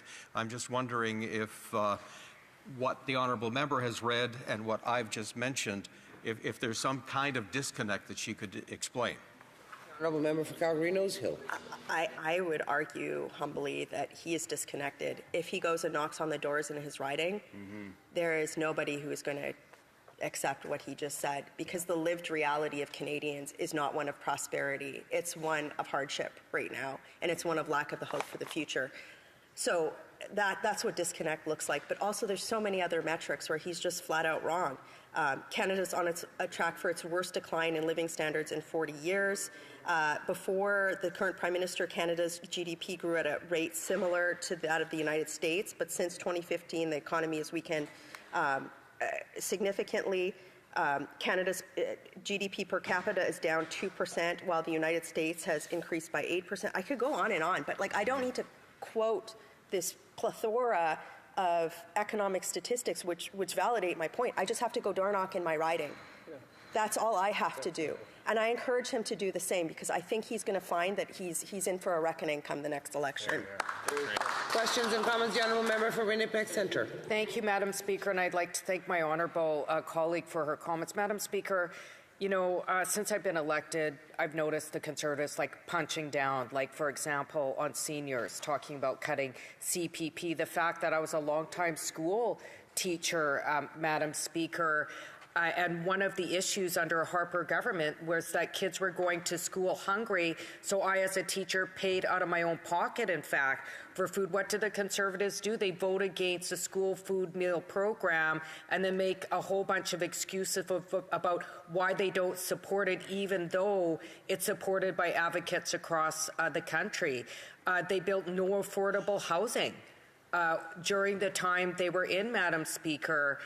And, they come up with these slogans that totally axe the facts on a constant basis, certainly not based on a fact. They put down academic institutions. They have something against research. And I'm wondering what my member thinks about her party's record of axing the facts. Yeah. The honourable member for Calgary-Nose Hill. Well, the fact on food bank usage and people not being able to eat is under this government, food bank usage has skyrocketed. Not as many children needed to use food banks in 2015 as they do today. In fact, that number is astronomically higher. With regard to homes and affordable housing, the amount of, everybody's rent has doubled. Nobody can afford a home anymore, and that's happened under this government. And with regard to seniors, for seniors, a senior who has their home, who is looking at, the opposition leader cited an example, a low-income senior wanted to hive off a part of her property for her children. She now has to pay this tax that she can't afford. I don't understand why the NDP, if they're proponents of helping people who are disadvantaged, why they would continue to support this government that's corrupt and has never delivered on anything. And I think voters will remember that in the next election. Very brief question from the honourable member for Bow River. Thank you, Madam Chair. To my honourable colleague, I would like to say another example might be, as we're seeing young professionals that I've read the news stories are leaving the country, significant number, because they cannot deal with this taxing regime any longer. Would you like to comment on another example of the outcome of this government's policy? The honourable member for Calgary Nose Hill. Very. I want a country where people don't feel like they have to leave it to get ahead. Yet that's exactly what this government has done. This tax, doctors have said that. Primary care doctors, when we're in a primary care doctor shortage, are saying that they can't stay in this country because of this. This has got to end, and I implore my NDP colleagues to stop propping this government up. Hear, hear. Resuming debate, the honourable member for Niagara West. And I want to thank you very much, Madam Speaker. And to my colleague from Calgary, Nose Hill, I appreciate those remarks. Those are great remarks that really reflect what I think if people are out at the doors talking to individuals, they'll recognize as this being an issue. And I think, it sort of boils down to the fact that I think Canadians have lost hope and they feel like they are drowning. And there's a number of factors that I think contribute to that. And, one of the things I've noticed about this government over the last number of years, since they've been in power, is that they love to talk a great game. I mean, it's amazing the amount of promises they continue to deliver on or promise to deliver on that don't actually deliver on them. And I think that, it all sort of sums up an article that was in the paper in April of 2016. It was Deliverology Guru schools the Liberal government for the second time at a cabinet retreat. And I'm guessing that he or she was there for a second time because they were having a hard time delivering the results, although it's pretty easy to make promises. And, one of the things that concerns me about this government is not just the spending. I think that the member from Calgary Nose Hill laid that out very well in terms of this constant spending. And there's been other members in the House that have talked about the spending. But I think one of the challenges is that this government continues to make promises that they have no intention of keeping, or they have no intention of delivering, or they have no idea how they're going to make it. I can give you hundreds of examples. I'm going to give you a couple examples tonight during my speech. One of the members from the Liberal Party talked earlier, and as a matter of fact, they talk about this, we're in a housing crisis, and so they talk quite a bit about their commitment to build 3.9 million homes over the next 7 years. And we can hear this number, and they talk about it all the time, and they talk about all this money they're contributing to the cause, but yet we're not seeing any results. And I know that we've had colleagues ask the question, and I want to break down the numbers for people at home just to realize how absurd this number is. In terms of looking at 3.9 million homes by 2031, that's 7 years away. That's almost 560,000 homes a year. That's over 46,000 homes a month. That's over 10,000 homes a week. That's over 1,500 homes per day. That's over 63 homes per hour. So we're looking at pretty much a home needs to be built every hour in this country. And we look at where the current building situation is in this country. We see that this past year, we only actually built 240,000 homes. And part of the reason for that is this whole issue of red tape and regulations. And the fact remains is that there's really no plan. Once again, there's a promise for what we'd like to see happen. That's what the Liberal government does oftentimes. They talk about what they promise or what they would like to do or what they love to see happen. And, I'm going to make my points tonight that I think this government is completely incompetent and doesn't have any idea how they're going to deliver any of the things that they actually promise individuals. So in order to help them try and deliver this stuff, they do spend a lot of money in consultants. That's been a theme here through the House over the last little while. We see that there's been over $15 billion spent in 21-22. We see that McKinsey, originally we thought that they had been given $100 million in contracts. It turns out that number is actually $200 million in contracts. We see that the increased size of the bureaucracy by almost 40% since the time we were in government. And it was interesting that right after COVID, I think if people remember, they were going to get their passports renewed, and the challenges they were having, they were waiting for hours and hours. And so we thought, okay, they're hiring more people to help make this happen. I have to say, in talking to my constituents, the service is actually as bad as it was back then. I talked to someone the other day that went in for a passport, and they said to me they waited for over 3 hours. Think about that. We're not in post-COVID time. We have a bureaucracy that's 40% larger than when we were in government, and yet this government has no ability, no competence whatsoever to be able to actually deliver those things. So we haven't seen services improve at all. And as a matter of fact, government regulations is the other side of that coin, right? The reasons we can't build homes is that government regulations are pretty, they're tough at all levels. I'm not going to say just at the federal level, but certainly provincially and municipally. And for those of you that aren't so lucky as I am, I come from an area in Niagara where we actually have 4 levels of government. So we have a regional level of government that adds a layer of complexity to that. And, CFIB said that it costs small businesses nearly $40 billion a year. 40 billion small businesses in order for them to be able to deal with regulations. And CFIB also said that probably 30% of that $40 billion a year is unnecessary, redundant, and overly burdensome regulation. And so that leads me into talking about small business. And I think that this government's record has been horrendous on small businesses. Right. As a matter of fact, I think small businesses are being crushed under this government. And I think we go back to COVID and we see some of the unfair restrictions that happen with restaurants and the hospitality industry. Those hangovers remain. We look at it right now in terms of, large multinationals and global consulting firms and billion-dollar companies have never had it so good under this government.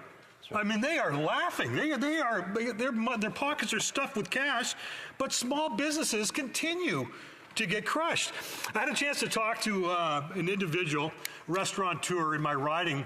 I was at an event in Grimsby, Ontario on Friday, and I had a chance to talk to him, and his name's Mark. Mark owns a couple restaurants, and I said, how are you doing since COVID? Have you been able to rebound? He said, as a matter of fact, I'm still killed. I'm still crushed, as a matter of fact. I am struggling to make the bills. I'm struggling to be able to maintain what's happening. As a matter of fact, one of my other restaurants I had to try and sell because of the issues there. And if that, that's really not, he's not unique. Because if you go to Restaurants Canada, they're going to tell you that they're almost 42% of businesses went insolvent. I mean, the numbers are around 41% for businesses in general, but when you add into restaurants, that number goes up to literally 44%. And it would say that, in like the year before, so coming out of COVID last year, we saw that, only half of restaurants were losing money. That number currently this year is probably up to 62%. So, when this government says to you, listen, you have never had it so good, I would challenge you, I would ask you to go and talk to a small business person to see if they actually feel the same way. So, one of the challenges is people are losing hope, right? And they are losing faith. And once again, the member from Calgary Nose Hill did mention the fact, and one of the questioners mentioned that people are leaving in record amounts from this country. We're seeing an all-time, because people are trying to go to places where maybe they would have some hope. And I think that's the sad part. We got a great country. I just think it's tremendously, tremendously mismanaged. And I think about what's going on right now. I could stand here all night and just talk about the mismanagement, but I just want to give you a couple highlights. I look at the most recent Auditor General report, said that there was over 180 conflicts when looking at contracts. 186 times there was conflict of interest. The Treasury Board said there was over 160 conflicts when it came to dealing with consultants and contractors. And that's for the people that self-disclosed. Imagine the people that didn't actually mention that was 163 times. And it doesn't take long for us to go, Blacklocks does a great job. I encourage people to have a look at their news organization. It's a subscription, but they have great information. They come up with a story. And this was done with some OPQs. We were able to figure this out. But there was a couple sole source contracts during COVID. We don't have to go back too far. We see a sole source contract for Starfish that had new ventilators and was given $170 million. And some of them were scrapped even while the pandemic was going on. And others were sold for as little as $6. And we certainly will never forget the juicy contract that Frank Baylis, one-term MP here, got for ventilators for $237 million. Oh. And so these are the things that I think really frustrate people. And this is what we're talking about. We're talking about government that has a spending problem, but I think we have a government that is absolutely incompetent when it comes to being able to deliver the things they talk about. I got a minute left, so we got to wrap it up, Madam Speaker. Listen, I would love to talk a bit about the Winnipeg lab story. I think it's kind of it's ironic, it's sad that we had a couple scientists that were actually, getting packages from Amazon. They were getting stuff from China and they're sending stuff back. That's unbelievable. And then this government covered it up. That's absolutely insane because they didn't want to realize how incompetent they were in dealing with and we also find out they were working for the military, the Chinese military. So once again, Madam Speaker, there are many things I could go on. I see that my time is almost over. But one thing I'll tell you, this government is just not worth the cost. And when we get a chance, we're going to give people hope. We're going to give people faith, and we're going to give people a chance to have a better life once again. Here. Questions and comments? The Honourable Parliamentary Secretary to the Government House Leader. Really, Madam Speaker, the member says he's going to give people a chance to have hope. He's going to cut back on issues that people genuinely care about. The seniors receiving dental care services, the pharmacare program that's being rolled out. Imagine individuals with diabetes. Think in terms of the school food program. Conservatives going to cut it away. So many things, Madam Speaker, in which the Conservatives are going to cut.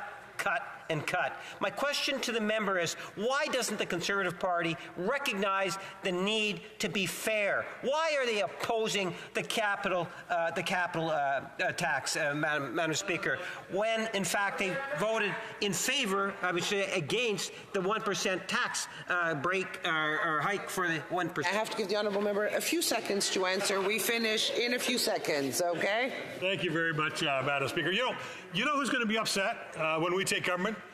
Is Liberal insiders.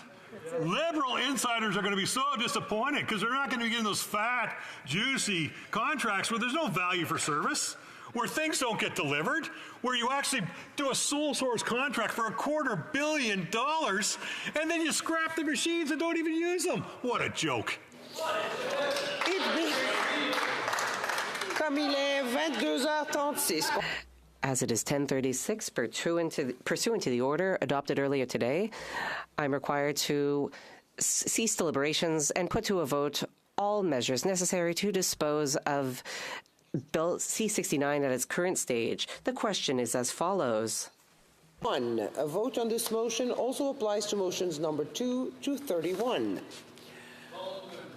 Motion 1, number 1, Mr. Gourde, seconded by Mr. Nader, move that Bill C-69 be amended by deleting Clause 81. Si un député participant If a member participating in person wishes the motion to be adopted or adopted on division, a member from a recognized party, I would ask them to rise and indicate it to the chair. For as North Simcoe? Simcoe North. Simcoe North, yes. Well done, Madam Speaker. We would like a recorded division. The recorded division will also apply to motions number 2 to number 31. The question is on motion number 32. A vote on this motion also applies to motion number 33. Motion numéro 32, Monsieur Schmale. Motion 32. Mr. Schmale, seconded by Mr. Nader, moves that Bill C-69 be amended by deleting Clause 147. Be carried or carried on division, or if a member of a recognized, the honourable member for Simcoe North. I think we would need another recorded vote. Recorded division will also apply to motion number 33. La mise aux voix porte sur la motion numéro... The question is on motion 34. A vote on this motion will also apply to votes 35 to 37. Later move that Bill C-69 be amended by deleting Clause 150. If a member participating in person wishes that the motion be carried or carried on division, or if a member of a recognized party participating in person wishes to request a recorded division, I would invite them to rise and indicate it to the chair. The Honourable Parliamentary Secretary to the Government House Leader. I know the member opposite was about to ask for a recorded vote. If not, I will, Madam Speaker. The recorded division will also apply to motions number 35 and 37. La question, la mise aux voix porte. The question is on motion 38. Motion 38.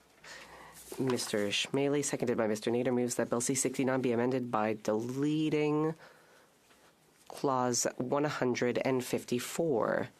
If a member participating in person wishes for the motion to be adopted or adopted on division, or if a member of a recognized party participating in person wishes to call for a recorded division, I would invite them to rise and indicate it to the chair. The honourable member for Simcoe North. Madam Chair, we request a recorded vote, but you can apply this result to the next 14 that you're about to read. Agreed. Okay. So, no more of this. Okay? Ça va?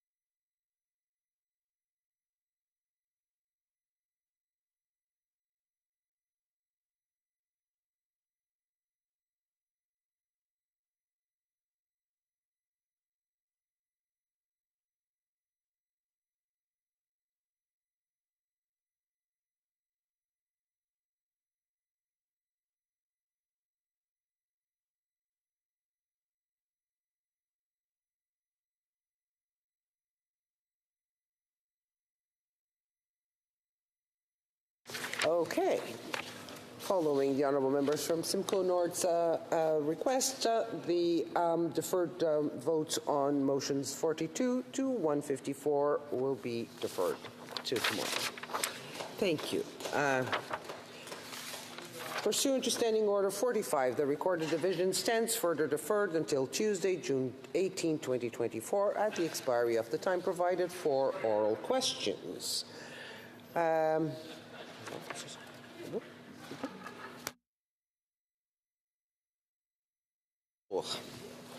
Orders of the day, ordre du jour, resuming consideration at second reading of Bill C-65, Electoral Participation Act, and on the amendment of Mr. Cooper.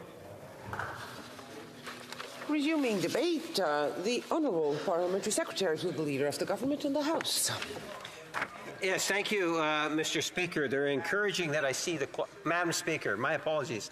Madam Speaker, they're encouraging me to see the clock. If we could pass this bill, I'd be happy to do so. Madam Speaker, at the end of the day, you know, here we have before us an important piece of legislation. And the first chance I had to go over and debate the issue inside the chamber, I thought I was rather generous to the Conservative Party in my comments. And then they went and they moved an amendment indicating that they're going to filibuster the legislation. And because of that, Madam Speaker, we're now into a position where it's time limited in terms of the amount of debate in an attempt to be able to try to get the legislation at least to the committee stage, Madam Speaker. You had the minister earlier today answer a series of different questions and talked in essence about how it is that the legislation and the minister is in fact open for improvements to the legislation if in fact there is something that members opposite would like to see. I would encourage those members to actually bring forward their ideas and make those suggestions to the minister, possibly even directly. You don't have to even wait until we're in committee stage, maybe even in the form of an email or approaching the minister. But anyway, Madam Speaker, I talked about many things previously when I was addressing the legislation. And in going through the legislation, a couple of things that came across my mind in terms of what it is the legislation is doing and why it is the Conservative Party has actually indicated that they're going to be voting against the legislation. You know, it's a fairly well-known fact that we have the crypto king from Carleton, Madam Speaker, who is a big cryptocurrency fan. But the problem with that is that it's a hiding way in which you can actually donate to potential candidates or to a political party. That is something that's actually incorporated in the legislation, Madam Speaker. It ensures that there is a higher sense of transparency and accountability in terms of donations to candidates and political parties. So I can appreciate that the Crypto King from Carleton has some concerns in regards to that, but I would hope that some of the Reform Conservatives would see the merit in terms of transparency and a higher sense of accountability in regards to who's actually donating to political parties and candidates. So it deals with things of that nature, Madam Speaker. Interesting enough, if you go into some of the details of the legislation, you'll see that there's a stronger stand on disinformation that is intended to disrupt the conduct of an election, Madam Speaker. And we know for a fact that that actually takes place. It wasn't that long ago, Madam Speaker, where we actually had a good example of it, where we had robocalls being made trying to suppress individuals' opportunity to go out and vote, Madam Speaker. You might remember there was even a high-profile Conservative member that ultimately went to jail as a result of it, Madam Speaker. It's the type of thing in which information is so vitally important. And we get the Conservative Party not even recognizing the need to fix the issue, Madam Speaker. I don't quite understand why it is that the Conservative Party is in opposition to the legislation. I look at it as modernizing, to a certain extent, certain aspects, and encouraging more people to get engaged in the democratic process. The minister himself in answers provided some excellent examples of how it encourages people to get more involved. There are certain things that we learned from the pandemic, Madam Speaker, such as long-term care facilities and ensuring that they have the opportunity to have more involvement, Madam Speaker. And you're right, this government has dealt more with foreign interference dealing with the elections than the Stephen Harper administration did, Madam Speaker. That's a very good point. And we will continue to look at ways to enhance the strength of our election laws, Madam Speaker. And a part of that goes to what I just used as an example, the long-term care facilities, making it easier for those residents to actually be engaged and vote, Madam Speaker. That is a positive thing, Madam Speaker. At the end of the day, it also allows, for example, for youth to be more engaged by allowing for votes at our campuses, Madam Speaker. Again, why would the Conservatives oppose this kind of stuff? You know, it even talks about going into the 2029 election and how it is that we can make it easier in hopes that Elections Canada will be able to put into place such as things like being able to vote at any polling station within a riding. You know, I used the comparison of a provincial election where you can virtually vote anywhere in the province in order to vote for your candidate in your local constituency, Madam Speaker. It is a step forward, the legislation moving us hopefully in that direction, Madam Speaker. These are the types of initiatives that really make a difference. To talk about expanding the number of voting days. Again, we might not be able to implement it in for this particular election, but think in terms of 2029, Madam Speaker. The ability to have 3 days in which one can actually mark the ballot in terms of as an election day, turning into a plural in terms of the number of days. The legislation does so many things, Madam Speaker. And when you ask the minister, because the only thing that the Conservatives wanted to talk about is how it is we were supporting 32 Conservatives in regards to the change of the election date, Madam Speaker. And it's not about helping those 32 Conservatives. It's about looking in terms of making sure that the committee understands and appreciates that there are things that are happening. City of Edmonton, Calgary are having elections on that day. The entire province of Alberta. Listen to what the Bloc had to say when it came to the date being too close to the Bloc or the province of Quebec municipal elections. Where are those advocates coming from the Alberta MPs? With those few words, I understand I'll get some opportunity to answer some questions. Thank you, Madam Speaker. I believe the Honourable Member for Stormont Dundas South Glengarry is rising on a point of order. Thank you, Madam Speaker. I don't believe there was unanimous consent to have all the votes lumped together and have them all deferred. I think we'll need to take them one at a time just to confirm if any members in the House wish to rise if we want to have a recorded division. So I think we need to have that process fully done. The Honourable Member is correct. We did not receive the email confirming unanimous consent prior to 6:30, so we have to go back to reading the motions. La mise aux voix porte sur la motion numéro. The vote has to do with motion 42. The vote also applies to number 43. Mr. Nader moved that Bill C-69 be amended by deleting Clause 176. If a member participating in person, the Honourable Member for Stormont Dundas South Glengarry. I would ask for a recorded vote on that, please, Madam Speaker. The division stands deferred. The recorded division will also apply to motion number 43.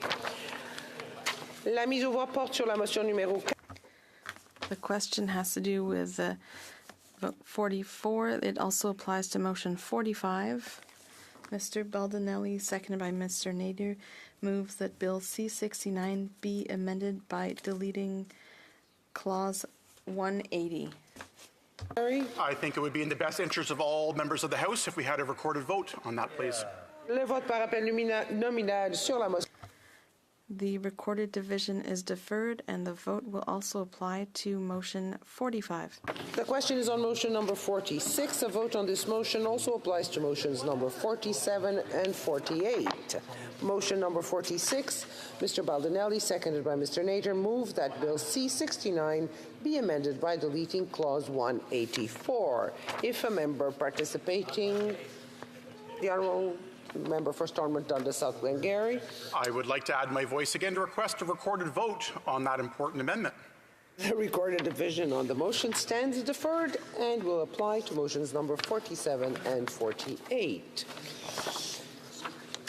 Okay. La mise aux voix porte sur la motion numéro 4.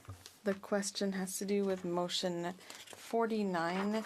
The vote will also apply on motions 50 to 58. Mr. Sainte-Marie, seconded by Mr. Thériault, moves that Bill C-69 be amended by deleting clause 198. If a member participating in person wishes for the motion to be adopted. The South Glengarry. To no surprise, Madam Speaker, I think it would be best if we had a recorded vote on that. Vote par appel nominal sur la motion est. Recorded division is deferred and will also apply on motions 50 to 78. The question has to do with 69. Number 80 to 129. Motion number 79, Mr. Howland, seconded by Mr. Nader, moved that Bill C-69 be amended by deleting Clause 269. If a member participating in person wishes that the motion, the Honourable Member for Stormont Dundas South Glengarry. I apologize for my passion on this tonight, but I would request a recorded division, recorded vote on that item as well. The recorded division on the motion stands deferred and will also apply to motions number 80 to 129. La mise aux voix porte sur la motion. The question has to do with motion 130. This will also apply to motions 131 to 141. Mr. Howland, seconded by Mr. Nader, move that Bill C-69 be amended by deleting clause 322. If a member in person. Now, you may be surprised at this point, Madam Speaker, but I would like to request a recorded vote on that one as well. Le vote par appel nominal sur la motion est dit. The recorded division is deferred and will apply to motions 131 to 141. On motion number 142, a vote on this motion also applies to motions number 143 to 145. Motion number 142, Mr. Howland, seconded by Mr. Nater, moved that Bill C-69 be amended by deleting clause 336. If a member participating in person, the honourable member for Stormont Dundas South Glengarry. Since it was moved by Mr. Holland, seconded by Mr. Nader, I know they both would want a recorded vote on their amendment. The recorded division on the motion stands deferred and will also apply to motions number 143 to 145. La mise aux voix porte sur la motion numéro. The question has to do with motion 146. This will also apply to motion 147. Mr. Howland, seconded by Mr. moves that Bill C-69 be amended by deleting clause 442. If any members participating in person wish the South Glengarry. Since so many Canadians are engaged in following the budget and the upcoming vote, I would ask for a recorded vote on that amendment, please, Madam Speaker. Vote par appel nominal sur la motion. The recorded division is deferred and will also apply to motion 147. The question is on motion number 148. A vote on this motion also applies to motions number 148 to 143.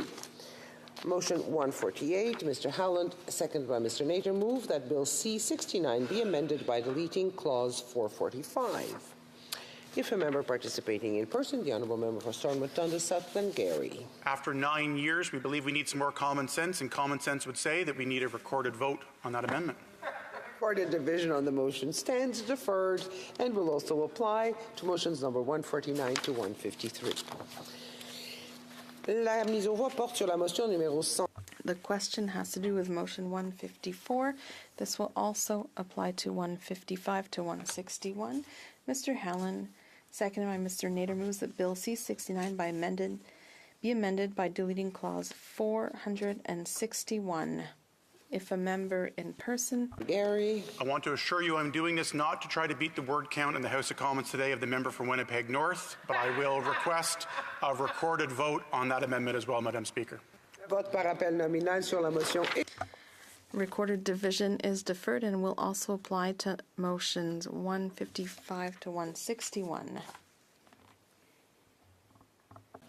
Pursuant to Standing Order 45, the recorded divisions stand further deferred until Tuesday, June 18, 2024, at the expiry of the time provided for oral questions. Questions and comments on Bill C-65. The Honourable Member for Stormont Dundas South Glengarry. Thank you, Madam Speaker. The member for Winnipeg North gave his speech and his comments on the government's proposed legislation C-65. I want to get one thing he forgot to mention was probably the most well-known parts of the bill that he has just spoken about for several minutes, and that was their attempt to change the election date, which we have affectionately called the NDP Liberal Pension Protection Act. It was the Liberal NDP agreement to change the election back by a week for some reason that just happened to give class of 2019 members of Parliament their pensions if they got defeated in the next election. Thankfully, after relentless pressure from Conservatives, the NDP heard from many, many Canadians. They thought that was an absolutely dreadful and shameful approach.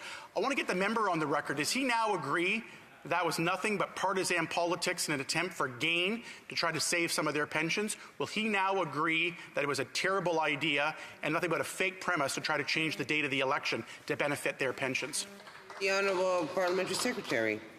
Well, Madam Speaker, I understand that the Conservative Reform Party is a little weak on math. There's actually more than double the number of opposition members that will actually benefit than Liberal members, Madam Speaker. And I can assure the member across the way that it had absolutely nothing to do with the legislation. And it's unfortunate that he didn't hear the comments from the minister directly. And I would ask the member to reflect on the fact that it is a minority government, which means that the will of the committee is ultimately what's going to prevail, and as the minister himself indicated, we will support the committee.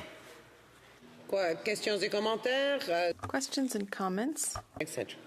Thank you, Madam Speaker. One of the things that I'm really concerned about is foreign interference. We've heard about this in the news, Madam Speaker. And the leader of the Conservative Party refuses to get the security clearance he needs to participate. I think at a time when there's many things that people are questioning about safety for elections, I wonder how the member across the way feels about the Conservatives' leaders' fear. It seems to be like a fear to get security clearance. Thank you, Madam Speaker. Honourable Parliamentary Secretary. Yes, Madam Speaker, I think it's a fair question. Why does the leader of the Conservative Party not want to get the security clearance to have the full unredacted briefing? It's a legitimate question. It's a great question. And I suspect, Madam Speaker, that the leader of the Conservative Party would rather play political games on the issue than to actually give justice to the issue at hand, Madam Speaker. And I find that unfortunate because, as one of my colleagues has pointed out, what is he hiding, Madam Speaker? You know, we know there is references, for example, to the Conservative leadership. I suspect that might be the leadership in which he actually ran in. Is there something that he is scared? What is the reason? The member has not, or the leader has not provided any explanation other than, I don't want to know. Questions and comments. The Honourable Member for Halifax West. Thank you very much, Madam Speaker. This legislation, amending the Canada Elections Act, is an important piece of legislation. In fact, it's critical because it seeks to improve access to electoral participation while also ensuring the continued integrity of our system. And it is one that has to go to committee to further be studied because it's essential to our democratic process. Can the member please elaborate on that and give us his reasoning and his opinion on that? The Honourable Parliamentary Secretary. Madam Speaker, there is many aspects of the legislation that will ultimately, I would argue, modernize. It deals, for example, with issues like cryptocurrency. Across the way, we have the king of cryptocurrency from Carleton, who ultimately knows the benefits of cryptocurrency, apparently. But we need to ensure that you don't have foreign actors investing through cryptocurrency to be able to donate to candidates or political entities during or outside of elections. I think that is a positive aspect of the legislation. It also deals with misinformation, and it also enhances the opportunity for people to vote. It makes a whole lot of sense to get behind this legislation, Madam Speaker. Honourable Member for Prince George, Peace River, Northern Rockies. Thank you, Madam Speaker. And I think a lot of Canadians watching out there weren't sure what this bill is actually referring to. But an article, I'll quote it very quickly, Canada soon to be governed by the Pension Coalition in Ottawa. This new law, C-65, proposes to move the election date, meaning 80 MPs will get vested in their pension. So let's just call the government we have in Ottawa what it really will be after this new law. Bill C-65 passes, the Pension Coalition. My question really is to the NDP and the Liberals. Are you still the Pension Coalition, yes or no? The Honourable Parliamentary Secretary. Well, Madam Speaker, that's a little bit weird. You know, there is no NDP Liberal Pension Coalition. You know, there is an NDP Liberal understanding that this is important legislation. And even though the Conservative Party opposes the legislation, there's a great deal of value in strengthening our election laws by seeing the legislation go to committee. So if there's a coalition, and I would even suggest that the Bloc also recognize the value of the legislation. And I would remind my friend opposite, Madam Speaker, in a minority government dealing with the issue that he wants to talk about, Madam Speaker, well, the minister has indicated he will abide by what it is that the committee proposes with respect to that, Madam Speaker, or any other ideas that will give strength to the legislation. That's why it's beyond me as to why it is the Conservative Reform Party today is not supporting this committee, this legislation going to committee. Questions and comments? The Honourable Member for New Westminster Burnaby. Thank you very much, Madam Speaker. Now, we lived under the Harper regime, of course, the Conservative attempts to ensure that people couldn't vote, using all kinds of subterfuge, disinformation, trying to attack Indigenous peoples, youth, people who are poor in our communities across the country. The Harper regime was absolutely terrible in trying to reduce the number of Canadians voting, and we saw all of the techniques that they used to try to do that. Now, the Republicans in the United States are doing the same thing. They're disenfranchising racialized people. The attempt by the Conservatives and by the Republicans is to have fewer people voting so they can better control the rest of the population. I wanted to ask my colleague this. Is that why the Conservatives are opposing this legislation that broadens the vote, that makes it easier for Canadians to exercise that fundamental democratic freedom of voting for the government that they choose? Is that why Conservatives are so incredibly opposed to broadening the franchise and letting every Canadian vote? The Honourable Parliamentary Secretary. Yes, Madam Speaker, there is a great deal of merit to the argument that the member has just put forward. I would add to it by reflecting in terms of, remember we have the voting identification card?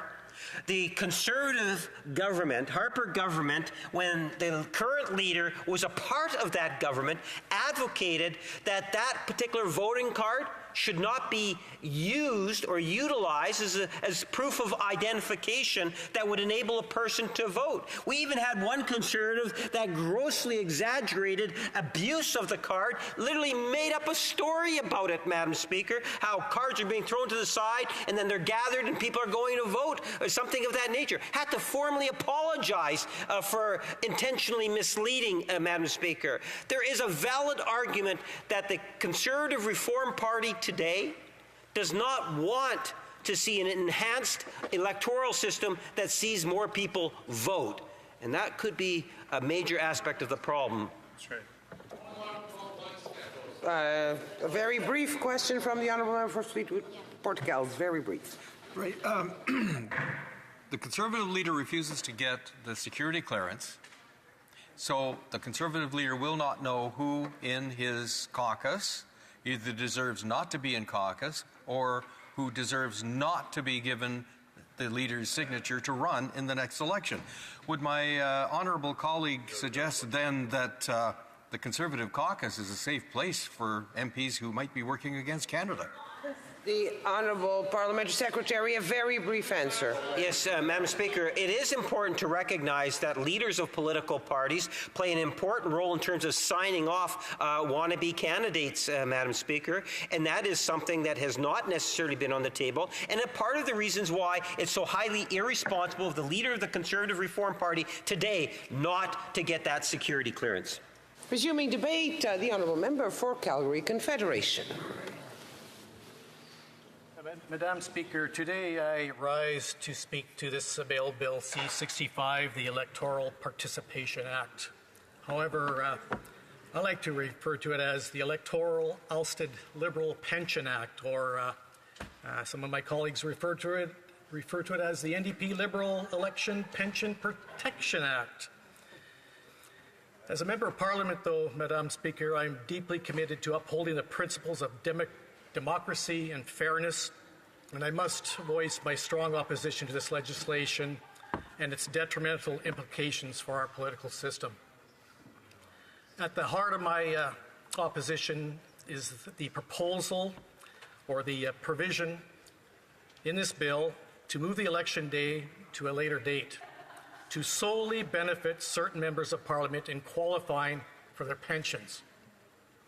Literally, this bill is a cynical attempt by the Liberal government to move the election day from October 20th to October 27th next year, which would then result in 80 MPs getting a pension or qualify for a pension because they will have reached the required 6 years of service.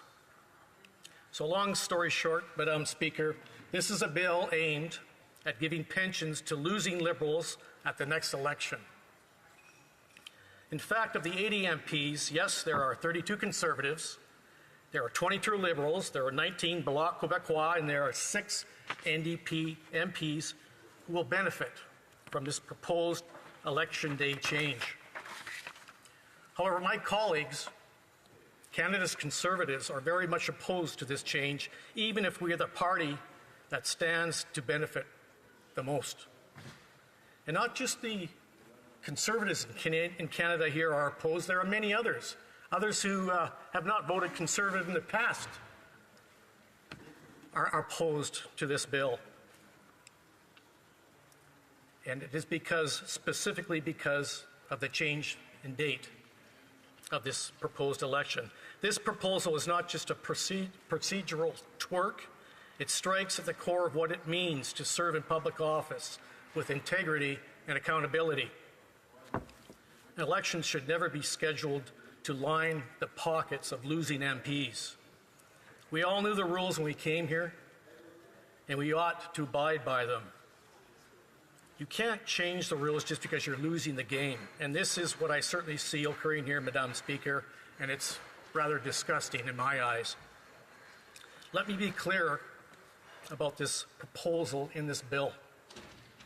By shifting the election date, this Liberal government is manipulating the electoral process to serve the interests of a select few MPs that are nearing their forced retirement. This undermines the democratic foundation upon which our country stands, and it reflects poorly on the House, this House as a whole. It has never been okay to change the rules for personal benefit, and I even question if those 80 MPs who stand to benefit are in conflict of interest when it comes time to vote on this bill. And perhaps they shouldn't be voting on this bill, Madam Speaker. Perhaps maybe they shouldn't even be speaking on this bill. That is a food for thought for you, Madam Speaker, and food for thought for perhaps maybe the Ethics Commissioner. If the motivation to move to the final election day is actually motivated by an intent to avoid provincial elections or cultural holidays, then the Liberal government should look at moving it up instead. Make it happen sooner so that it does not look so cynical in the eyes of the taxpayer. In fact, we here on the Conservative side, Madam Speaker of the House, we would love and would be happy to move it perhaps up a year or even this summer. Let's have it during the Stampede. Wouldn't that be a celebration at the Stampede, winning an election? Most Canadians are ready to cast their ballot now, Madam Speaker, and not drag it on for another year and a half. Well, enough on that, Madam Speaker. With respect to existing legislation and the other additional measures proposed in this bill, Canadians are offered significant alternative ways and days to vote in general elections, and I'm talking about advanced polls, perhaps. That is an alternative, absolutely. Advanced polls, they are in existence. They are held on the 10th, the 9th, and the 8th, and the 7th days before an election day.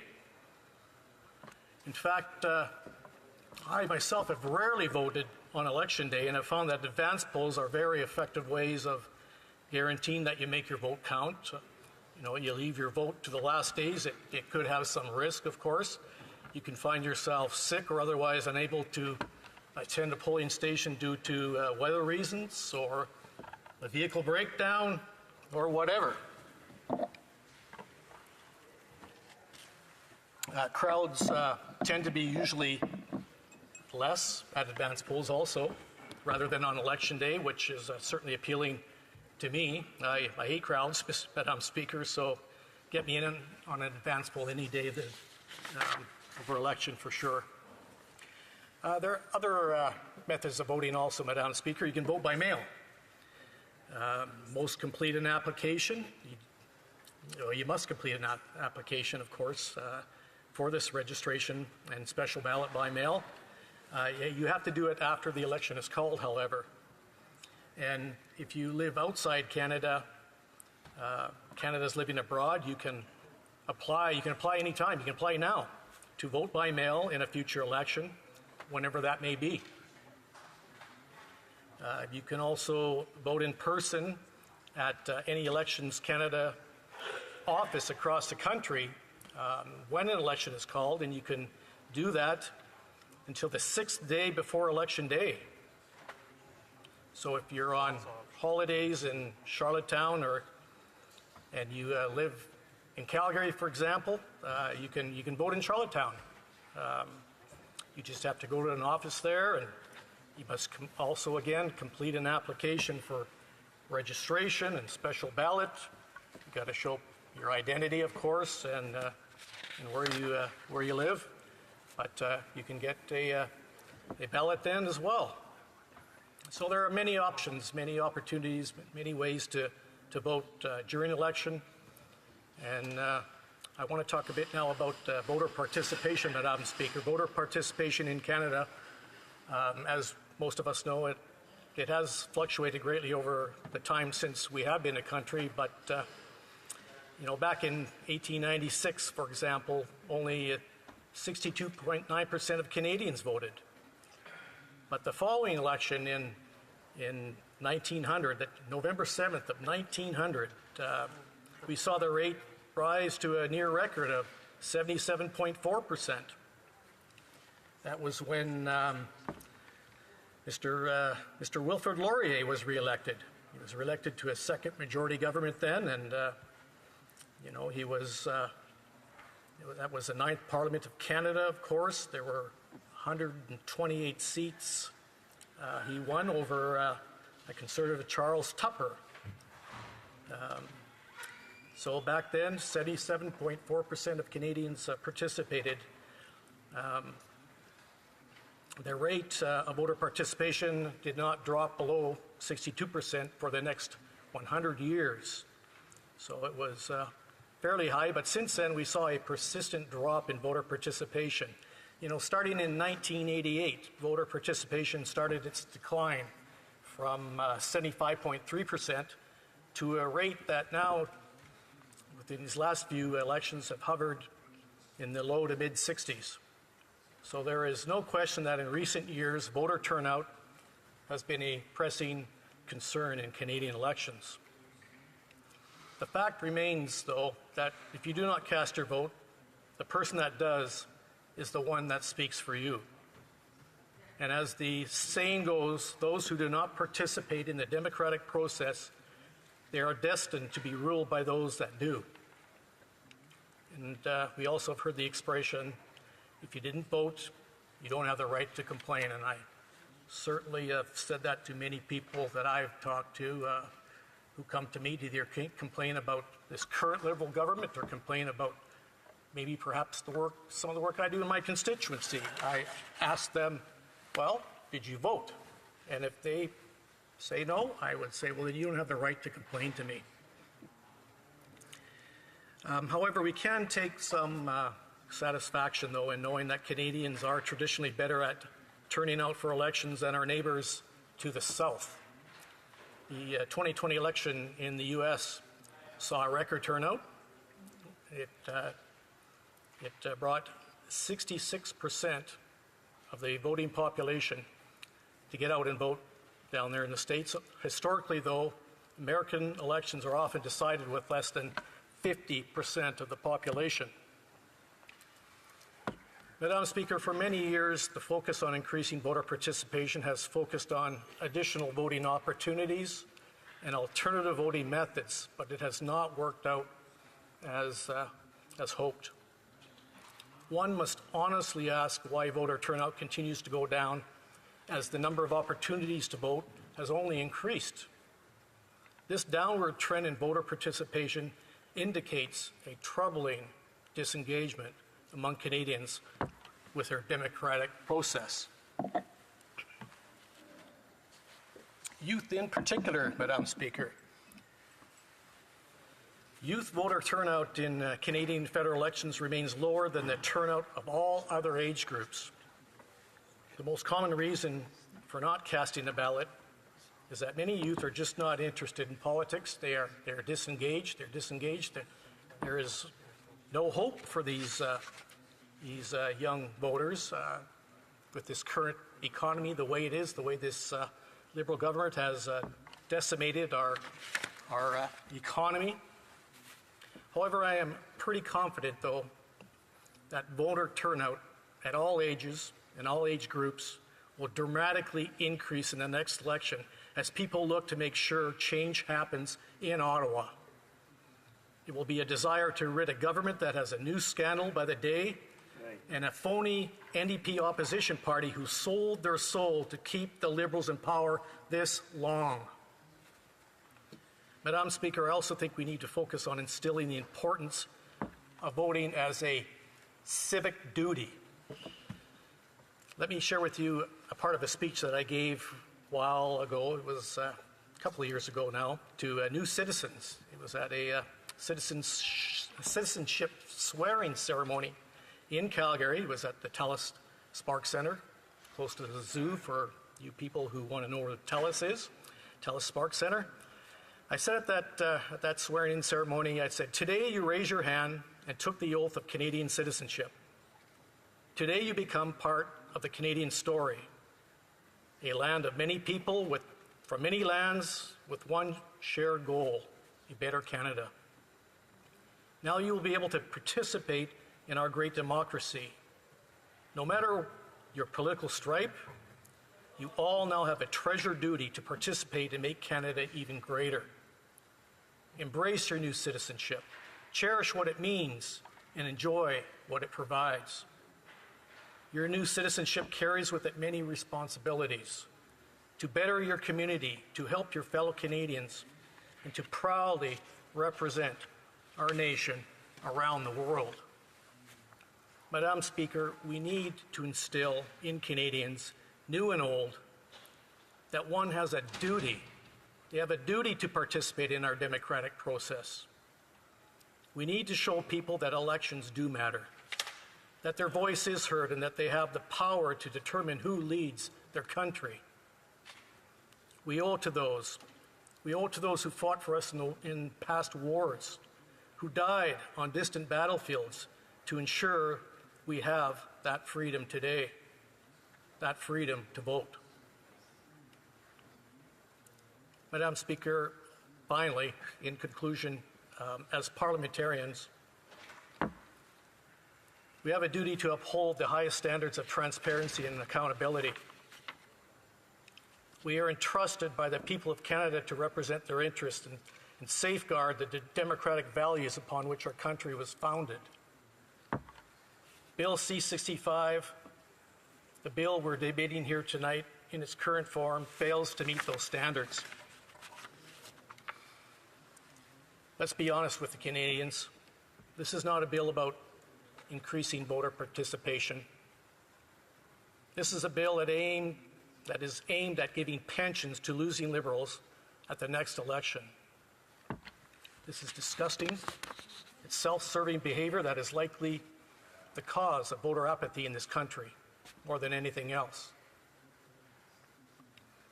This bill prioritizes short-term gains for a handful of MPs over their long-term health of our democracy and the trust of our citizens. So I call upon my fellow colleagues across party lines to join me in opposing this bill C-65. We need to stand together in defense of democratic principles and the rights of all Canadians. So let's send a message, a resounding message, that we are committed to a political system that values integrity, fairness, and above all else, the public trust. Thank you, Madam Speaker. Questions and comments. The Honourable Member for Fleetwood Park Hills. Oh, thank you, Madam Speaker, and I appreciate the passion in my colleague's speech. But are we at risk of throwing the baby out with the bathwater? The one issue, the pensions, sure, I understand. Yeah, I've had my own, correspondence on that. But we're talking about sending something to committee. where the committee will have the opportunity to take out the things that the majority in the committee disagree with. Does the member have faith in the committee system that the committee would actually return a bill to Parliament in the form that Canadians would accept? Honourable Member for Calgary Confederation. I'd like to thank the honourable member for your question. And yes, I would absolutely hope that if this bill goes to committee, which I absolutely expect it to do because of the support of both the Liberal and the NDP caucuses, that when this bill gets to committee, Madam Speaker, it has to be amended. It has to eliminate that opportunity for these losing Liberals and losing NDP members to get that pension because of the date changes. That has to change. If it doesn't change, they're going to hear from it. They're going to hear from their constituents. They're going to hear from it come election day, whenever that date will be. They're hearing from it now. I can't imagine, Madam Speaker, that this honourable member does not hear it right now from his constituents. I hear it all the time, not only from my Conservative supporters, but I hear it from the NDP, people who support the NDP, the people who support the Liberals. They say, if this passes, I will vote for you for the first time. The honourable member. Thank you, Madam Speaker. I'd like to thank my colleague for his well-thought-out speech. I liked it when he noted that we should perhaps forbid MPs from voting to push back elections date because it could lead to a conflict of interest. That's what I care about with this bill. For some wild reason, the government is pushing back the election date, despite the fact that they could have moved it forward or people could vote in the advance polls.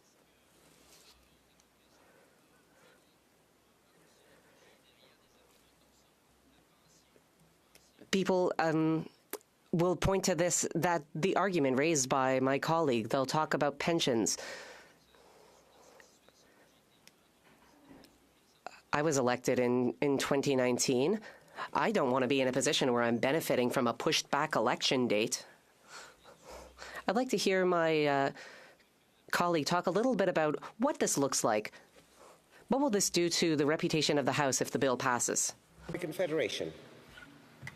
Well, I'd like to thank the honourable member for that question as well, Madam Speaker. He brought up the point of conflict of interest that I brought up in my speech. And I absolutely believe that these individuals who were elected in 2019, who are the ones who are going to benefit from this change of date with pensions that they will be provided, that they not be able to vote in this House on this bill, that they not be able to speak in this House on this bill, that they are not able to even ask questions about this bill if there is any conflict of interest, and I see it with these members. I think they have a right to say, I will not speak on this bill, I will not vote on this bill because there is definite conflict of interest. And if they don't, then shame on them. The honourable member for West Okanagan, South Kootenay. South Okanagan, West Kootenay. I'd like to thank the member from Calgary, my colleague, for his speech. I have a lot of respect for him, and I know he didn't really mean it when he said I'd sold my soul. But he also went on, passing this misinformation that the NDP is somehow in favor of this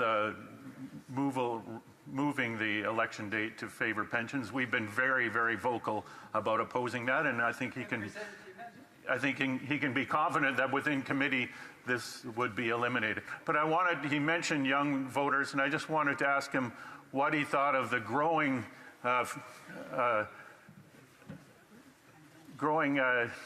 feeling around various countries in the world about allowing the voting age to go down to 16 so that young people will really have a reason to vote, to engage those students while they're in school. And when I go to schools and I talk to young people, they are engaged, they are intelligent, and very much concerned about their future. These are the people that we are voting on matters that will affect them. They're not going to affect most of us.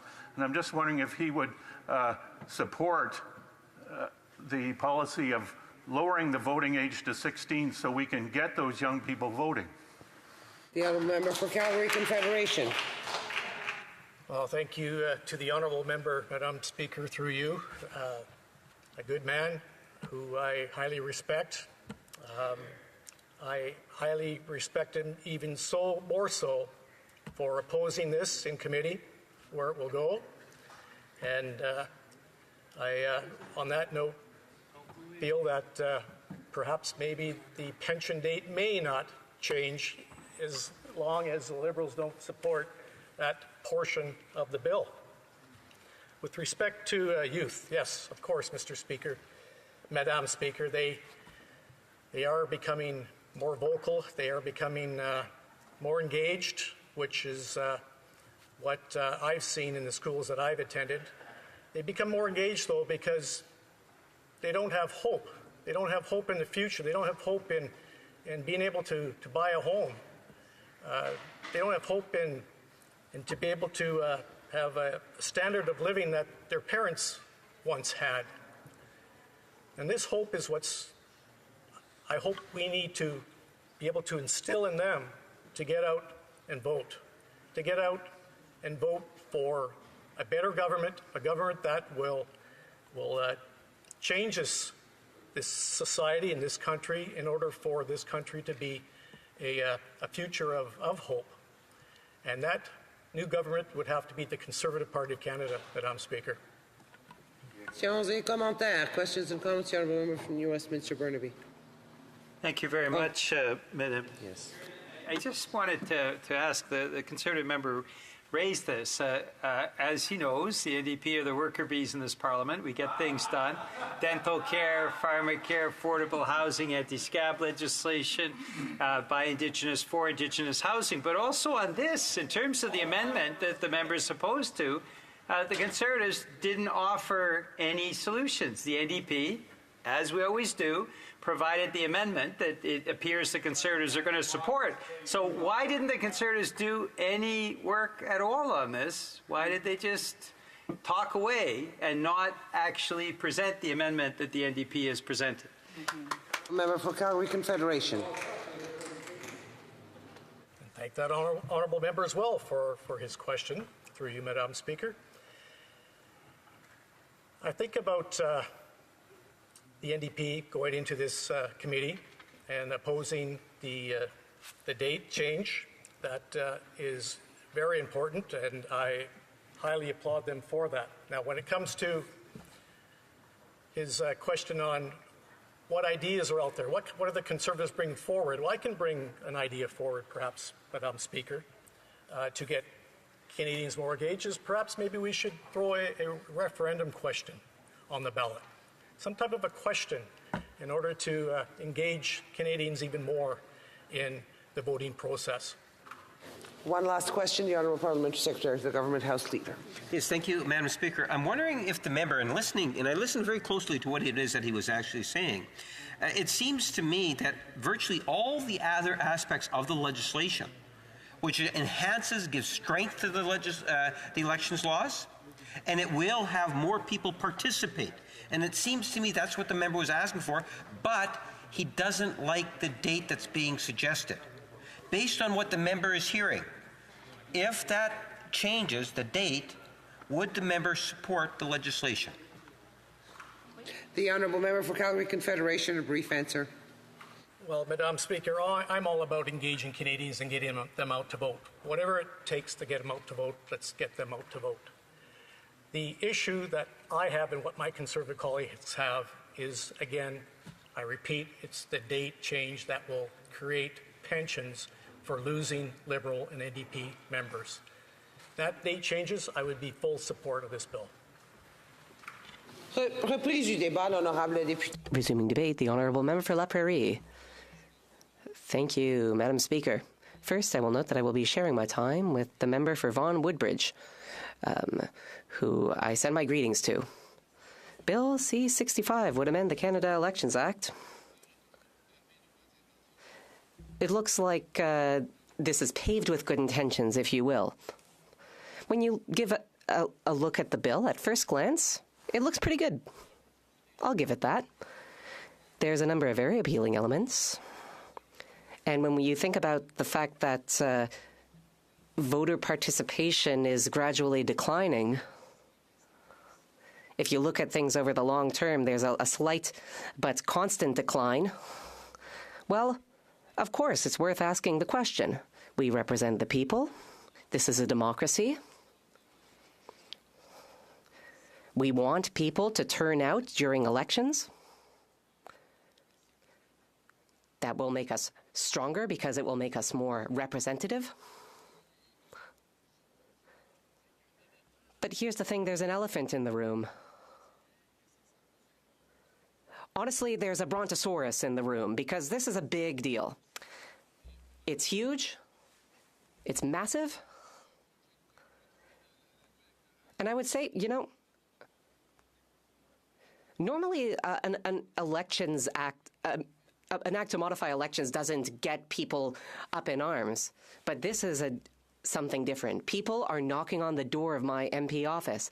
When I walk through the streets of my riding, I mean, not always, but from time to time, people come up to me and they say this bill is horrendous. Why? Because this is what's in the bill. It says, elections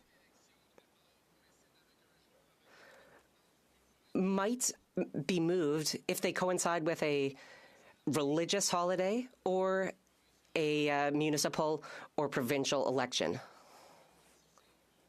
Of course, when you're in the middle of a provincial or a municipal election, it can be difficult for people to follow two elections at once.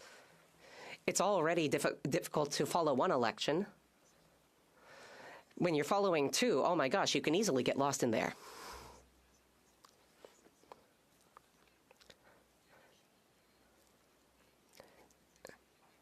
At one point, before I entered politics,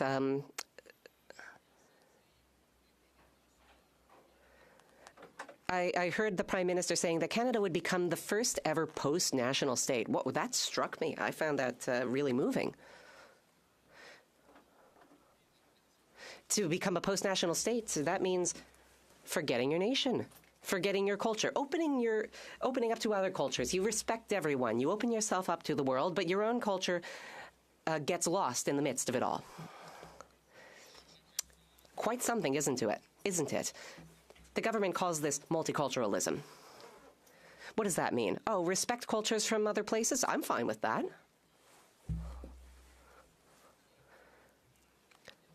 So respect cultures and religions from other places in the world. That's fine. But there's all sorts of cultures around the world. You may have traveled, Madam Speaker.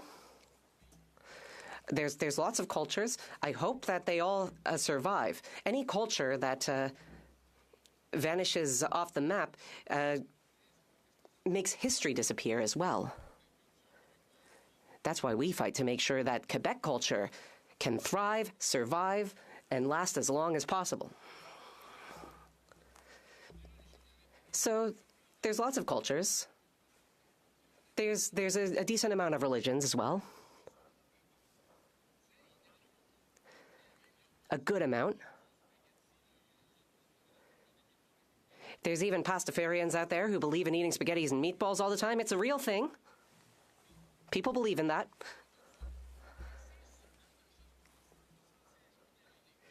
But there's only 365 days in a year. So if we really apply the government's rules, we might never have elections because there will be some cultural or religious festivity going on every single day of the year. So I don't think that's a very good idea in the first place. It turns out October 20th, 2025 will be Diwali. I didn't know that. I'd never heard of Diwali before, but I've done my research. Turns out it's the Festival of Lights.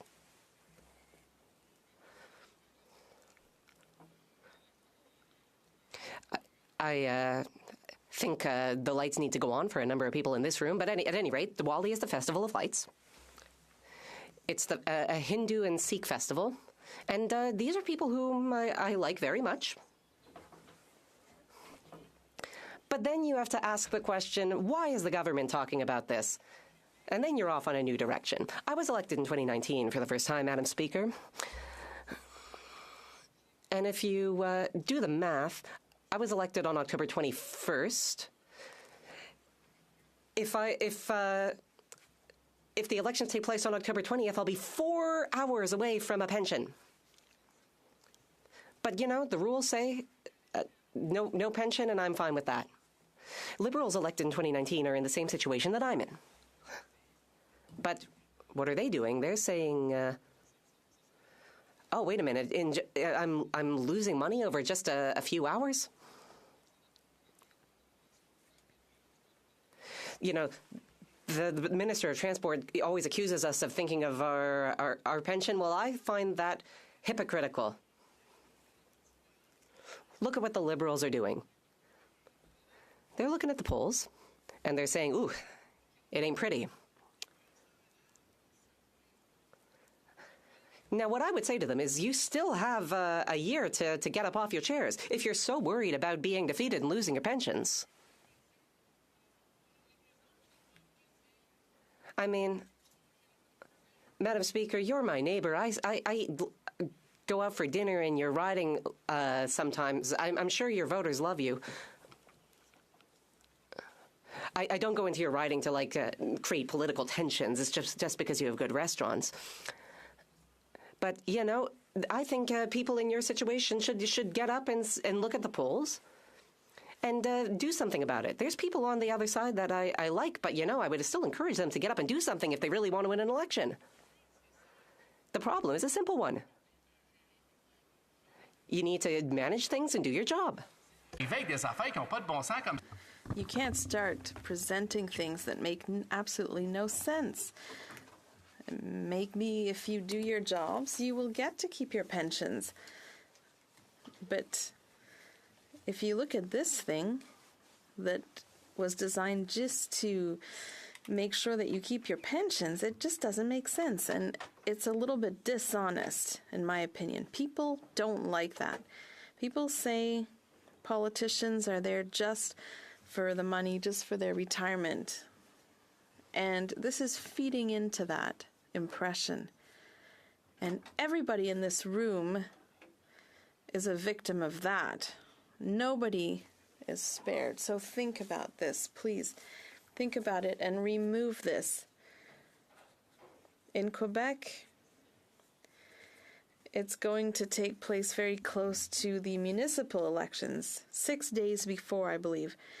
It's difficult to get people to come out and vote for municipal elections.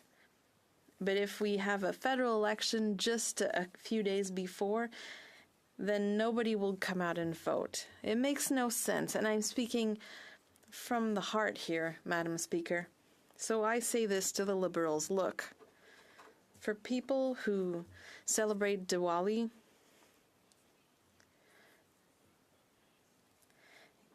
you can say, I respect you. And it's true, we have to celebrate it. Well, celebrate it on the 20th and go vote early. We're adding 2 days, 6 days. Do you get it, Madam Speaker? There's 6 days for early voting for people who want to celebrate Diwali on Election Day.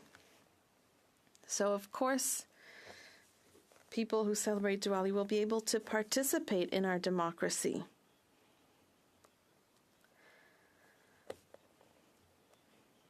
I haven't spent a lot of time doing my research on this, but I believe there's a Jewish holiday that falls around those same dates, and so voting early would be an option for them too.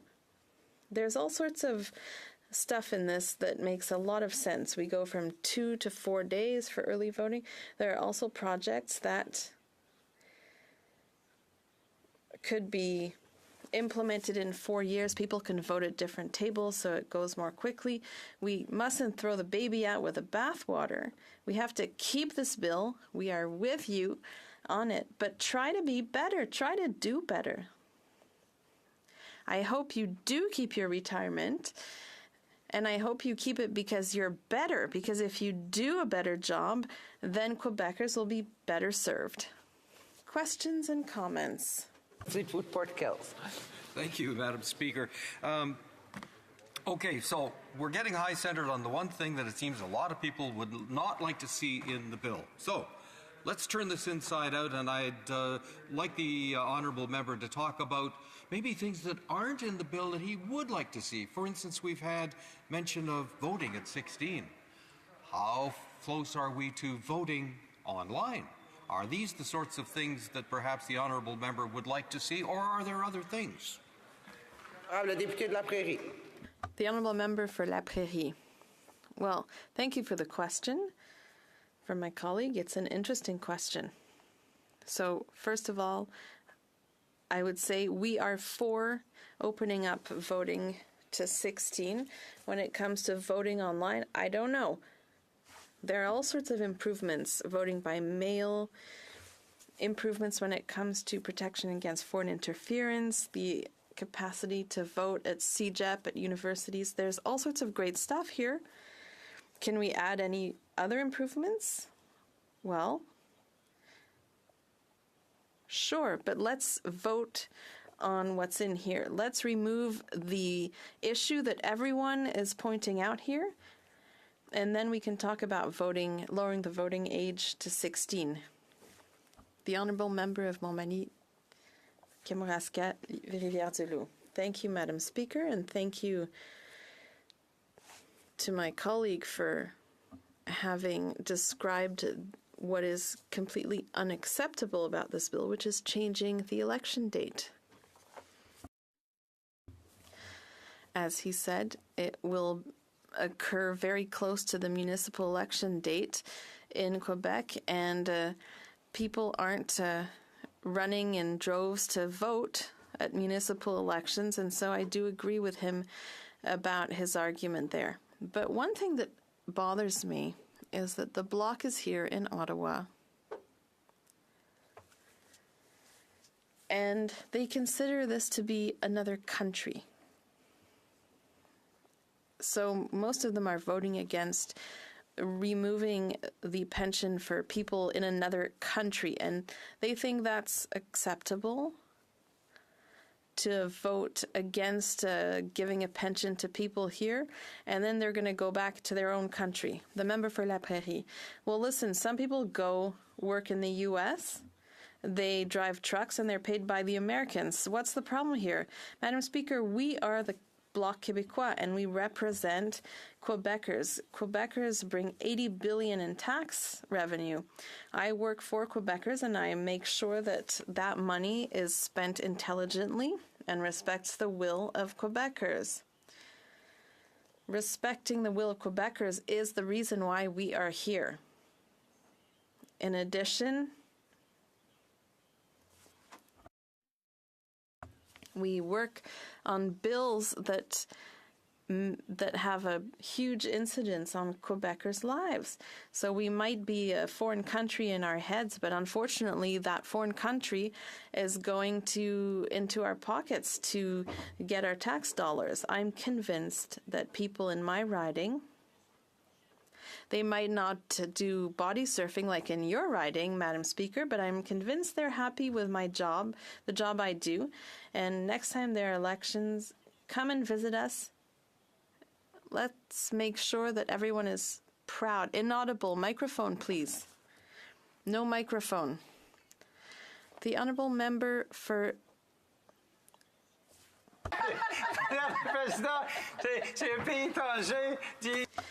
Thank you, Madam Speaker. I really do enjoy listening to my colleague, but 700,000 Quebecers elected to take on dental care from this foreign country. 700,000 Quebecers have joined the program in the first few weeks, and it's going to have make a huge difference in their health. So the real question here is whether my colleague agrees with the NDP amendment. The Honourable Member for La Prairie in 10 seconds. Madam Speaker, please. Dental health, what did the NDP really do? We already have dental health care in Quebec, and so we have to pay even more. Resuming debate. Resuming debate. Our poor interpreters have had enough. Vaughan Woodbridge.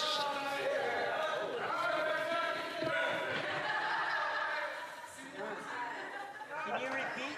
No translation. Merci, Madame la Présidente. Thank you, Madam Speaker. On the other side in the corner there. And I'll let the two MPs continue the conversation outside the House, Madame la Présidente.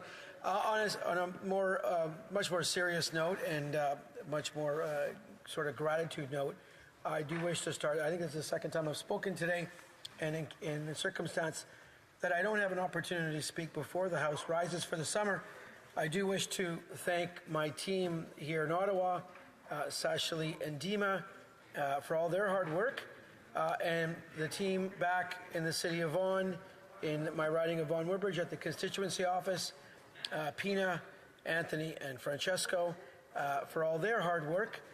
They're the ones, as we all know, our staff are the ones that do a lot of the heavy lifting for us and keep us, of course, going strong and everything to the extent, and to the family back home, my kids and wife, and all the folks that believe in me and that encourage me to do better and be better.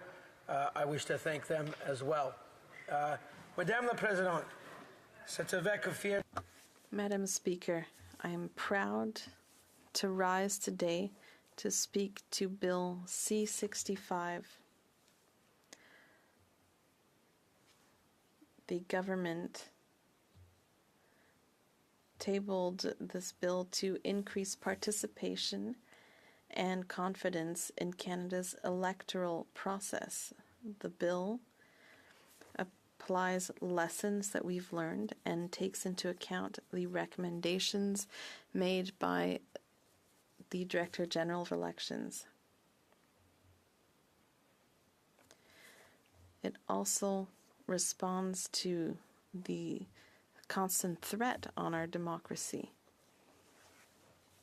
Although C-65 contains many proposals that are very important, I would like to talk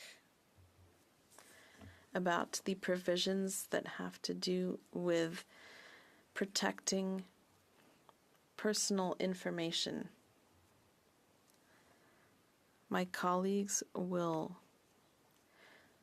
recognize that communication between parties and electors is essential for a healthy democracy, but personal information is very important to this communication. It allows parties to communicate with citizens, understand their points of view and their priorities. In return, these communications can allow citizens to make informed choices about who they want representing them in Parliament. Unfortunately, we know that sometimes bad actors can attempt to access this personal information.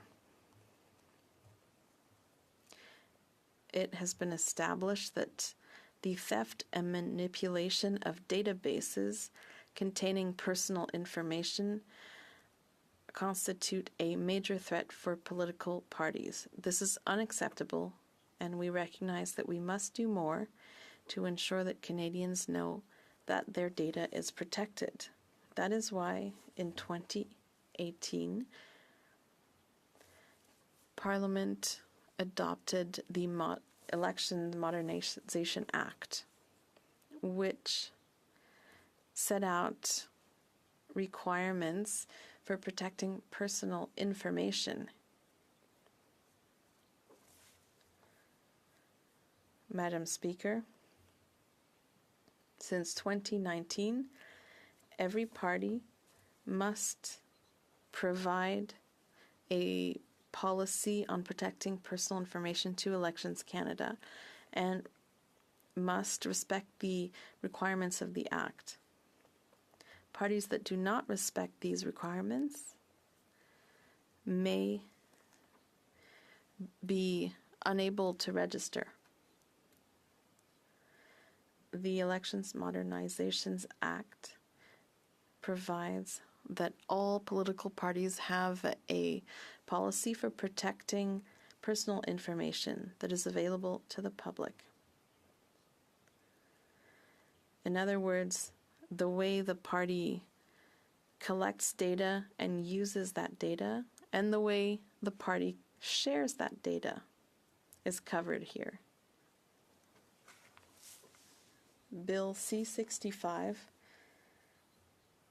will strengthen these requirements.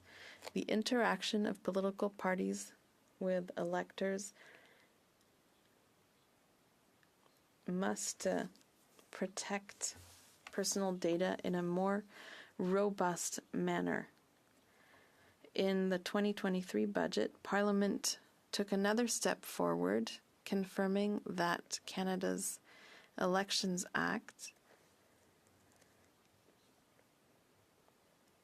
that covers the collection, conservation, disclosure, and destruction of personal information.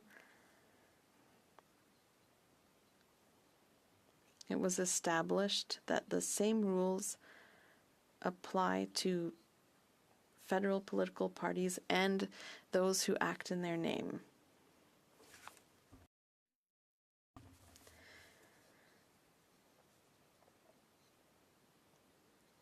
That was the fundamental objective of political parties. That manage personal information so that people can participate in elections. But we know that it is always possible to do more. That is why the government is proposing that we strengthen protections. This will allow us to strengthen transparency, accountability, and conformity. Madam Speaker, all of these principles will allow better transparency. Every party will have its own policy for protecting personal information, which must be drafted in clear language in English and in French. The protocol must be more concrete for Canadians. Every party must use examples to show how they will collect, use, disclose, and eliminate personal information. Every policy must specify which type of personal information the party will collect, but also the type of personal information that it might conserve, disclose, or eliminate. Transparency is very important, but it is not enough. There needs to be protection measures. The protection policy states that this information must be protected. It must be conserved in secure spaces and must also be protected at various levels.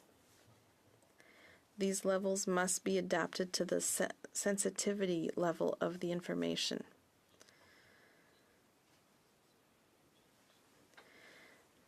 Parties will also have to show that any service provider that manipulates this information has protection measures in place. This is a very important change. The policies will also have to state that personal information cannot be sold.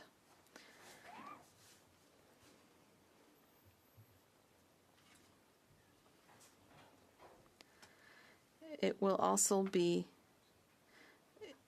essential to explain why the party is collecting personal information. C-65 will also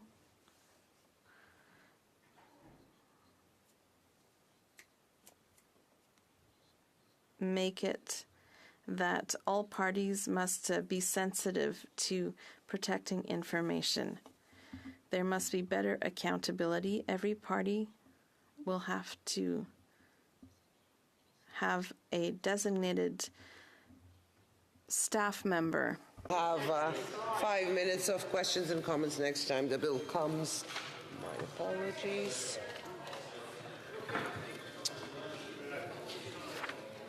Order. In accordance with Standing Order 38, a motion to adjourn the House is deemed to have been made and seconded at this time. The question is that this House do now adjourn. The Honourable Member for Sherwood Park, Fort Saskatchewan. $2,600, Madam Speaker. $2,600 was, according to his testimony, the hourly rate earned by one Christian Firth on the ArriveCan app, what many people are calling the Arrive Scam scandal. Simple question that I asked to the minister and didn't get a response. Does he think that $2,600 an hour was a reasonable rate? So I'm back in the House at midnight, Madam Speaker, to ask the same question again. Christian Firth, with his partner at a two-person company, worked out of their basement. They got this massive contract to build the ArriveCan app. And they didn't do any work on the app. They simply received the contract and subcontracted. And for their pains of getting the contract and then going on LinkedIn to find people, people who actually did IT work and could actually build an app, for finding those people on LinkedIn, the company GC Strategies, Christian Firth, got $2,600 an hour. This is at a time when many Canadians are struggling and Canadians are paying higher taxes than ever before. This government is showing such disdain for their money that they are giving money to these well-connected insider friends of the government to simply receive contracts and subcontract. Again, at a rate of $2,600 an hour, according to Christian Firth's testimony. And based on some of the surrounding numbers, I would say that's actually a fairly conservative estimate. Conservative not in the good sense, but a conservative estimate, $2,600 per hour. So, Madam Speaker, I'm repeating the question several times because I want to make sure the Parliamentary Secretary is without excuse, that he will in fact stand up and answer the question that has been asked, the question that the Minister declined to answer. This is the question. $2,600 per hour was the rate, according to his own testimony, that Christian Firth earned on the ArriveCan app. Not for building the app, not for designing the app, but simply for going on LinkedIn and finding other people to build the app, something that the public service could have likely done themselves. Does the Parliamentary Secretary believe that $2,600 per hour was a reasonable rate for Christian Firth to be earning? Again, he is without excuse. I have asked the question several times. Does the Parliamentary Secretary believe that $2,600 per hour was a reasonable rate for Christian Firth to earn on the Arrive Scam app? Does he believe $2,600 was a reasonable rate? I await the Parliamentary Secretary's response to my question. The Honourable Parliamentary Secretary. Thank you, Madam Speaker, and I want to thank the member from Sherwood Park for their question, and I want to stress that this is an issue that we are not taking lightly. Let me first say that I'm very proud of the public service who worked so diligently to ensure that the government could deliver services and programs to Canadians during the pandemic. At the same time, it is clear that something went wrong with the procurement of professional services related to ArriveCan, and our government is extremely concerned about the issues that have come to light. I want the member to know that we have and are taking action to improve our procurement processes, and we are holding companies accountable for their misconduct while protecting federal expenditures. With regards to reports by the Auditor General and the Procurement Ombudsman, Public Services and Procurement Canada, or PSPC, as the central purchaser for the government, has already taken several steps to implement their recommendations and improve the processes. For several years now, the department has been making progress in its plan to modernize procurement, which has long been a priority. Madam Speaker, right now the government is firmly focused on improving and further strengthening processes, especially when it comes to IT procurement. We've been working for months to do just that. This includes strengthening guidance and training for those involved in the procurement process. PSPC has also improved evaluation requirements to ensure resources are properly qualified and is requiring increased transparency for suppliers around their price and their use of subcontractors. In addition, they are improving documentation when awarding contracts and issuing task authorizations. They're also clarifying work requirements and activities. Madam Speaker, and specifically which activities and which projects are worked on by contractors. In addition, PSPC is updating its guidance to help other departments and agencies in procuring responsibly when using our procurement instruments under their own authorities. We know that fundamentally improving IT procurement requires us to ensure those processes are clear and transparent and that the roles, responsibilities, and rules are understood and respected and adhered to.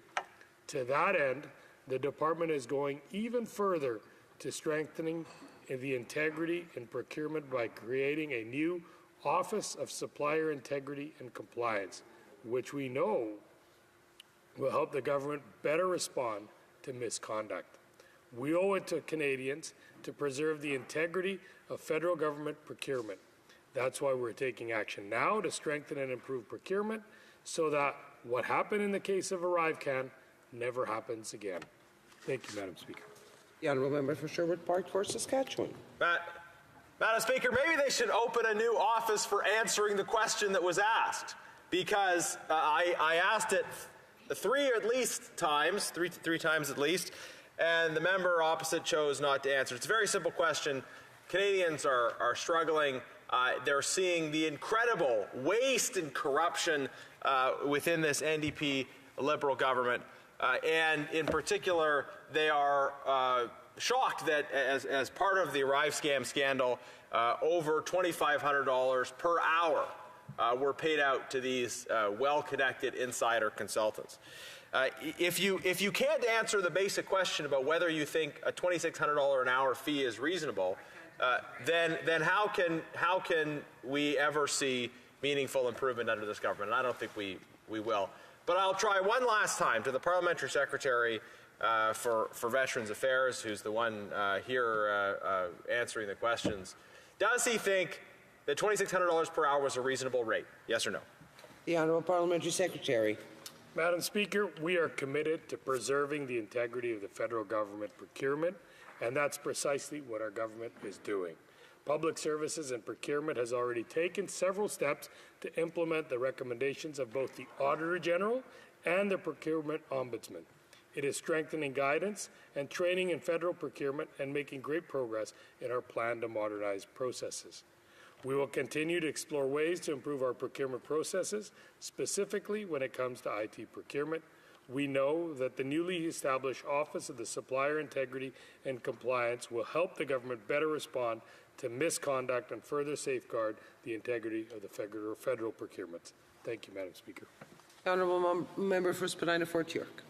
Thank you, Madam Speaker. On June 7th, I informed an oblivious government that Canadians will never get over nor accept a betrayal of their country's democracy by traitors who willingly sell themselves out for political and financial gain. Madam Speaker, instead of continuing a policy of denial, the Liberal government should cease resorting to any measure that could shield party colleagues who are on the payroll of foreign operators and who have willingly accepted various offers of foreign support to win party nominations and obtain electoral victory.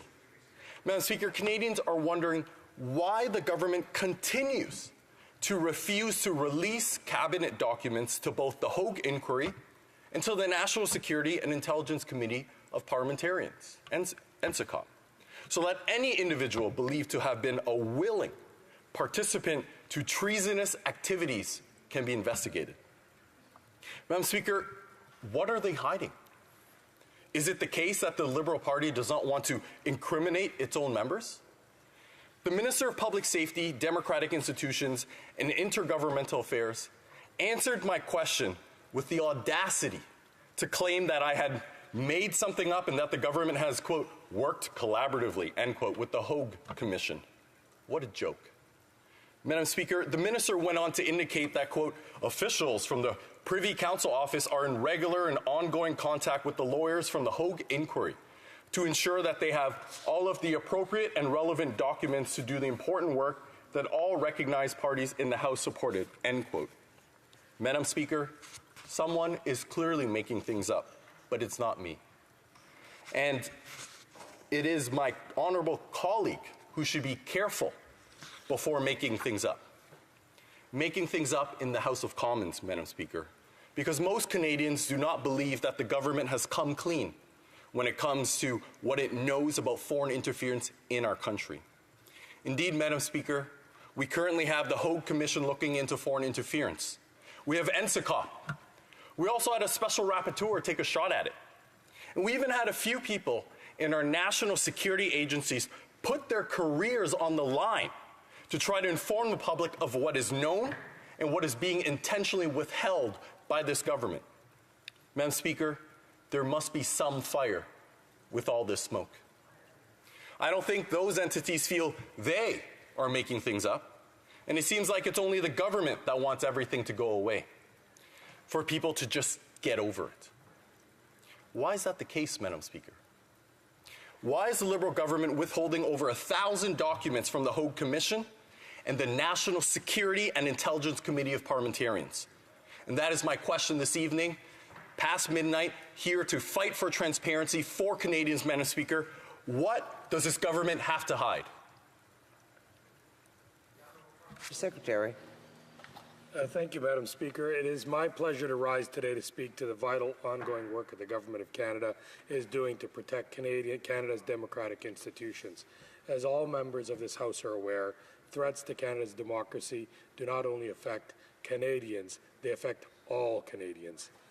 That is why the enhancements to safeguard Canada's democratic systems and processes against foreign interference that are set out in Bill C-70 are supported across party lines. Indeed, the Government of Canada's ongoing work to protect Canada's electoral systems and democratic institutions includes efforts to maximize public transparency while protecting what and how government documents are shared. This is because the nature of some records and how they are intended to be used is fundamental to the functioning of our democratic system of government. I'd like to take this opportunity to make it clear that what cabinet confidences are and why they are treated so carefully by the government so that any misunderstanding along these lines can be put to an end. Cabinet confidences are documents that are prepared for members of Cabinet. They include memoranda to Cabinet, discussion papers, records of Cabinet deliberations, records of communications between ministers, records to brief ministers, and draft legislation. The Canadian government is, and has been since Confederation, a Westminster system of government. This means that the principle of keeping cabinet confidences secret is older than Canada itself. It originates from the United Kingdom's Westminster Parliament, which dates back many centuries. Cabinet confidences are central to how the Westminster system functions because of another foundational principle called cabinet collective responsibility. These principles complement each other as members of the cabinet consider all material at their disposal and deliberate and even disagree freely around the cabinet table. Once the deliberations are finished, cabinet makes a collective decision and all members are responsible for it. The secrecy of these deliberations and of the materials that are used to make cabinet decisions is therefore paramount to the system functioning as designed. This has been long understood by successive Canadian governments who have upheld the principle of cabinet confidences. In addition to the government, the Supreme Court of Canada has recognized that cabinet confidentiality is essential to good government. Protecting Canada's democracy also means protecting our democratic institutions and ensuring that they can function as intended. Protecting cabinet confidences is also not a nefarious act, but rather a fulfillment of the Canada's government's duty to uphold the long-established principles of Canada's system of government. While fulfilling this duty, the Government of Canada continues to support the ongoing work of the public inquiry into foreign interference and has since the inquiry was established last year. The set of cabinet confidences specified in the terms of reference for the Commission have already been provided during the Commission's first phase of work. Those terms of references were developed and agreed by all recognized parties in the House. As it was done all along, the government will continue to provide thousands of classified documents to the Commission and will continue to make government witnesses available to answer the Commission's questions. The Government of Canada looks forward to the Commission's final report in December and will consider how its recommendations can further help to enhance Canada's measures against foreign interference in its electoral systems and democratic institutions. Thank you, Madam Speaker. Honourable Member for Spadina, Fort York. Madam Speaker, Canadians deserve to know the truth. Canadians deserve to know who is involved, who profited politically and or financially, and how they will be brought to justice for their actions, just as much as those who have conducted foreign interference operations in our country. Why, Madam Speaker, is there such a reluctance by the government to provide Canadians with evidence of foreign interference? Why is it that when the Prime Minister went on CBC earlier today, when he was asked if there are any Liberal MPs on that NCCOP list who had betrayed Canada, he stammered and could not answer for over 10 seconds? What is the basis for that? And is the Liberal Party afraid of where it will end if they release the names? Secretary. Madam Speaker, the Government of Canada continues to support the important work of the public inquiry into foreign interference and has done since the inquiry was established last year. The government continues to provide thousands of classified documents and to make government witnesses available to meet with the Commission to answer its questions. And while supporting the Commission's work, the government will also continue its ongoing work to protect Canada's democratic institutions. Protecting Canada's democracy is not a partisan activity. It requires constant vigilance and ongoing effort to meet the ever-changing threats to our democratic systems and processes. The Government of Canada takes this duty seriously and welcomes the efforts of all parliamentarians who are committed to this important work. Thank you, Madam Speaker.